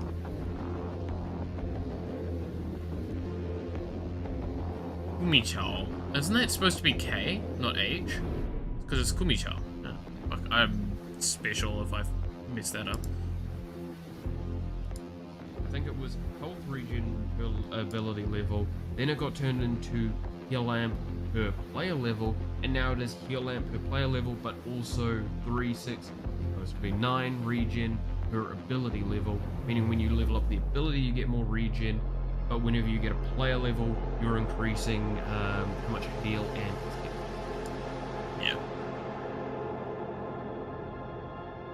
You need to lock in for real, for real? Oh yeah, no, I know. That's why, like, last week, I pretty much barely slept last week. I spent almost all my time working on this. We have a lot of architecture set up. Realistically, I just need to give slight UI improvements. Because I'm gonna go full dev energy with it, by the way. Like, I'm not going to, like, make the game clean. I'm going to make the game working, right? I need to clean up a couple of functions around leveler. I need to clean up, I need to set up damage. I need to clean up a little bit of UI work. Set up some systems so you can go in and out of the main room and the game room. And that's pretty much the core stuff outside of just finishing the characters. That is the stuff I bare minimum want to have, so I can go, hey, this is where we're at after recoding the entire thing. Yes, that is not much, but it is a lot that has been redone from the ground up. And the systems are significantly better, because once all of that sort of stuff is actually implemented correctly and cleaned up a bit more, it becomes substantially easier to make things long term. test things long term and overall, like, develop more complex things as well, which was something we were definitely noticing was getting a bit touch and go by the end of the previous project, is there was a lot of systems that we were trying to implement that required me to spend like a week or two just redoing a bunch of code to even allow to work. My best case scenario is I come with more than just these 3 characters, by the way, to that update. I'm not promising that though. Best case scenario, yes. More likely, probably not. You're probably only getting these 3 characters initially. And we're going to have to, like, one of my priorities is to fix up enemies a little bit. Fix up enemies a little bit. That's one of my next big things I'm going to be working on in my spare time, because there's a lot of little tidbits that need to be, like, interlinked correctly and improved upon, which is why I don't want to do it on stream, because it's something that I have to, like, I have to focus on. I will have to just sit down, have had, like, I need to eat something, need to set up music to just, like, zone the fuck out and lock the fuck in. And I'll just probably get that done either later today or tomorrow. That's the goal with that. Sounds like a lot, but not out of reach. Well, I mean, it's like, it's 3 weeks. I need to do enemy code, a little bit of cleanup here and there on some things, and just finish linking in all the systems that are currently there. Which most of that is in relation to enemies, realistically. Because it's like, player taking damage, that's partly enemy related. Fixing how enemies handle pausing, that's enemy related. Level up needs to be changed because currently it's pulling from a list that I don't want it to, the way it is, but that's something I knew I needed to do. I'll toss together a couple of extra weapons so you can actually fill out your roster a little bit. Again, expect everything to be very work in progress when I release the current esque version of this. Like, that's gonna be how it goes, and that's it. I can't say anything other than the fact that that's how it will be, right? As long as you don't burn out. Oh, I'm really aiming not to burn out on it. That's one of the big things. It's kind of a mix of, I've gotten to a point, I'm actually just so angry, I'm using that anger to do the work. Because I'm like, why have I not gotten this done already? Which I'll expect worse in Cyberpunk 2077. The difference is, I'm not going to break your fucking computer. So, ironically enough, it's going to release in a better performance state. It's just going to probably be about as many usable parts. But no, like, that's the general gist of where I'm going with that. It's why, like, at the moment, I might nudge in one or more, like, okay, I might talk about the game dev more during my creator streams than I currently do, because there is a couple of topics I would like to bring up. One of the big topics I actually want to bring up, and I'll bring it up today, and I'm going to bring it up like every stream this week, is what things would you like to see in the game? And if you're going to give an example, my example is anything. I'm really meaning as broad as possible. What would you like to see in this game? If you have an idea outside of stream time, send it to me. I genuinely, anything. Even if it's like, oh, this game does this thing, it would be kind of cool. Send me that information. Just do that. Because I am genuinely at a stage in the game where I can do stuff like that. Once the game gets a update out, like, you have no idea how much the game is going to be doable quickly once we get 1 or 2 things done. I want to see collectibles. Collectibles are on the list of things to do eventually. That's more when we hit lobby time, though. The lobby's going to be a big lot of fucking work going on this time around. Because last time I put together the lobby really sketchily, and then had, like, basically saying I'll do a lobby expansion. This time I'm going to do the lobby expansion a lot earlier. In fact, I'm going to say this very openly. Bosses are very, very late in the list of things I have to do, which is really bad because the main gameplay loop is killing bosses. But they are so overly complex and delay the game development by such a margin because of assets and because of coding that I'm just going to do everything else before them that I can. They're going to be one of the last things I do. They are very, very long term. You could try opening a brainstorming thread or something like that to provide some examples. Those are stupidly effective to get people to share their ideas. How would I do that, and where do you want me to do that? I'm just straight up like, you got something like that, got to explain how you want me to approach it. I agree, I think that's a great idea. I just want to know how to do it. My brain's like fucked at this point. It's like all programming and all magic, okay? You gotta give me a bit of credit. I'm honestly very low on actual ideas, just memes. Okay, clap. Did I say not to give me memes? Did I say that? No, what did I say?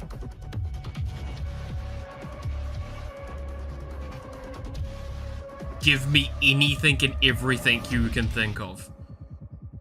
Discord thread? Okay, where would we put that on the Discord? I know about Discord threads. Move off that channel.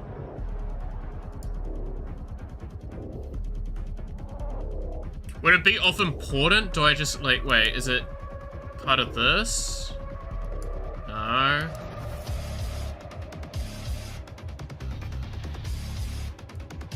How do you make a thread? Can I make a thread? Maybe.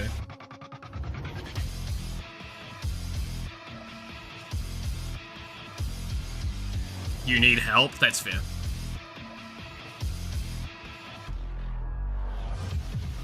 Oh, here. There we go.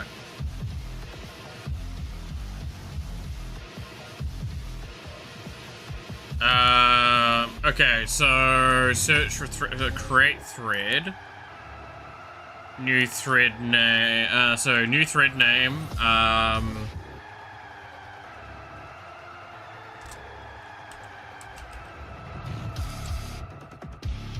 What should we call it? Just idea.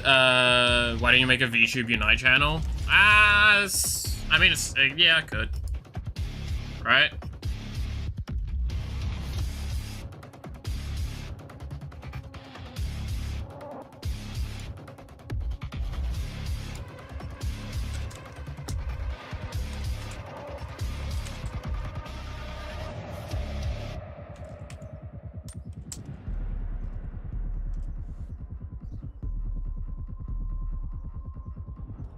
What's forum like?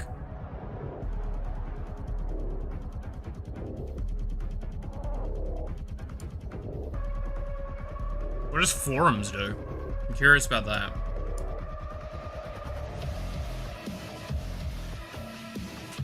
What are forums like?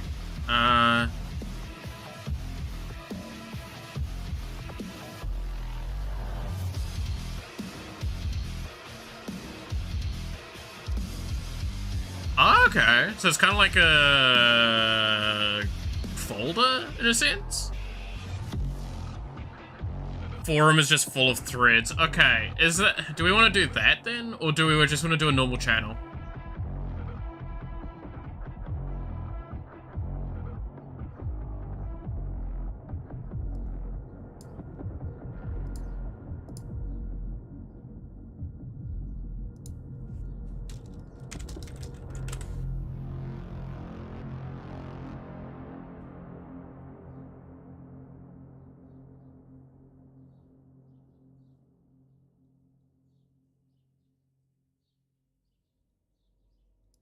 I feel like we just do a normal text one, right? I say you use as game updates for people to leave feedback on each other, on each one. Oh, okay. Well, it's because it's the question, right? So if I set up a forum thing, do I then have to like set a setting or something like that so you guys can just make threads in it?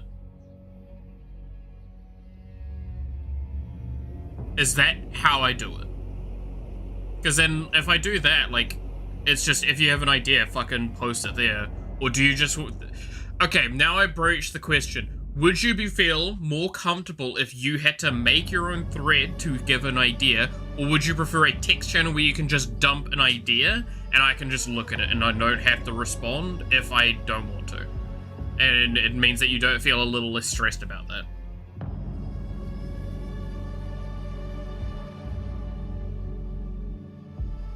Like you open the thread for V1, feedback, new thread. Okay.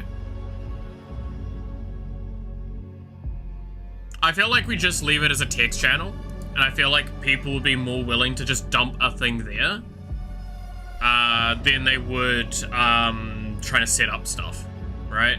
It's faster and easier.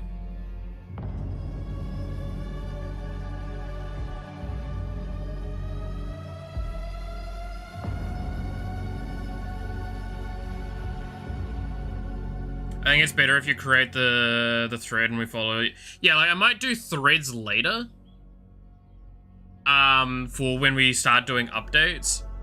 We'll see. I mean, realistically, I might probably have to make a Discord specifically for the game eventually. Alright, we'll do a text channel. And then I will edit channel.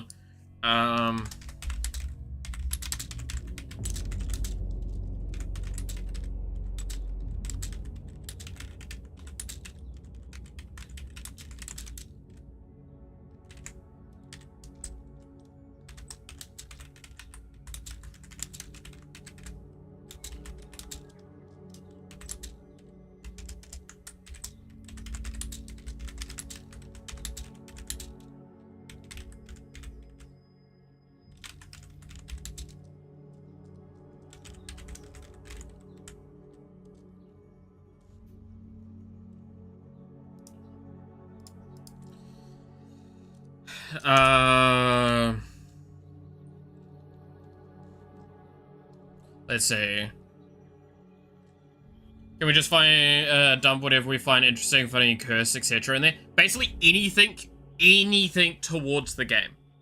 Even if it's a shitpost, anything towards the game. Like, if you told me, do a farming sim, here's an example of what I would say is a farming sim. That's still available as a thing. I ain't got no hair reservations on that.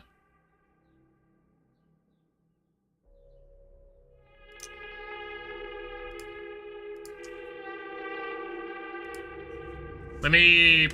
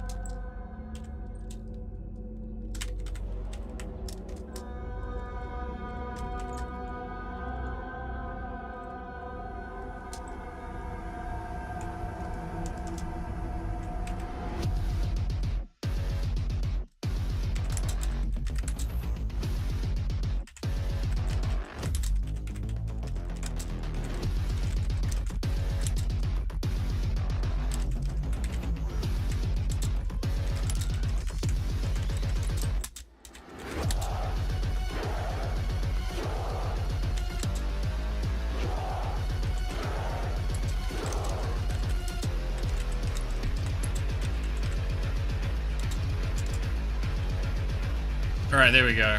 I'm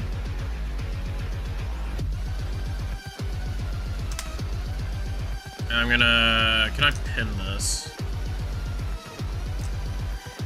There we go.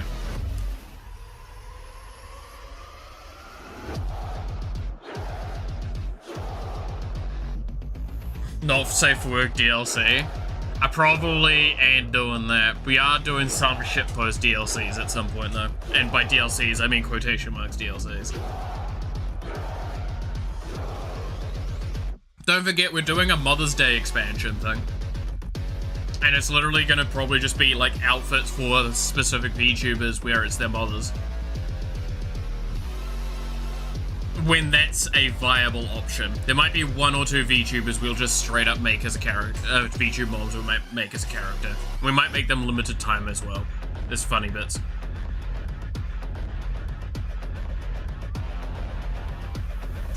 But no, like, genuinely, just throw ideas there, because, like, something I learned with Devil, specifically, and Devil's, like, a great example of this forever, is that no idea you guys put forward is truly dumb, because it makes me think. Do you have any energy drinks today? I've had, like, nearly 2 now. You're at 1.5 speed. Yeah, I think it's because I've, like, just been not sleeping. So it's my way of trying... Like, okay, just as a... This is the fun part I'll get to say. So, New Zealanders speak really fast, right? And I normally slow myself down. So a bit more like this on stream, right? Because it's not... Like, it's hard to follow, especially if you're not a native English speaker. At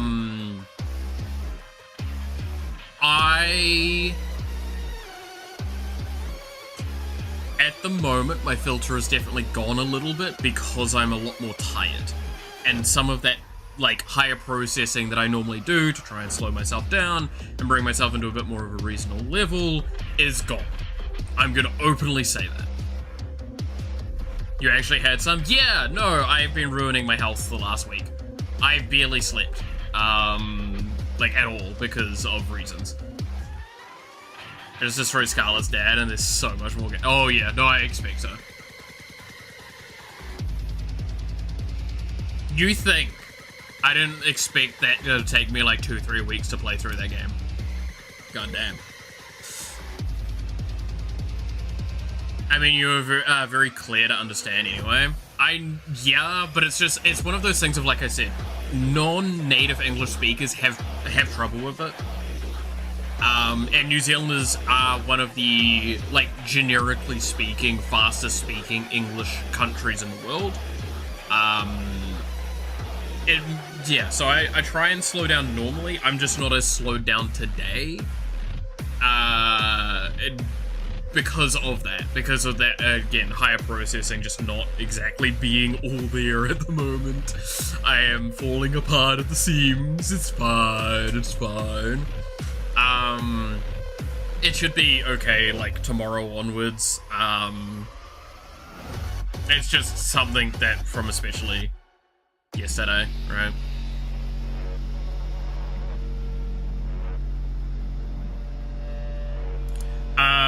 But yeah. So, yes, that channel, fully feel free to dump ideas into, and post, like, links as well to your ideas. All that. Don't throw away your sleep. Health is the most important thing. After after Anime Girls and Magic the Gathering. You're not wrong there. No, I mean, again, I don't want to get too far into it because, like I said, I don't want pity party on stream because then I feel like I'm being very manipulative. Just know that I'm having a problem at the moment that's kind of best defined as I don't want to close my eyes. It's not that I'm per se avoiding sleep. I am sleeping a little bit, but the sleep that I'm having at the moment is as, like, I'm super exhausted, so I can just go straight to the bottom. Hey, did you seek hot before Anime Girls? Just, I mean... I don't know what you're talking about. But yeah, that's probably the best way to summarize kind of what's going on with me at the moment, and it's why, like, I'm a lot more exhausted, but I'm pushing through. I am screwing myself up a lot at the moment. I really can't. I have like one person I've been talking to about some of this stuff. Because like they're so separately related to like my real life scenarios. They're a great person, but they're not actively in my life in a way that they interact with me physically. And I feel bad when I say this, but like, I don't feel comfortable talking about some of the stuff at the moment with Noxie because they own the place I live at, and I don't want them to have a perception of me that is detrimental, right?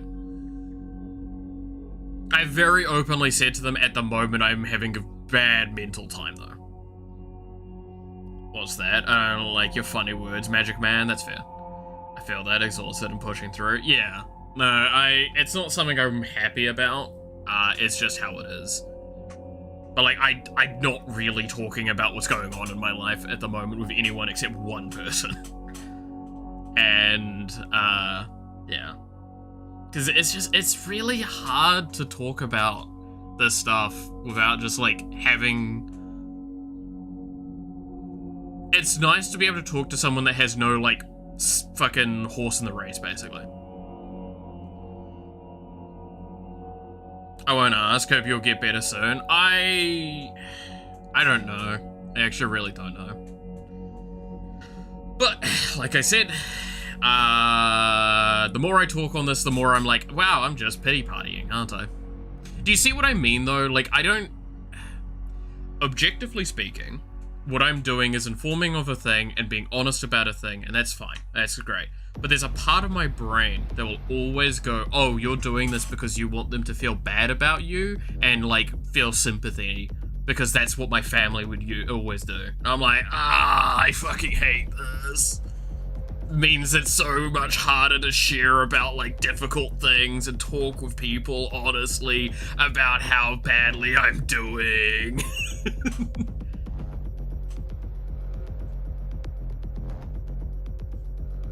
It's one of those things of, it's not that I'm against talking about it, it's that that's what's stopping me at the moment the most. We love you, wink, hell yeah. But no, it's just, like, that's the case. That's why, like, I pretty much solely talk about this with Sheppy, and that's about it. Yes, Sheppy is the one that I am being talking about, like, all of this stuff with. He is the one that actually knows, like, how kind of fucked up I am at the moment. And even, I haven't been saying everything to Sheppy, because I'm pretty sure if I said the rest of the stuff that's going on to Sheppy, he would probably beat the shit out of me. Or at least attempt. Which, honestly, at the moment, probably doable. You could probably take, like, a kitten and it would probably beat the shit out of me. I am not doing well. I usually don't share when I'm struggling, but people I care for get mad at that, so I share. It's kind of normally my case as well. Like, I'm honest to a fault, right? I realize this a lot with this kind of situation, is that I am someone that if someone asks me, hey, are you doing okay? I can't honest saying, oh, I'm fine, when I'm not. Right? I have your address and can send pipe bombs, hell yeah. But like, I can't actively say something that's just woefully incorrect. Knowingly. So that's why you'll often get me going with the like, I'm alive, or it's alright, or stuff like that, where it's like, it's my way of diffusing down as much as I can, right? Sound like you just want to cry about it and be pitied in the end, and it's the dark part of your brain tricking you into that. Yeah, that's what my family was like, right? Like, it's very actively how the vast majority of that worked. So that's why, like, I'm so adverse to it, which I'm gonna stress, by the way. I know everyone has this aspect. In fact, it's a very big problem with men, right? Men have a hard time sharing that sort of stuff because there's so many, like, cultural connotations and societal things that's going on, as well as some of the stuff that I just talked about, where it's like, they've come from families like that, and it's like, well, if I do that, I'm no better than them, and I don't want to be like them. And it's shitty. So, yeah, men's mental health matters, guys. Even though it is really something that I don't know how it's supposed to get better. Which is why it's really important to just have that one or two friends you can actually just openly talk about stuff with.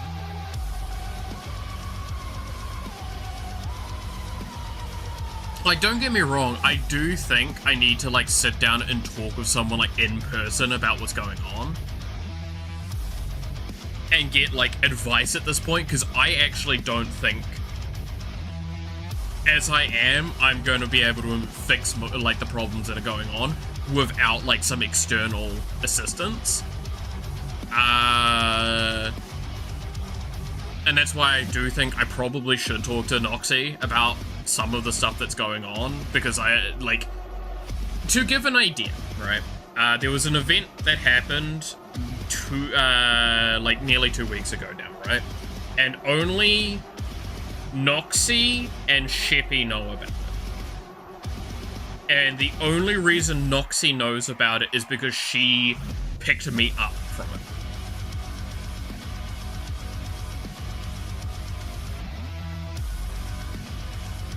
And that is an example of what I mean with, like, I probably should just sit down and talk about stuff. Power of friendship in anime versus power of friendship IRL. Yeah, power of friendship in anime, it's like, we're gonna defeat the villain. Power of friendship in real life, it's, they either tell you you're the fucking scum of the earth comedically, or they're, like, cuddling you or holding your hair back while you're thrown up in the toilet.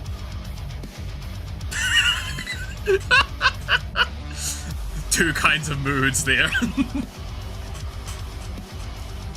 Very clearly the case, though. But yeah, no, I don't... I have a lot of trouble reaching out for that help now, I think, is the issue I'm noticing. Like, especially in these last 2 weeks, is I still have a massive, massive block point on reaching out for assistance from people that actually can help me. Because I like, we've talked about it before, right? It's that aspect of, like, I feel like if I ask someone, hey, I need your help on something, like, I'm making them put out and stuff like that. Even though, if someone asks me, hey, can you do something, I'll fucking try my damnedest to get it done, right?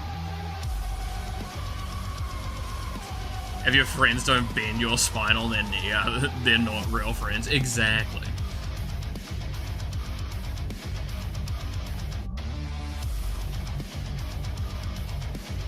But no, like, the reason I feel like I should talk to someone like Noxie is Noxie has gone through not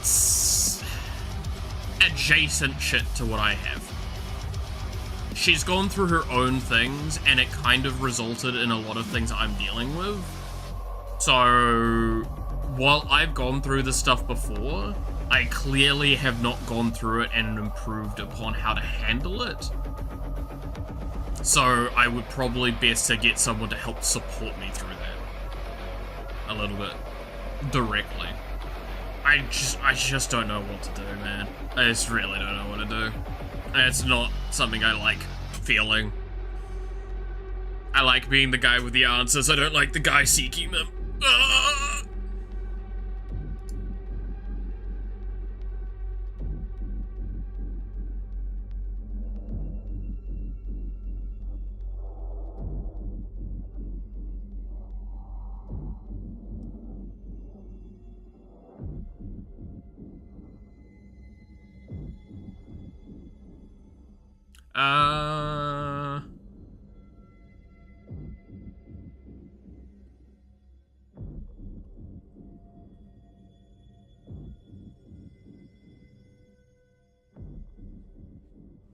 People have their own shit, and it's not the same as yours. Well, that's how shit works. I know, right? It's almost like everyone lives a different life. How fucking dare they? And they deal with their own problems. It's fucking wild.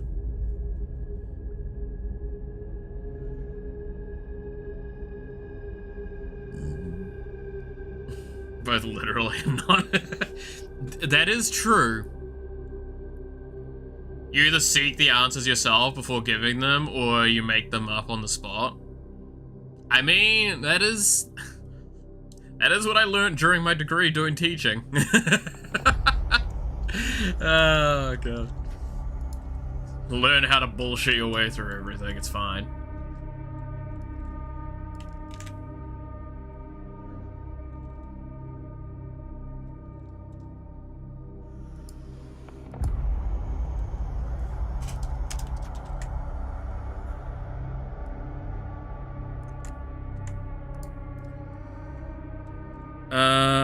Okay, so...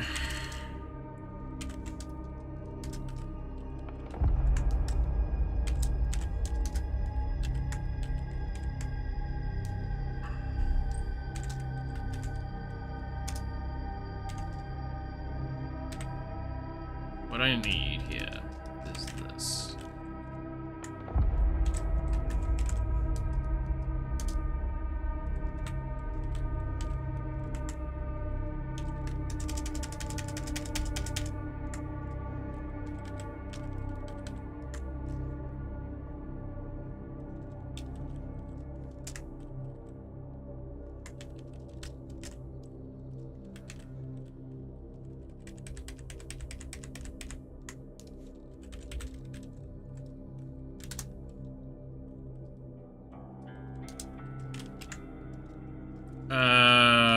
Okay, point distance is the exact same code. Plus, give it like a plus 20, I guess. I don't know. Not much. We don't want to make things up and share misinformation, right? Yeah. Something removes solids at an insane speed now, even without puking. Hell yeah. I mean, what?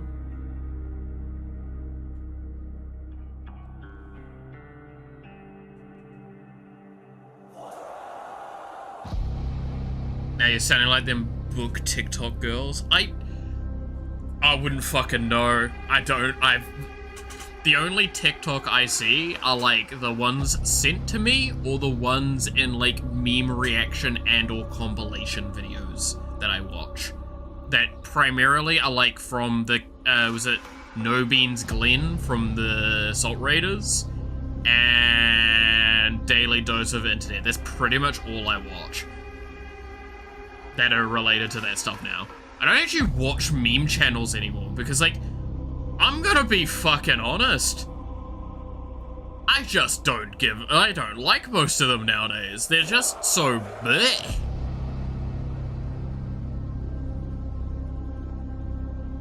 Is it just me, or is it like most of those like TikTok meme compilation things? They just don't feel like they've got any effort put into them on curating to fun bits.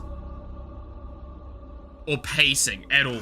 I don't think any of them know how to fucking pace a video to save their lives. I'm so disappointed in them. Even the fucking ones I see as YouTube shorts, like where it's like 2 or 3 things really quickly put together, they're just like fucking bad. They're not interesting. There's like maybe one that's like okay, but there's like got so much fucking robotic voice shit going on as well. Maybe I'm clearly just out of the loop with how that shit works now. I'm just too fucking old. I can't relate with your youth anymore. Time to relax and play For Honor. I'm so tempted to play For Honor.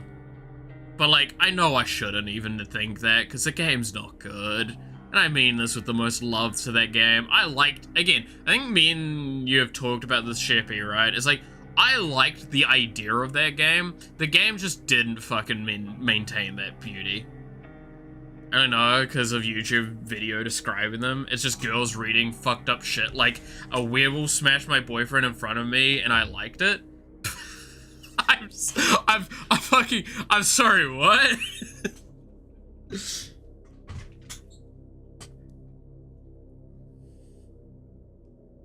That sounds amazing. I'm not gonna lie. Can we find those stories? I want to talk about those stories. That sounds like a fun stream. I'll hold your hand. Oh god.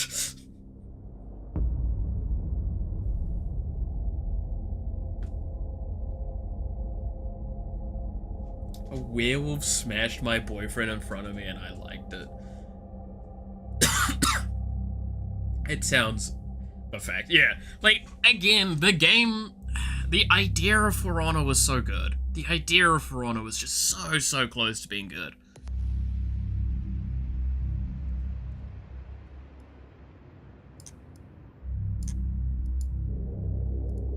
It was so close to greatness, you were this close. That's the meme, right?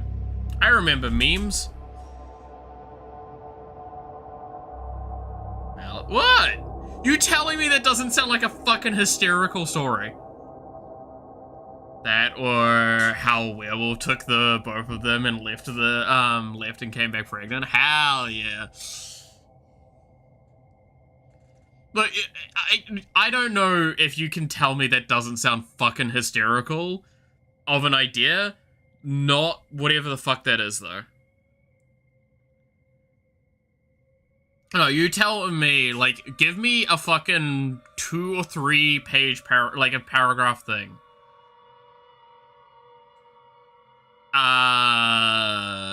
Where I get to talk about that. Like, I see the Reddit stories and shit like that. Those things fucking, some of them are funny, but some of them are just depressing. And I just don't want to sort through them. That's always the problem with those things. Is like, I like the idea of some of those, like, doing reaction. Okay, let me pull back a little bit. I like specific kinds of reaction content. The problem is, the ideas of reaction content I enjoy watching, and what I would want to do if I was to do it, I can't be asked doing myself, because they require an extreme amount of curation and finding shit. And I cannot, for the life of me, consider taking that long to do it. I'm questioning you, why aren't you more excited? Dude, I'm fucking excited for Werewolf Smash My Boyfriend. I want to be that boyfriend. Where's the werewolf? Aru, I mean...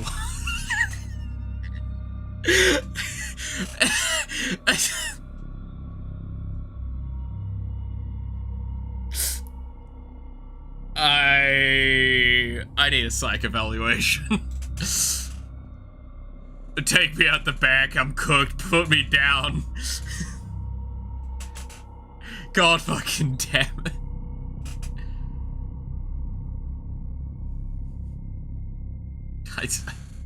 Coming out as a furry finally. Look, me and Noxie talked about this on stream that other, like, week. I am, like, very light furry at best. Right? Like, I'm pretty, I like animal ears and tail. It's about as far as I'm willing to put it for that. An intrusive awoo one. It really did. It really did. It popped into my head and I let it through the filter, and clearly I need to check that filter after stream, because holy shit, its holes are open. I mean, what?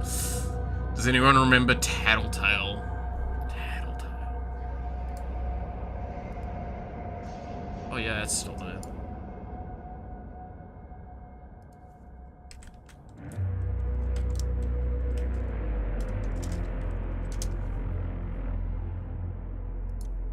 What the fuck is that?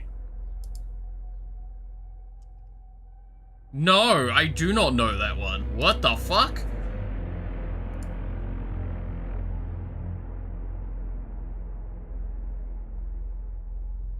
That skipped past me. What the fuck is that? Oh, yeah, a horror game. Yeah, I saw that. What the fuck? What the fuck?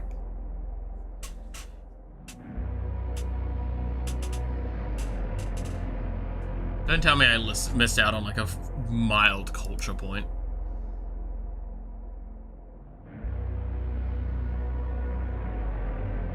Given the guy is disgusted, by the way. Why? Why would you be disgusted by women talking about watching a werewolf smash their boyfriend and them getting off to it? That sounds pretty cool.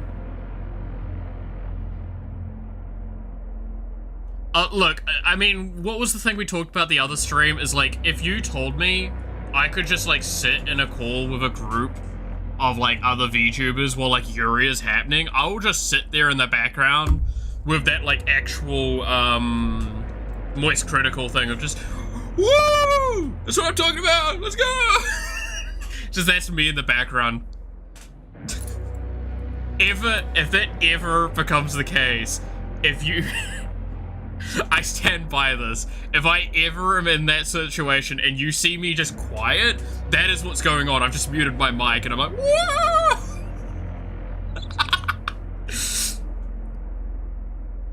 And if you think I'm kidding, by the way, I've literally seen friends in real life do this shit and that's how I respond.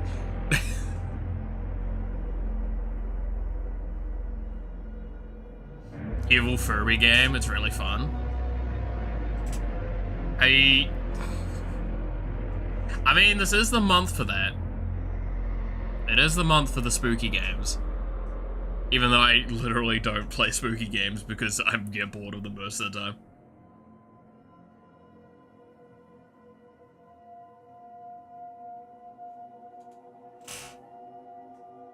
But that's that, it looks cursed as shit, and that's kind of funny. The video name is Femcells and Guna Books. That's fucking wild of a name.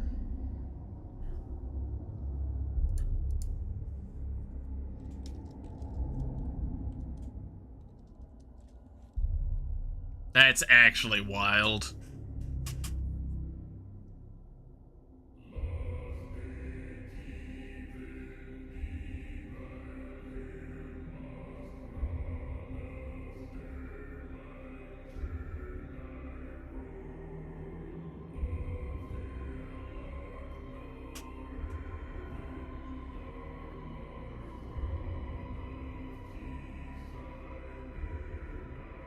Alright. I'm turning it down to make it simple for you. Fair. It looked cursed though. I kinda like that, but I can't, that's wild.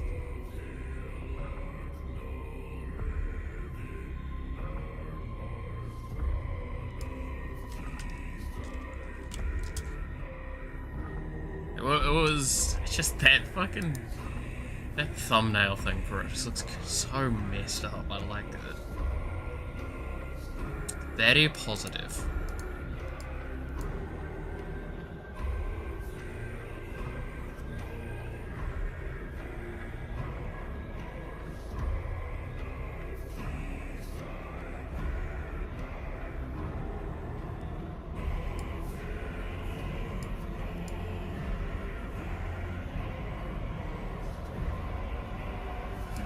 It's now on Discord? Okay, I'll have a watch of that video later, I think. Or at least a bit of it. Gotta. So yeah, it's 90s virtual pet horror. Yeah. It is like Furbies. Straight up.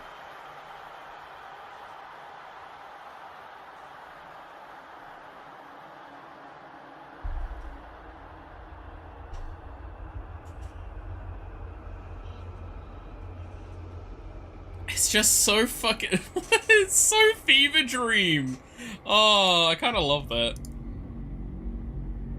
Space in December? Yeah, it's because it looks like it's a Christmas thing, right? It looks like it's like a toy that was given as a Christmas gift and it's cursed as shit, which is always a good time.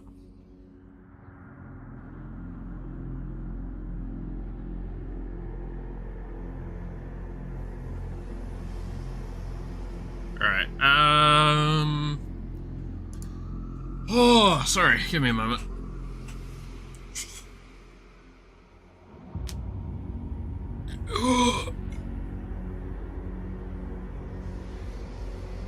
I need to think about how I want to handle this.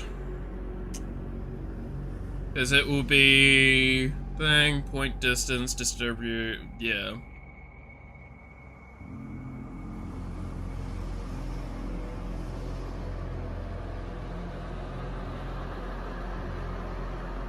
The image angle is direction.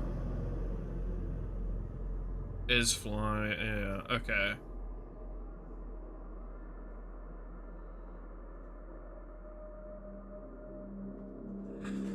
Speed, hold. Yep, okay. Once the spirit is broken and enough pain, Play it on stream. Don't make. The problem is we've got to get back to Final Fantasy as well, right? We've got Villainess, we've got Final Fantasy. We're running out of slots. and the sentinel priests who discovered Definitely want to handle holocure, dude. I am. You could stick that sticker on me at this point. energies together, refined and created and gave. Shut up, Sam. There we go. Telltale Let's Play. I'll put it on the list, but I don't have high expectations. I'll get to it, because like I said, I stress this to the end of days. I don't play horror games because I just typically get annoyed with them. I'm gonna say that now. Stress that.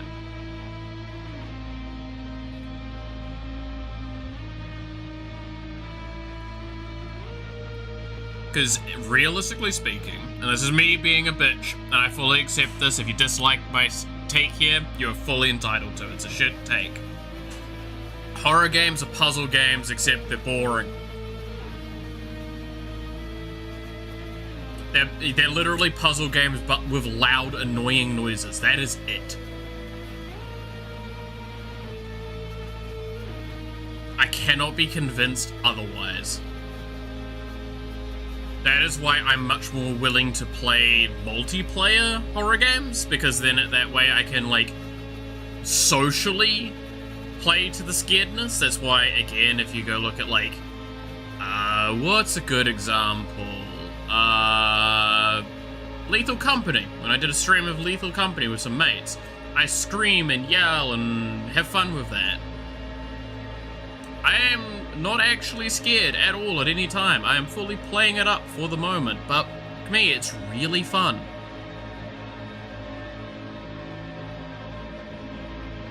That's why single player ones are just like, it's because I talked about this with was Outlast and all that, is I did play those games way back when, right? And all those games became for me was, how do I run as fast as I can around the problem? Oh, it's a sequence where, like, he's busted down a door on the other end of the corridor, and there's a bunch of side rooms to get through these to get through that door that he just busted down. And he's gonna run down the corridor. Cool, so I'll just run to the left, see if I can run through the room before he gets to me. No, he can't. Okay, so I'll just start running into that room, jump into a locker, let him walk past, then do that again, and try and do it. And I just get to a point where I'm, like, hearing them scream at me because they've got me so many times, and it's just unfazed and unfun. And that is what horror games are to me. Now, admittedly, again, on stream it might be a better experience because, like, I'm playing it to the stream situation, so it's that social aspect of it again. But that is why I don't tend to play horror games. I know, again, that's why I say, it's a shit take. It's a really shit take, and it's very clearly an incorrect take by a lot of people's opinions, because horror games like that are successful. But it's like how I've said, 2D platformers aren't for me. I think they're a great concept in gaming, I think there's great room for them, and I think stuff like Celeste and Hollow Knight and Silksong and all those are great games. I'm just not going to enjoy playing them. Right? It's willing to accept when I'm like, I'm not saying these are objectively bad, I'm just saying I subjectively don't enjoy them. And that's that hard fight, right?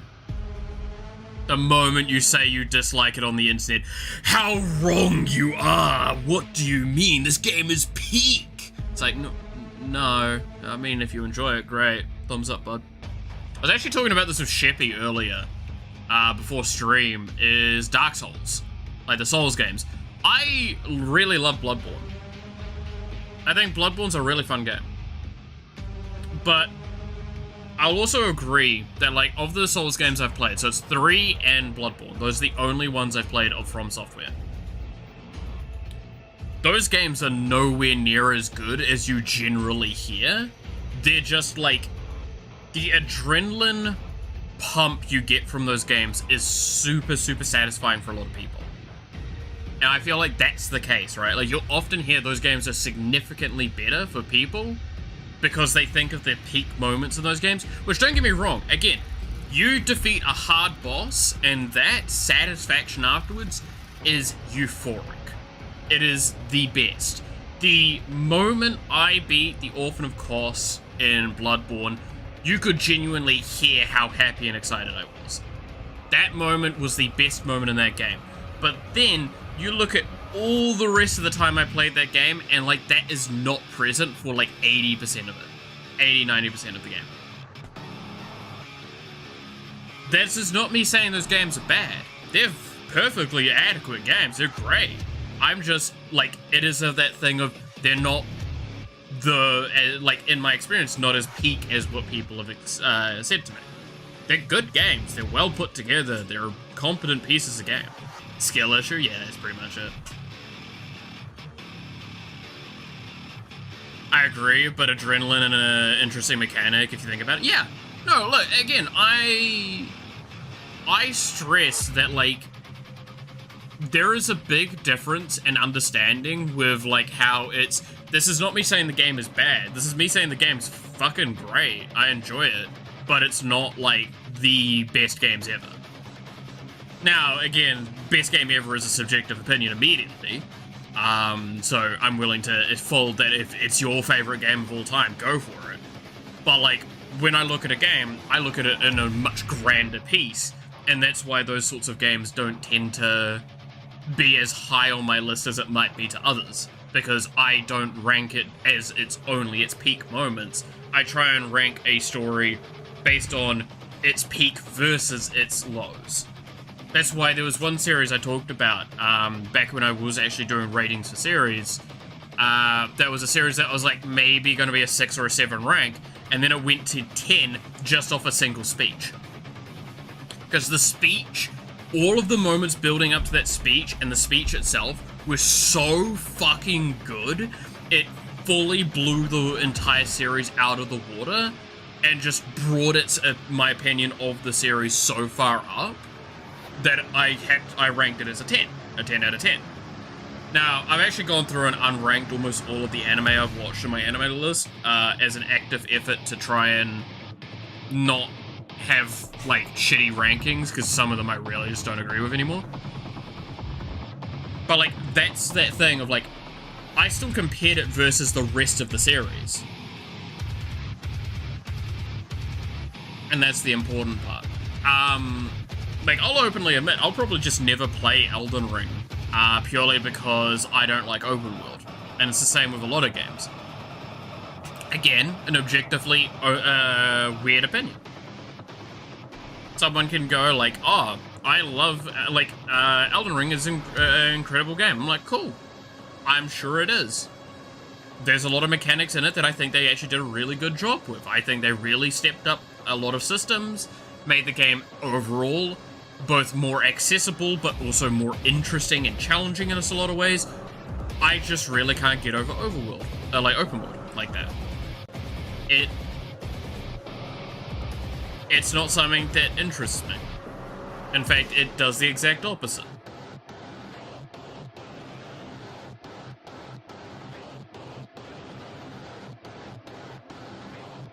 I much prefer our world very strictly designed with much better, tighter points.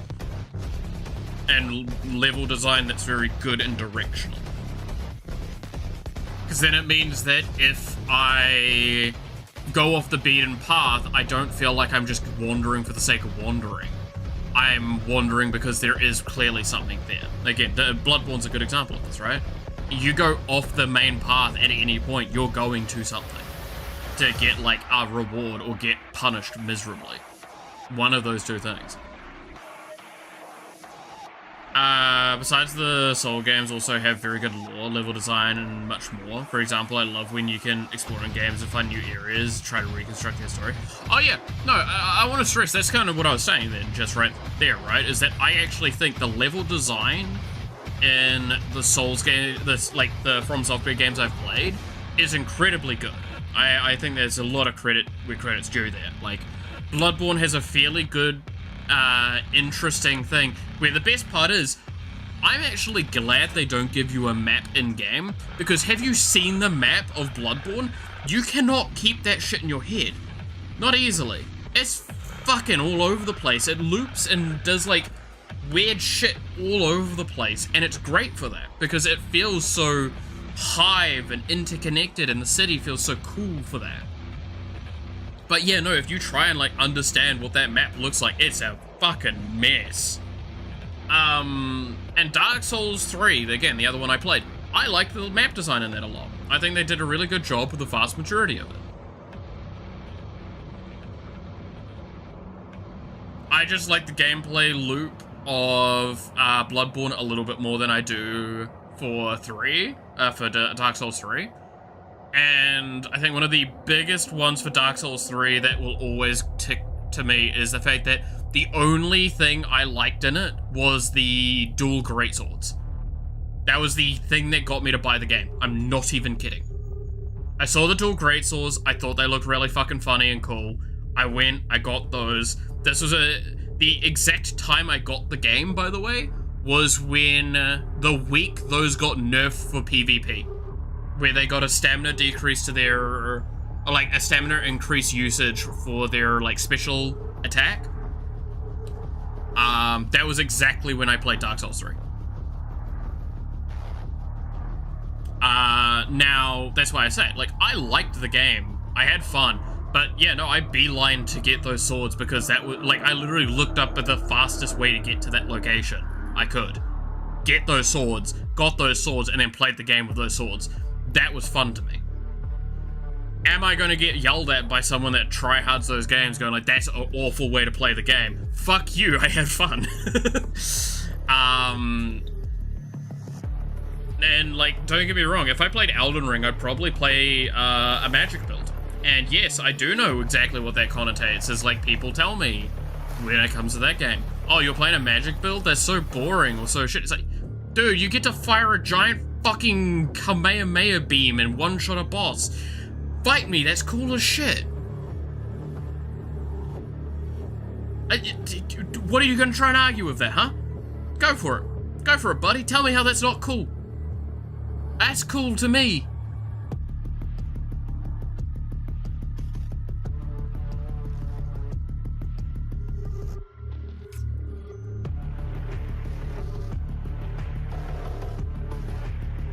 I think I'd probably play Elden Ring if I was dragged into a co-op, I think.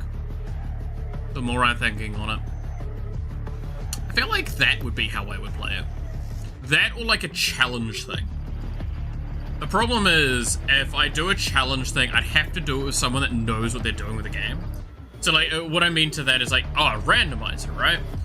What happens if we play a randomizer of Elden Ring and it's just me? I'm not gonna fucking know what's randomized, and I don't know what I fucking need to do to try and do stuff. If I get a key, I'm not gonna know what that unlocks. So I'm not gonna be able to know, oh, I need to go to this location, right?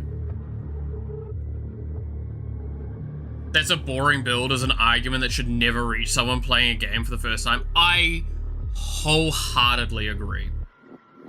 I think that something that hurts gaming the most is that kind of expression of like, oh, you just started playing the game, oh, you're playing that way, oh, you really should restart and play a different way. So no, let them fucking play it. If they, don't get me wrong, if they turn around going, oh, the game's kind of not really that fun. Oh, how are you playing it? Oh, this way. It's, oh, I mean, I can see why that might be a little bit on the boring side. Have you tried this? And leave it at that. This is me with Warframe, by the way. I have had so many people come to me in my time playing Warframe, going like, what's the best Warframe, or how do I get to the most optimal build? And I'm like, what frame do you like? And they're like, what do you mean? It's like, what frame looks interesting? This one. It's like, why? Oh, it's strong. Okay, so look at all of the frames that are out there. Tell me which of their abilities look interesting to you. Oh, well then this one. Cool, let's go build that. What do you mean? We're gonna go build that, and we're gonna build it with what you've got. But I want the... No. Go play the thing that looks interesting. Because that's how you actually have fun with Warframe. But the meta... Don't give a shit about the fucking meta.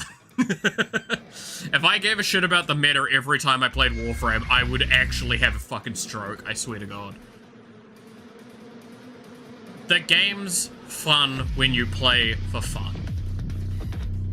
Now, don't get me wrong, my fun is different from other people's fun. I like hyper-optimization. Does this mean that I slightly move into a category that you can consider meta arguments? Yes, but that does mean that I also try off-meta things and make them optimal. And you cannot tell me how it doesn't sound really funny to basically literally see a frame or a build that you're like, that's terrible, that's not gonna work, how are you doing better than me? Because that's how like 60% of my builds work. I fucking love it. I absolutely adore doing those sorts of things. It's so much fun to me. There's actually one frame that if I go back to Warframe... Okay, to be fair, I tend to wait for primes of them before I get too heavy into them. But it's Kome, right? Like, I really, really want to do a prime Kome build when that eventually happens. Because I think her kit's really funny, and I do just want to do, like, a really long run with it. And try and find the best way to design her build so she can complete her quests as efficiently and effectively and consistently as possible. Because if anyone's wondering what the fuck I'm talking about, there's... Okay, this has a few levels of explanation, I think. Kome is one of the Warframes, where basically she activates a thing, which gives her a quest. You accomplish the quest, and you get basically like a reward that's kind of like your Vampire Survivors rewards, right? Your roguelike rewards. These are not present to any other player outside of a specific mode. But she just gets them universally in the game as an ability. So I want to do a build where it's just you're going after those. You keep doing these little side quest things for yourself and just get as obscenely strong as possible. Because I cannot stress enough, those buffs you get, because they're the Doveri buffs, are fucking nutty. There are some that are just like, oh, your status effects deal double damage. So you just double all your fucking damage all of a sudden. Oh, you just permanently regen energy when you shouldn't be. Oh, look, you permanently full health now. Oh, look, you now deal 300% damage, but you lose like 50% of your health. Like, those effects are fun. I think that's a great way of playing. That's why I like Dante. Dante's a great character in it, because Dante just literally scratches the itch of, I'm here to cast spells, and that's about it. Who else do I play?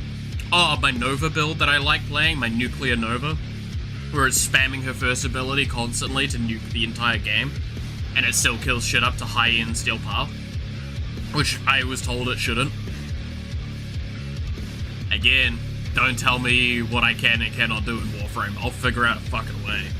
Every weapon, everything in Warframe can be built to beat in-game. If you're going to tell me, oh, but what about Infinite? Okay, yeah, sure, buddy. Alright. After 48 hours in a mission, yes, this build will not succeed anymore. There's only a handful of builds that can go infinitely scaling like that. My bad for not accounting for you to sit there for actual real-life days playing a mission. I'm lying, by the way. I think it's 14 or 18 hours to hit level cap of top-end stuff.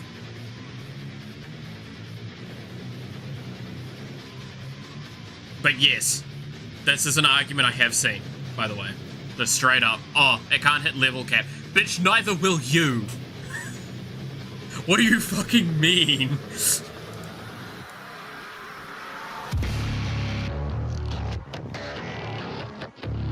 How Dude, we're not in the old era of Warframe where you get a fucking void key and you go, cool, we're playing void key survival. How long are we running for? Yes.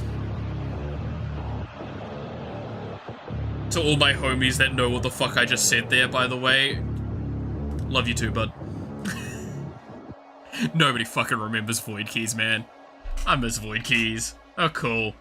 Thank God they're gone, by the way. Relic's a significantly better mechanic, but like, goddamn, I miss my boys sometimes.